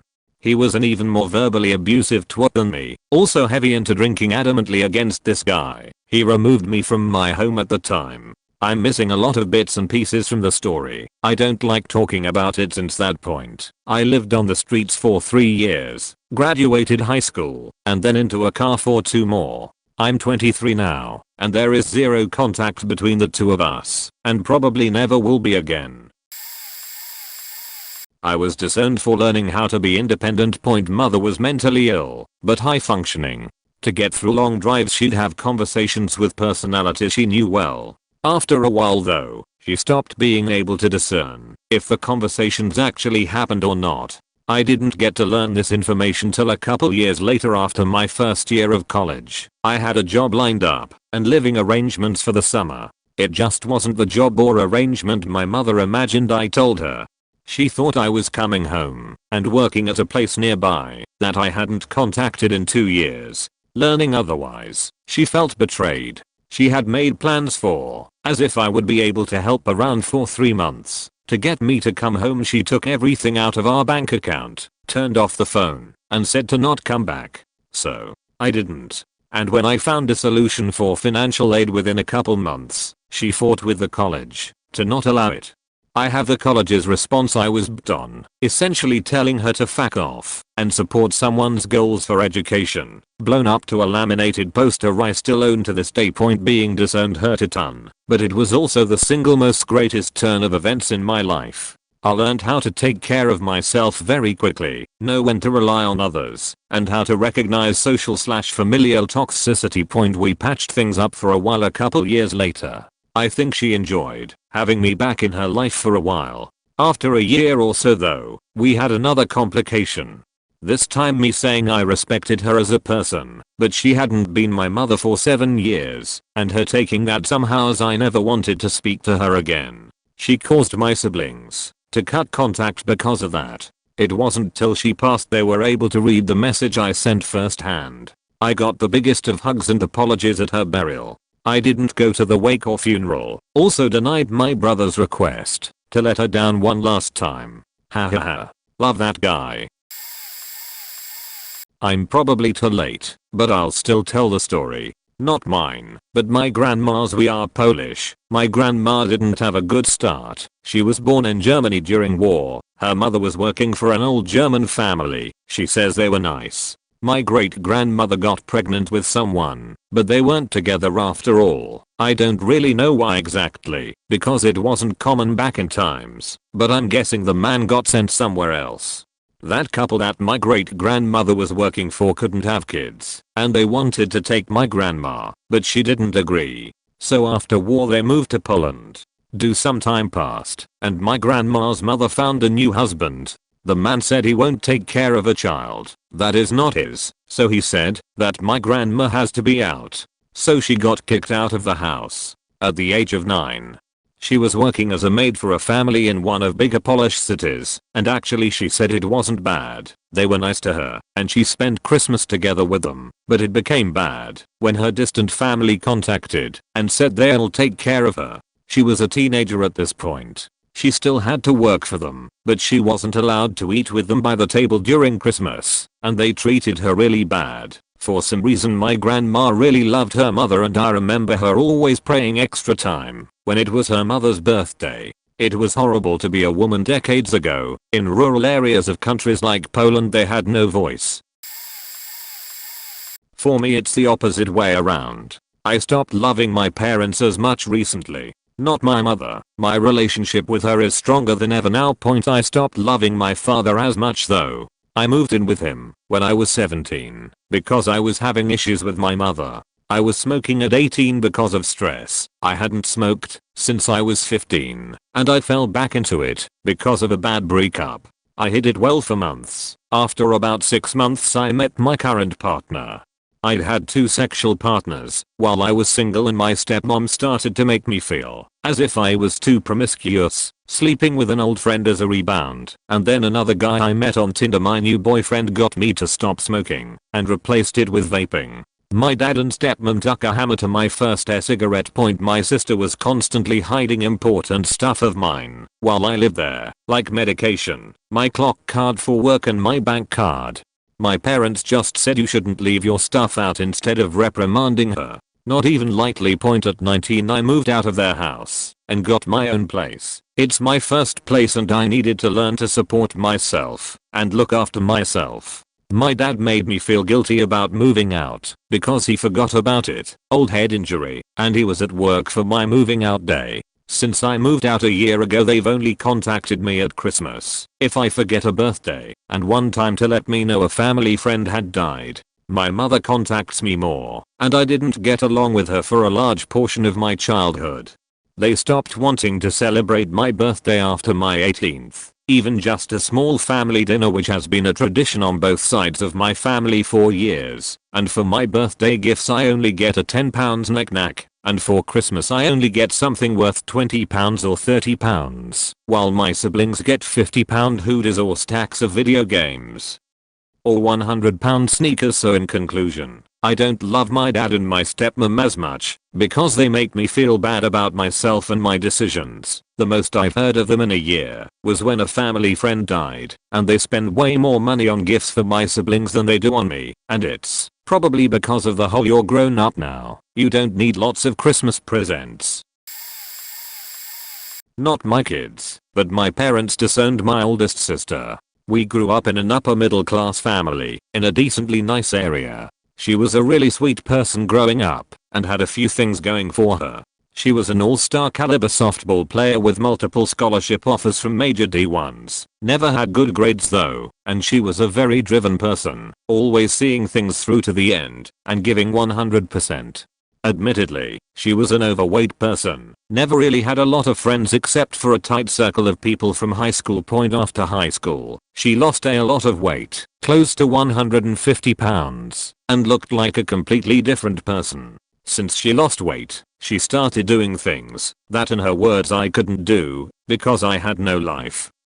She basically started doing all of the stupid high school girl shit that she was robbed of in high school because of her weight. She started dating piece of shit dudes, staying out for days, sometimes weeks at a time with random guys. She turned down all of her scholarships and stopped going to school for massage therapy, which she was already licensed for and making good money, and eventually started dating this asshole who was ex-military and a paranoid schizophrenic with PTSD. had choked her out a couple of times. My dad drove out there and held a gun to his head and threatened to kill him if he ever laid hands on her again. This was after 3 attempts to have her come back.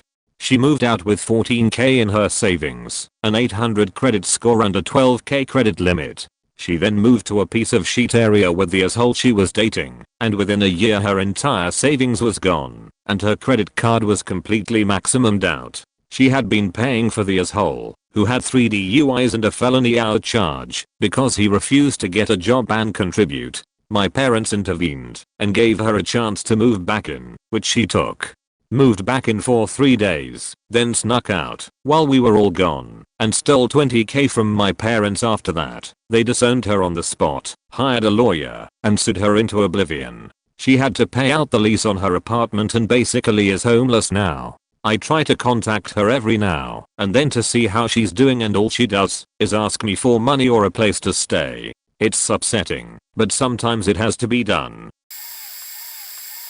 My mom has gotten to the point of where she has thrown her hands up over my younger sister. She is 22 with a lot of problems. Schizoaffective bipolar at with a mood swing disorder. My sister from birth has not been normal. I think it was the birthing process, honestly. When my mom went into labor she was giving birth to the placenta and not my sister, and they were both bleeding out. Age 2 became horrid. She would bite, scratch, claw, slap and punch anyone at any given time. Mom knew something was wrong with her mentally. Mom always said a mother knows.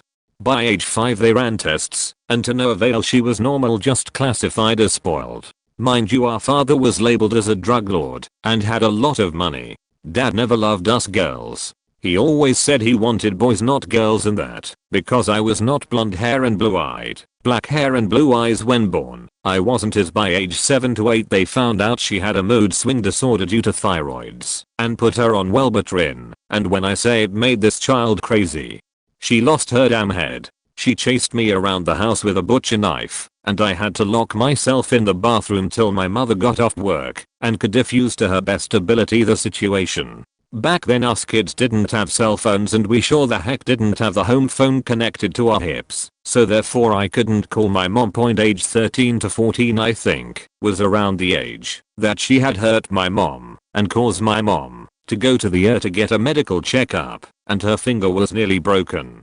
Dad, who was never there but that's a whole new story, made mom out my sister into a psych ward. She was only there a few weeks, I think 2 weeks, until she was pulled from there due to our granny passing. My sister loved her granny and was so much like dad. Granny loved my sister. After we lose her and my sister's bout with the psych ward, she hasn't been the same. Child barely can keep a job. She don't have a lot of friends if any, spends her paycheck on weed, and when she runs out wants my mom to supply her money. She don't pay rent, clean house, don't own a car, and can barely shower.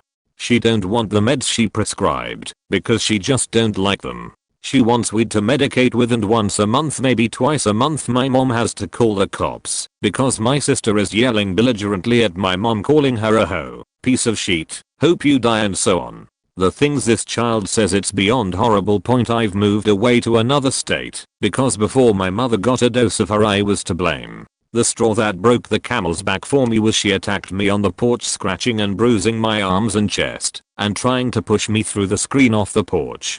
Mother blamed me and called us redneck trash for yelling. Then the day I had my fulfillment, I had asked mom something, and it was out of character to ask mom to do anything for me because she reacted badly every time you asked her to do something. That morning I asked for a favor. Mom lost her temper, yelled at me, woke my sister up, which put her into a state of hatred only the devil himself can manifest. I told my sister sorry, it's my fault. Mom's mad, so my sister proceeds to gather up what energy she could to scream at me, then spit in my face, and I slapped her hand like a child. She called mom, told her I punched her, which I didn't, and mom responded with I'm sick of y'all's shit, and told me I had 2 weeks to figure out where I was gonna go. I packed my things and made plans to move out of state, and I rented a U-Haul. I carried my items to the U-Haul by myself, dresser, chest of drawers etc. And mind you, I'm short. Mom was in disbelief when I left and loaded my truck onto the back of the U-Haul and headed almost 5 hours from home. Mom now calls me on occasion when my sister acts up or has my mom scared for her life. Or whenever the cops have been called. I can only tell her, well mom, I tried to tell you it wasn't me before, but I guess you are seeing firsthand now. Mom misses me, and my sister does too. However, my sister is one of those you need a timer set on how long enough is enough time to be around her before she loses it. That being said, my sanity is much better, and I no longer carry blame for someone else's problem. I love my sister, I really do, but that girl needs help, and I'm pretty sure it's going to be even a towie for God. I had to cut off my nana after my dad committed suicide. He did it 3 days before I turned 15, and obviously being a kid losing a parent, I didn't react right. I kind of disassociated and just went on with my life, but basically that caused nana to lose it at me, and she stopped talking to me at all. Not a word at the funeral or when I tried to talk to her after. So I stopped trying. It all came to a head when I wanted my dad's ashes, but she wouldn't give them to me and told me he never loved me and that he wouldn't want to be with me and a bunch of other stuff she never have said to a sad 15-year-old. Like, I get it, she was grieving, so was I. I did end up getting the ashes, only to discover years later that they are nothing more than fireplace trash. She wanted to be pals like we used to be, but I couldn't be around her anymore. So she started turning up at my jobs and family events I was at. She would get info about me from family that I then had to sever ties with because they couldn't understand why I didn't want this vile woman to know anything about me. Basically, every couple years she tries to get in touch, but I'm not keen. And I only have a relationship with my dad's 2 brothers cause they know she's crazy and know not to talk about me to her. She has done a lot of other crazy shit to cause a complete cut off, so this is like a Cliff Notes version. She does have 2 accounts that follow me on Insta though, hahaha. That's funny, this came up today. I texted my estranged dad today basically saying I just got engaged, I'm an adult now. Part of being an adult is taking responsibility. I was a shitty kid, but you were a shittier dad. Let's forget the last 15 years and start over, because when I was little he was a great dad, but when I hit my teens and started gaining weight and thinking for myself is when the problems arose. He worked on the rigs, and when he was home on the farm, he was the boss man and we had to work hard. I wanted to do other things with my time, like work on my art or go to extracurricular activities like everyone else I knew, and that wasn't allowed. Eventually I just stopped talking to him because it was apparent that he didn't care. He didn't talk to me except to ridicule me, boss me around, or yelling while he beat me for stupid mistakes. My sister came out as MTF transgender last year. She was always his right hand man as a kid because she put up with the nonsense. He figured the dynamic wouldn't be the same and the neighbors would judge her, so he just stopped talking to her and essentially fired her. She moved into the house they bought her for grat and hasn't gone back except to help my mother. When he leaves, he texted me happy birthday last year 2 days after my actual birthday. He never remembered. I once worked a 12-hour day for him and came home and made myself a tiny birthday cake for us to have after supper. He asked what it was for, and I said it was my 17th birthday. Oh, took a chunk, went and sat in front of the TV. He likes to lie. He says that his parents beat a work ethic into him. We did a relay for life for my grandmother, his mother, who beat cancer, and didn't participate and told my mom to make a thing for him since he had leukemia when he was a kid. Grandma asked what's that for. Mom explained and grandma got so mad. He lies about anything and everything and takes credit for other people's accomplishments, especially my mother's. The people in our hometown, where he grew up, got sick of his bullshit and stopped thinking he was some hometown hero. So when he bought a property in another small town, he'd go for coffee and trap all of them in his nonsense. It honestly sucks being his kid. I'm getting married next year and I don't even know if I want him to go. My pictures from grad all show him with a huge scowl on his face, obviously unhappy to be there and having anything to do with me. Update. He texted me back saying congrats. but it's best for him if he avoids people because they just dig up stuff from his past to use against him. But mom says he's just doing worse stuff now, so I don't know where he's getting this victim card. I'll type for my husband. He doesn't like Reddit as much as I do. I think he has a sad relationship with his mom. He hasn't been disowned, or his parents don't love him anymore, but his mother basically refuses to have anything to do with him or me directly. I've met her less than 10 times in the 5 years we've been married. I think the actual number is closer to 6 or 7 times if you include our wedding day. Thankfully he and his dad talk on the phone every day, almost, and his dad is fully aware that this is a terrible situation and doesn't think either of us are evil or malicious.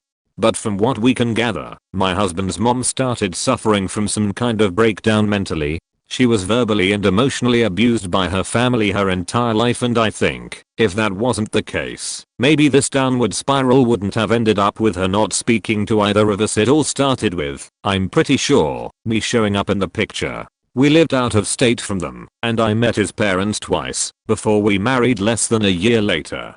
I thought our wedding went smoothly. It was a very small gathering with close family, but that's when she started accusing my husband and I of various abuses, like being offensive in some minor way, based on some casual phrase I used, etc. Just little things. Then we were both treated with full-on suspicion for a while. After I gave birth to our daughter, a lot of things said between her and his dad about how we mistreated her at the hospital, which his dad had no reason to question, because she had never made up stuff like that before. It wasn't until she broke down screaming and crying about how my husband and I bugged the electrical outlets in her home so that we could eavesdrop on her, and other accusations of prank calling her multiple times a day, that his dad realized, like a punch in the gut, that it was actually a mental breakdown she was having, and we hadn't done anything, or said anything, that she had ever insinuated or accused us of doing. I don't know what their life is like now, or how his dad is holding up. I just know she refuses to seek treatment. Only he and his dad talk about things mostly unrelated.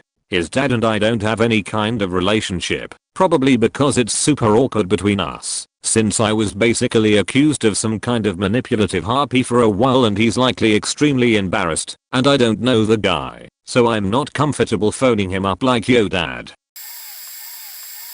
My mother. She doesn't know yet, but here is the list. Starting before my birth, she was abusive to my father, emotionally, financially, and physically. She bought a motorbike with my dad's money and had ridden it once from the shop to where they lived and made my dad quit his job, computer job, something about all digits hitting the number 9 causing the world to end. If anyone knows about that, some point between there and me being born, or even my early childhood, she shattered my dad's eye socket.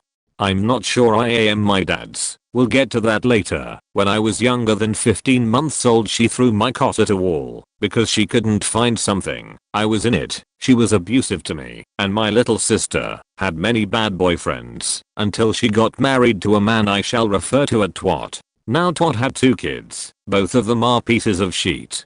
Twat was also abusive, but nowhere near as much as my mother. When my dad met a woman I couldn't put up with, I moved to my mother's. She's bipolar, I'm autistic. It was a mistake I would learn later on. When my dad met this woman I was 13, maybe 14, but when I was 16 I moved in with my mother.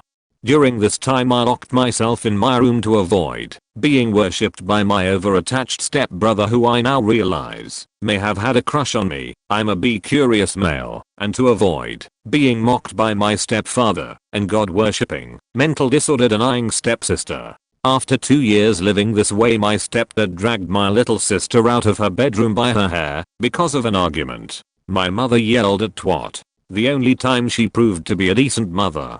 I moved out shortly after I was 18. This is where my mother's past lies catch up and ruin my sister's life and my relationship with her. You see, my sister isn't my sister. She's my half-sister. My mother had an affair while married to my dad. Yes, this is why I sometimes wonder if I'm his either. My mother even went as far as to attempt to demonize my grandparents on my dad's side for even accusing her of this. I have also cut contact with my half-sister because she has embraced her new dad so much she has actually hurt my dad. Me and my girlfriend warned her actions would hurt him and that I would never forgive her. My dad has been sent home from work about 6 times now, and I'm pissed. I'm a 20-year-old autistic male, and I'm having to be my dad's rock right now. I don't know if I can handle that responsibility, but I'm doing my best. My dad is my rock, and won't let anyone get away with hurting him. Sorry it was long, and thank you. Those who read this far. TLDR, my mother faked up my entire life and now I'm doubting my own genetics and identity. I basically disowned my mother. I'm the only girl on my mom's side out of 6 and the oldest. From a young age, she was always physically abusive with me, keeping me away from family members, constantly telling me I wasn't good enough, constantly telling people she doesn't do girls. Basically, I was her punching bag, while my little brothers got everything. After I hit 18, I just stopped talking to her. Then when I had my son at 27, she immediately tried to get back into my life. And of course, since I had the full belief that she's my mom, I can't stay mad at her. I stupidly let her back into my life. She proceeded to make some pretty dumb comments about how to raise my son, like she was mother of the year with me. She tried telling me to name my son Remington, told me not to vaccinate, son is 3 and fully vaccinated according to the proper vaccine schedule, told me she hated my son's chosen name, etc. Stupidly, I went to visit her when son was a year and a bit old. When she told her friend that her daughter was visiting with her son, instead of saying he was her grandson, I knew I was done. I was done going out of my way to try and fix the relationship. I wasn't going to force my son to know her when she won't even acknowledge that he is her grandson. She also doesn't understand that things she tells people get back to me. She's called me and my boyfriend losers several times in the past 2 years. To me, I can only thank her for giving me life and teaching me what not to do when raising my child. I'm not the parent or child in this story, but close point. My sister was adopted as a baby, but I was born into the family. As she grew up, knowing it, she came to resent us instead of the family who gave her up. As a teenager, she became very rebellious and started doing drugs. In middle school, she became friends with a group of guys who started skipping school and breaking into our house. She told them where the key was and stealing money and other things. My dad caught them. They were sent away. My sister continued to rebel, and once she turned 18, she moved out and cut off contact with my parents. A year later, she resurfaced, living in the big city 30 minutes from us. We were a small, isolated burb. Moved back in for a while. Things were okay for a while, then she vanished again 2 years later, resurfaced in the big city again. Then vanished again. These vanishings were not all drug related, but some were. She really didn't want much to do with us. She was pregnant, had a baby, my niece. She married the father, but a few months later, vanished again. A year later, resurfaced in another larger city nearby. For a while, things were okay. I loved my niece to death. But my sister's husband got a job on the other side of the country. They moved to the West Coast. We were in the Midwest. Communication was good at first. They even came back for my wedding. Not long after, though, they vanished again. About a year later, we heard from her again. By this point, my parents had moved to Florida for retirement. We had a family reunion in which we all visited my parents in Florida. It went well, but it became clear that my sister and her husband were into heavy drug use, so most of the week was spent with my niece, while sister/hubby stayed at their hotel without us. They went home and vanished again. This time, it was nearly a decade before they resurface. At this point, the hubby was gone. My sister was living in a poor house, and my niece was living with friends. This contact was important because it gave us a lead into finding my niece. The next time they stopped communicating. By this point, my parents had given up. They made no further attempts to contact my sister because she clearly didn't want to be part of our family. Once Facebook came about, though, I was able to trace my niece down. From this point on, the relationship with my niece has been very good. She is now in her late 20s, has a baby of her own, and is, by all accounts, a wonderful woman. Meanwhile, in the last 20 years, we have spoken to my sister exactly one time. I managed to track her down when my father died, with the assistance of my niece. We had a good conversation, and a couple of days later, I arranged a phone call between her and my mother. It was awkward, but okay. From that point on, I have attempted to reach my sister, but she has ignored all attempts to communicate. TLDR, my sister has spent the last 35 years trying to distance herself from my parents and myself. My parents finally accepted it and gave up on the desire to try. Not a parent, but I have a younger brother I've cut off contact with. His most recent crimes put him away for 10 to 15 years. I believe he's a level 4th prisoner for the first 3 years. Their options are greater restricted inside, but I'm not sure how. So point before that though there were always signs, small things at first, but they continued to escalate through the years. Growing up, my things would disappear, or he'd loan something of mine to a friend that just happens to move away. That happened twice. I recall another time $100 came up missing from my dad's wallet.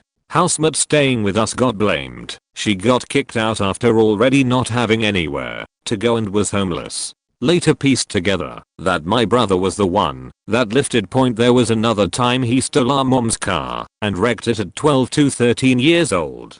Don't remember if it was that incident or not, but he was grounded at one point. No TV, games, going outside, etc. Our mom worked and usually didn't get home 2 to 3 hours after school let out, so I watched him during the day.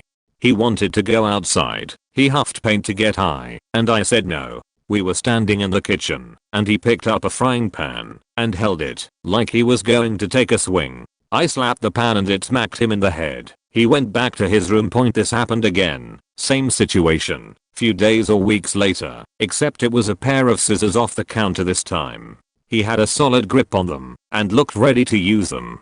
Sort of had them in a reverse grip, so I backed down this time. I think it was that day he stopped being my brother and became a threat. He'd been in and out of detention centers after that. Wanted to come live with me and my wife when we got out the first time and had to tell him I wanted nothing to do with him. We tried reconnecting a couple times when he got out, and he seemed like he was trying, but his finding religion and suspicion of medications made him dangerous to me still. Unpredictable. Or 1,000 good days isn't worth one bad with him. He'll be 38 at the earliest when he gets out. He's never not been in prison for more than 2 to 3 years at a time. He has no hope for being a redeeming person when he gets out, and I do not want him knowing my address. I was upset to receive a letter from him. Someone in my family shared my current address with him. I'm tempted to erase this comment now that I read it over again because of the emotions it stirs in me. I'm both furious and full of pity for him and his victims, present and future. Further details I cannot provide. I was intentionally vague to discuss specifics. Not what you're looking for, but my older sister and I have completely disowned our mother, and due to recent events I'm almost certain she's finally done the same. TLDR, our mother was an extremely abusive alcoholic. Would leave my sister and I home alone for days at a time when we were way too young, 9 and 4 to be exact, so she could go out and party. Among other things, I have 2 older siblings. A sister that is 5 years older than me, and a brother that is 8 years older than me. My brother got the best of the abuse. Only a few days after he was born, she lived in Jacksonville with his father at the time. She abandoned both of them and moved back up to central New York, near Syracuse. I got the median of the abuse. I mostly remember being locked in my room all day while my mother and her siblings drank and did drugs. I also distinctly remember her breaking my toys and taking my bed away when I made her upset. I was lucky enough that my father and grandparents fought tooth and nail to get custody of me when he discovered I was his child. I was 2 years old at the time. He finally got joint custody right around when I turned 3, which turned into my mother getting me on weekends for a few years, and ultimately after multiple DUIs with me in the backseat she lost me for good. My sister though, God bless her, she could never do anything right in our mom's eyes. Constantly being hit, screamed at, getting her clothes thrown out or given away. Our mom even shaved her head one day when she came home from school with beads weaved into her hair. The final straw was when my sister was staying at her house. My dad had already had custody of me at this point, and my sister had a nightmare. My mother pulled a knife on her and threatened her for waking her up. My sister ended up walking all the way to my dad's house on the other side of town in the middle of winter in nothing but her pajamas and a pair of slippers. Police were called and my sister's father arrived. She stayed with them for a while after that.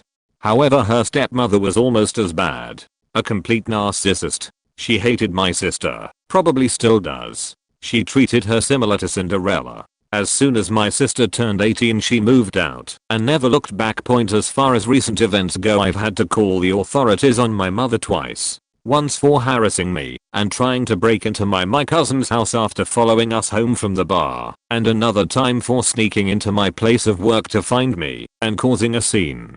She was extremely intoxicated both times. The good news is that my siblings and I are doing great for ourselves. My brother still lives down south and owns his own contracting business, flooring, painting, construction, roofing, etc., and is married to his high school sweetheart and they have 2 kids together. My sister is currently engaged and is getting married soon, and they just has their 3rd child. I recently got my own place across the street from where I work, and I'm almost 4 years off of opiates. The bad news is that, even though nowadays I get along great with everyone else on my mom's side of the family, she's still around them all the time. Couch surfing and being a complete charity case. I can't spend time with them without seeing her, and that's never going to happen. Maybe someday I'll reach out to her. My sister and I almost did after she had her 1st child, but conveniently enough our mother was arrested for public intoxication and paraphernalia possession the morning before we arrived.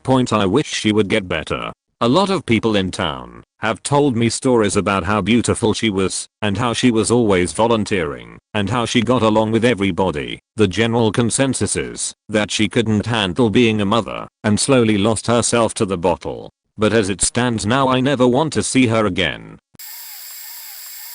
My parents have partially disowned me. My parents are pretty accepting of various cultures and walks of life, but not their own kid being gay. I came out to my parents after my 2nd year in community college, 5 years ago, due to stress and the pressure of being super religious. I thought they were pretty cool with it, since same-sex marriage was being normalized in the United States, and we had really great conversations about it. Apparently not. I had come out to them in a letter that I liked boys, and honestly this is who I am. The first thing my parents did was ask me if I was molested and if anyone harmed me. Then I went on the defensive as my parents just started yelling saying that they were ashamed of me and was worried about their reputation in the community around here. My dad even decided to call in an imam to come visit me, and I had to lock myself in my room because I didn't want to talk to anyone after that awful experience. I had been kicked out of the house and moved up in New York with my cousins for about 2 months. I moved back since I needed to finish my associate's and bachelor's degree. I was able to move back in on the basis that we don't talk about my sexuality until I get my bachelor's degree. Since then they started praying the gay away every day for the past 5 years and been asking me to become religious again. I've managed to graduate with my bachelor's degree and land my first job as of 3 weeks ago. Eventually in the next few months, my parents will probably ask me about my sexuality again and officially get disowned. At this point, I'm just trying to save up as much money as I can to move out and find an apartment with my friends. I totally agree that it gets better, but it just faking hurts when your parents just decide to throw all your love away just because I like guys. I disowned my son for cooking meth. He was always the anomaly in the family and we just don't know where we went wrong. We provided for him, raised him in a nice house in a good neighborhood. We were extremely caring and supportive parents to both our children, and it took such a toll on us seeing our son throw away every opportunity he had to get clean. Eventually we gave up letting him take advantage of us. It got to the point where he would only visit when he needed money or a place to stay, and as our younger child got older we realized we couldn't risk his bad influence corrupting the son we still had hope for. We had to put our foot down and get rid of him after we found marijuana in our house. We just couldn't let our other son grow up in that environment. I mean, what if he'd found the marijuana before we did? We absolutely couldn't risk losing another son to drugs. At that point we'd given up all hope of saving our older son, but we still loved him. discovering the meth lab he created in his late aunt's house, and having no choice but to disown him was absolutely gut-wrenching. I don't know how he ever got involved with that life. God only knows what drugged up dropout convinced him to do that. Point we didn't hear from him again until we got an offer for the house. Some skeezy lawyer who massively undercut the price. Turns out he was representing our own son, which we only found out when we turned up to see in the new owners, and he walked in and locked the door. I don't know where he got the money. Point last we heard he was a fugitive suspect in a gang massacre. They say he ran the largest meth lab in the state. He asked us to meet him but never showed. I don't know if or when I'll ever see my boy again. I worry so much every day that he'll be killed. I just want him to be safe. Not necessarily on topic, but a sad story in reverse. My wife and I started dating many years ago, and I grew to know my future family, including my future sister-in-laws. One was married already to a guy that seemed to be an okay guy. My father-in-law was somewhat well off for a blue-collar guy and helped them establish a local business by co-signing on the land/home on a well-established lot in our town. Phil spent tens of thousands of dollars and hundreds of hours of his own time bringing the establishment up to code. They finally opened their doors and were rather successful. Enter bad guy. My future Sil and her husband became acquainted with a false prophet. Dude claimed to be the next messiah, and Sil's husband bought into it to a certain degree, but also saw the $$ opportunity in it as well. They essentially created their own cult and started raking in some money. In doing so, my Sil and her husband completely cut ties with my in-laws, my wife, the other sister, and everyone else with any blood/legal relation, including me. My in-laws, being forgiving/loving Christians, did everything in their power to restore some form of goodwill and communication. This was met with a local sheriff's deputy showing up at my Phil's house and issuing a restraining order for his daughter, my Sil, her husband, and their children, his grandchildren, and a criminal trespass warning for their business and residential properties, which he was a cosigner for on the loans. Communications were one-sided from that point forward. My wife reached out and got blocked on social media. My other Sil reached out and also got blocked. I got blocked 5+ years later when my wife used my FB account to inform her estranged sister that their grandmother had died and wanted to let her know about the arrangements. I was blocked, and they never showed up, sent flowers, or otherwise acknowledged the message. Years later, I now have a 10-year-old nephew I haven't seen since he was 2 months old, and 2 nieces that are 8 and 3 that I have never met and probably never will. Not me, but happened to a really close friend. Her birth dad is a real piece of shit, lying and cheating all throughout Mera's life. He was in and out, mostly out of her and get 2 sisters lives, and mostly only came around when he needed something from her mom. Mera told me that he's always been a junkie and alcoholic, and his older brother refused to have anything to do with him, but not his mom. His mom would go without eating so she could pay his bail, or if he needed money. She once had her electric shut off because he took so much from her. Well, 2 years ago, Mera and I were hanging out when she got a call from her mom. Her grandma had died. Mera's dad was living at her house, which was out in the boonies, with his meth head girlfriend, offering to get clean and help around the house since Mera's grandma was getting on in years. Instead, he abandoned her for 5 days. At some point, she had walked out to the porch to get the mail, had a stroke, and laid outside for 3 days during October.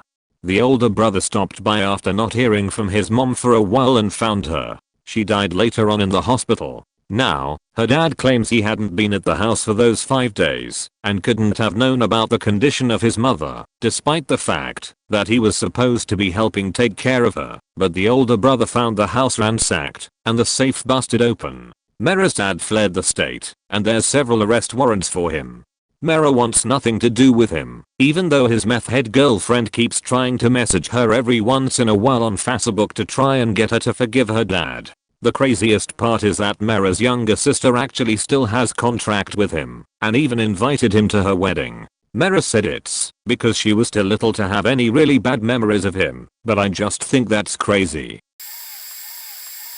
My parents disowned my younger sister a couple years back. My mum is of South American descent and our extended family would always see each other on a weekly basis, so the typical notion of family was very dear in her heart.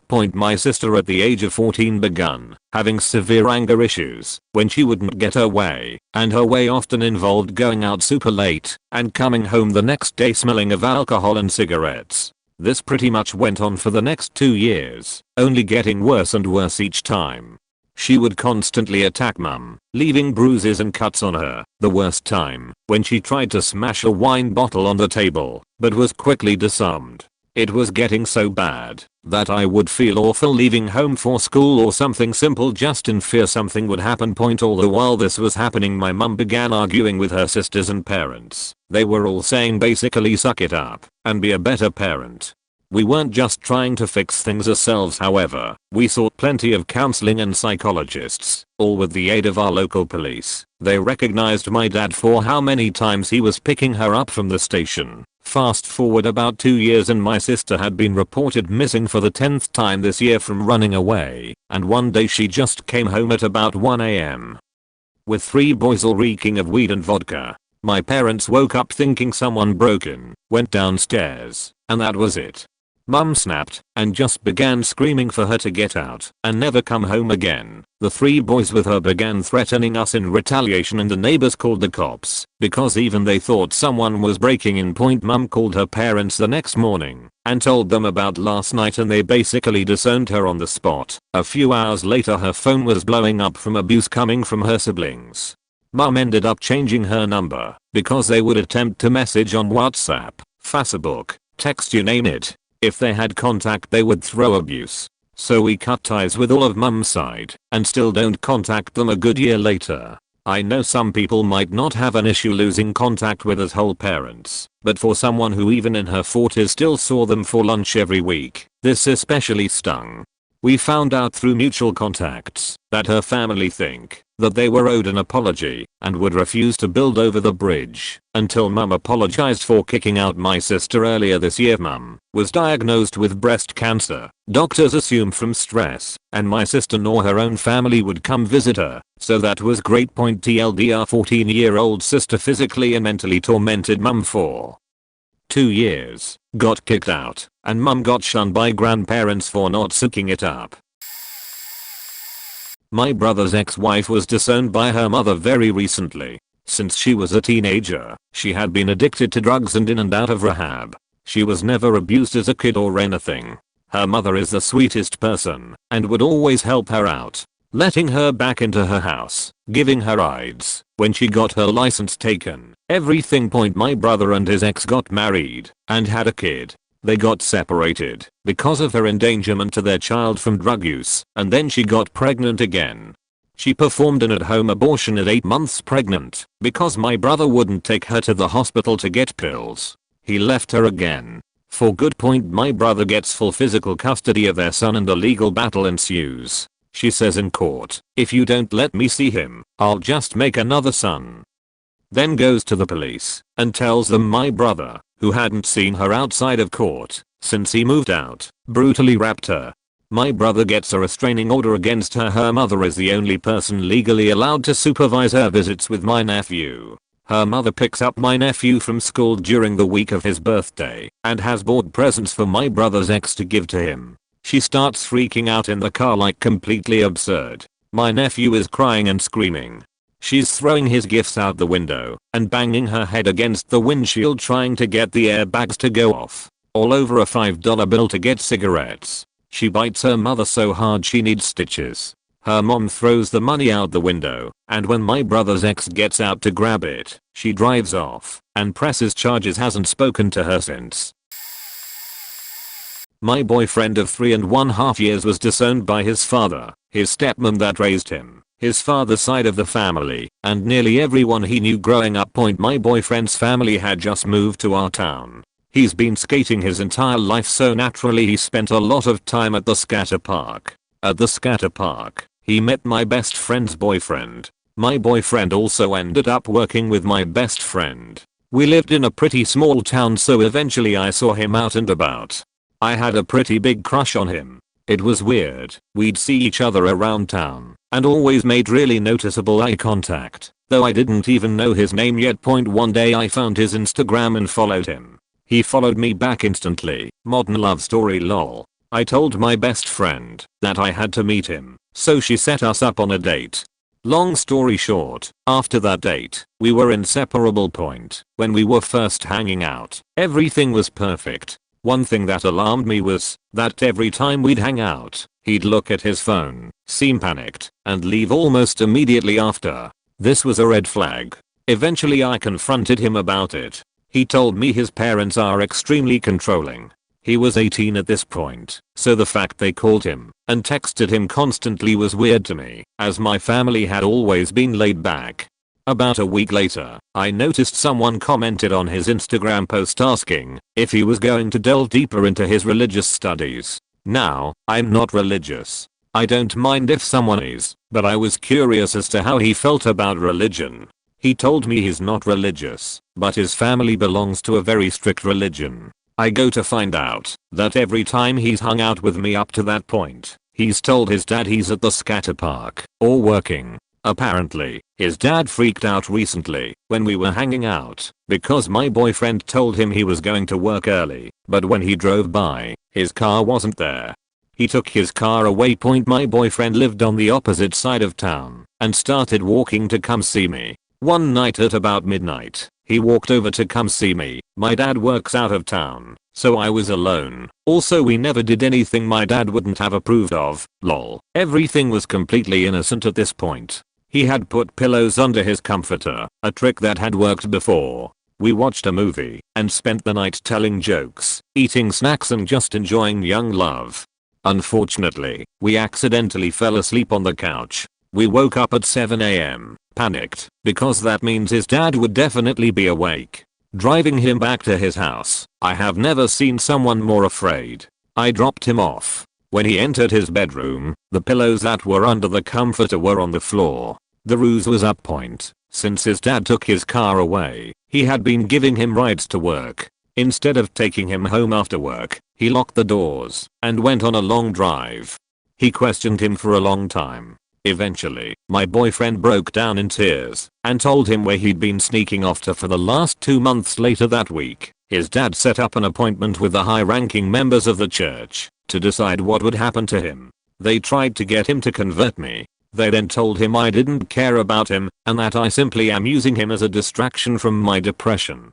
Despite all of this, he wasn't fazed. His dad gave him the ultimatum that he either never talks to me again or he is going to be shunned from his family and be forced to move out. He had a week to decide. When the week was up, his dad came to his room and said, "We are gonna start Bible study. If I don't see you up there, I'll assume you left." And that was that. He left his house with nothing but a few $100 that he had from his last paycheck and a bag of clothes. My family took him in. Over the years, he's revealed more to me about the strictness of his parents that still shocks me. They didn't let him get his license until he was 18. They weren't going to let him go to college. He was never allowed to join any clubs at school or go to any dances/events. The only friends he was allowed to have were members of his religion. The thing that's crazy is, he was a nerdy, quiet kid who never got into trouble. His sister, who still tries to talk to him, has confirmed this. His parents have still not talked to him. Years later, he struggled financially at first. He didn't have health insurance for years.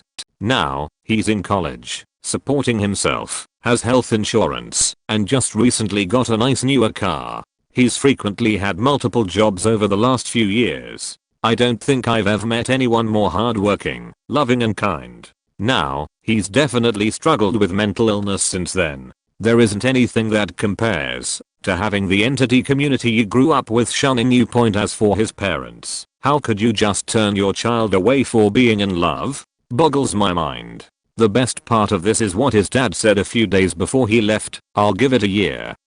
It's been 3.5 years now, going strong. It was never outright said to me, but I've always known my dad didn't want me. It's kind of hard not to. My mom, married, had an affair with a married man. Her husband at the time was an abusive but obsessive and clever piece of shit, and he pieced it together and went down there himself to spill the beans to him. My dad was known in his neighborhood as a good family man. He had 3 grown children, and one of them was disabled by a car accident. She was homecoming queen kinda girl. They are her full-time caretakers, so I don't remember what happened exactly, but somehow as a small child I must have observed to my mother that children typically have 2 parents, and then for some godforsaken reason she reached out to him asking if he could be a dad for me, and he for some other godforsaken reason agreed to give it a shot. His wife resented the absolute shit out of me, and my oblivious undiagnosed autistic/ADDers ran around the neighborhood telling anyone that would listen about my daddy. Nope, not my grandpa, that's my daddy. Anyway, his wife beat me and screamed at me and rant about what a horrible mother I had. He would regularly cut our visits short by loading me in the car and driving me the several hours long trip home in mostly silence after one of his wife's outbursts. The last one happened when I was 9. I chewed chunks out of her foam pool raft, an autistic stim. She completely lost it. That dropped me off, and I didn't really hear from them again. I refused to bring it up because I was so ashamed, and no one spoke to me about it. It isn't really until right now, writing this, that I realize I didn't actually have the power in that equation.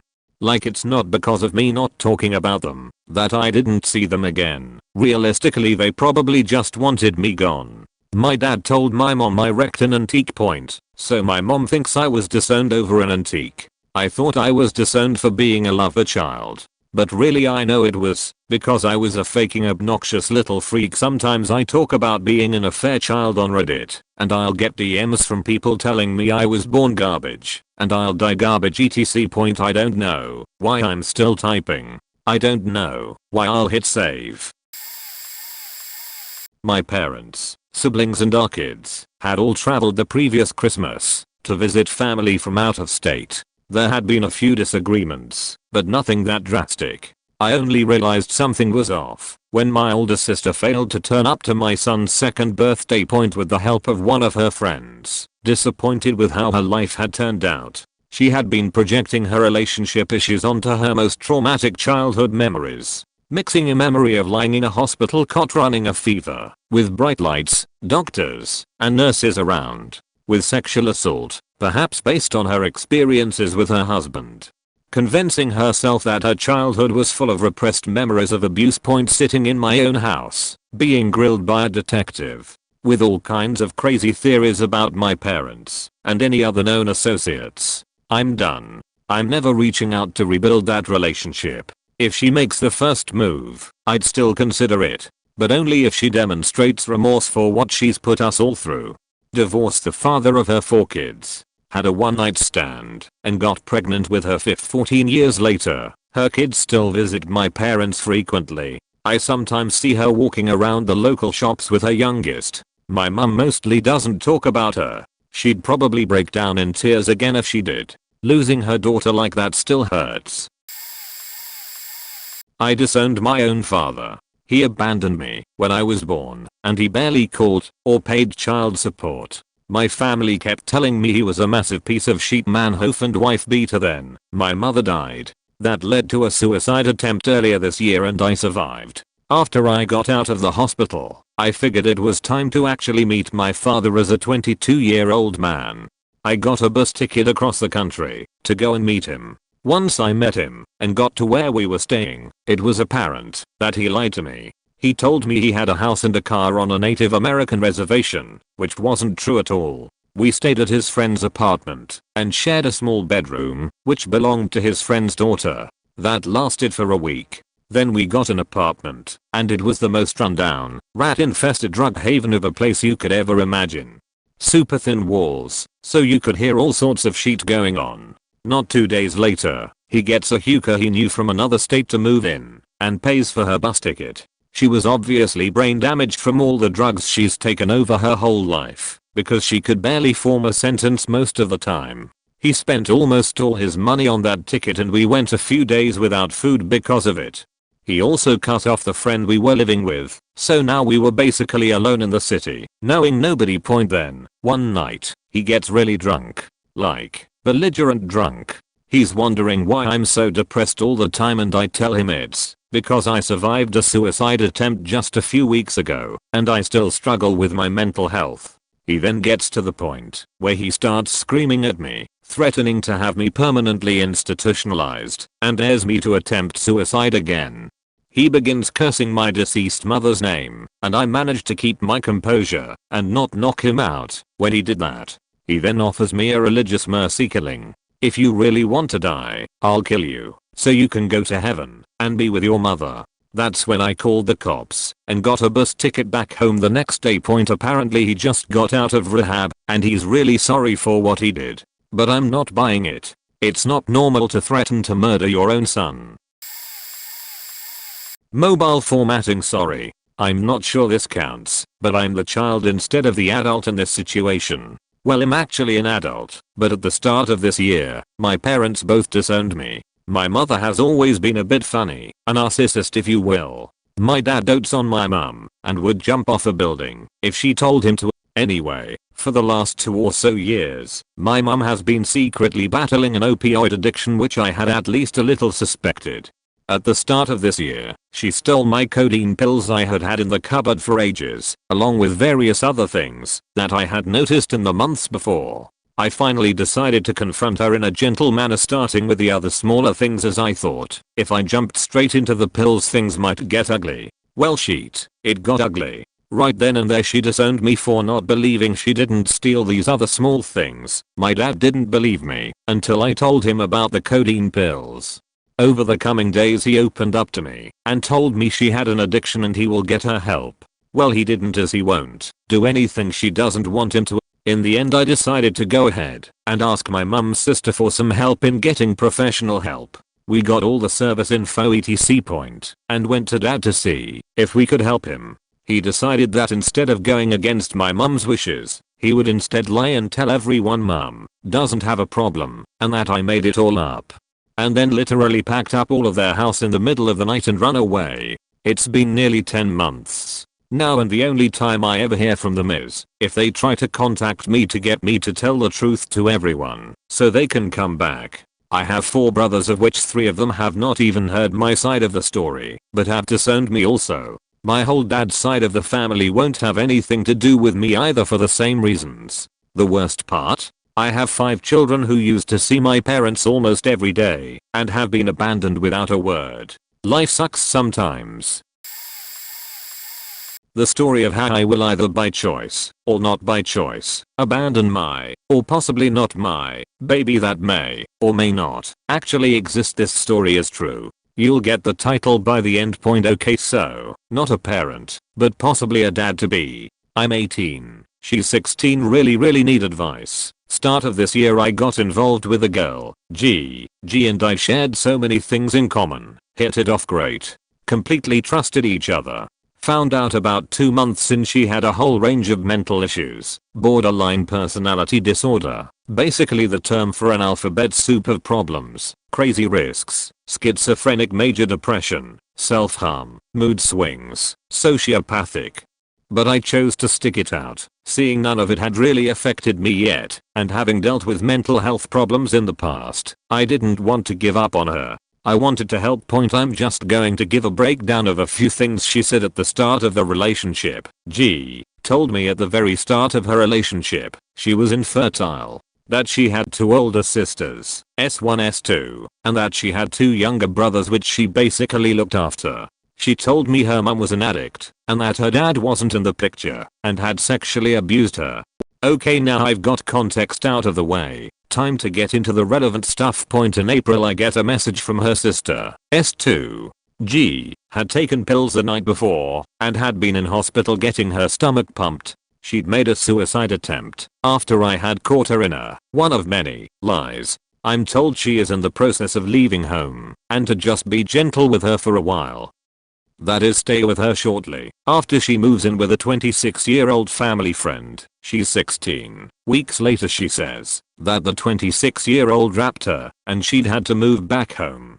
At this point she stopped sending photos. In retrospect I believe she'd stayed with the guy the entire time. Okay, now I've got context out of the way, time to get into the relevant stuff. So finally the big reveal. May. She tells me she's pregnant. She wants to keep it, but will get rid of it if it's what I need. I tell her yes. At this point, I'm fully aware she's totally psychotic. She insists on using ascorbic acid, found in vitamin C tablets, and I decide I should stay with her for a couple more weeks. Because of the difficulty she was going to have terminating the pregnancy. School ball comes around a few weeks later.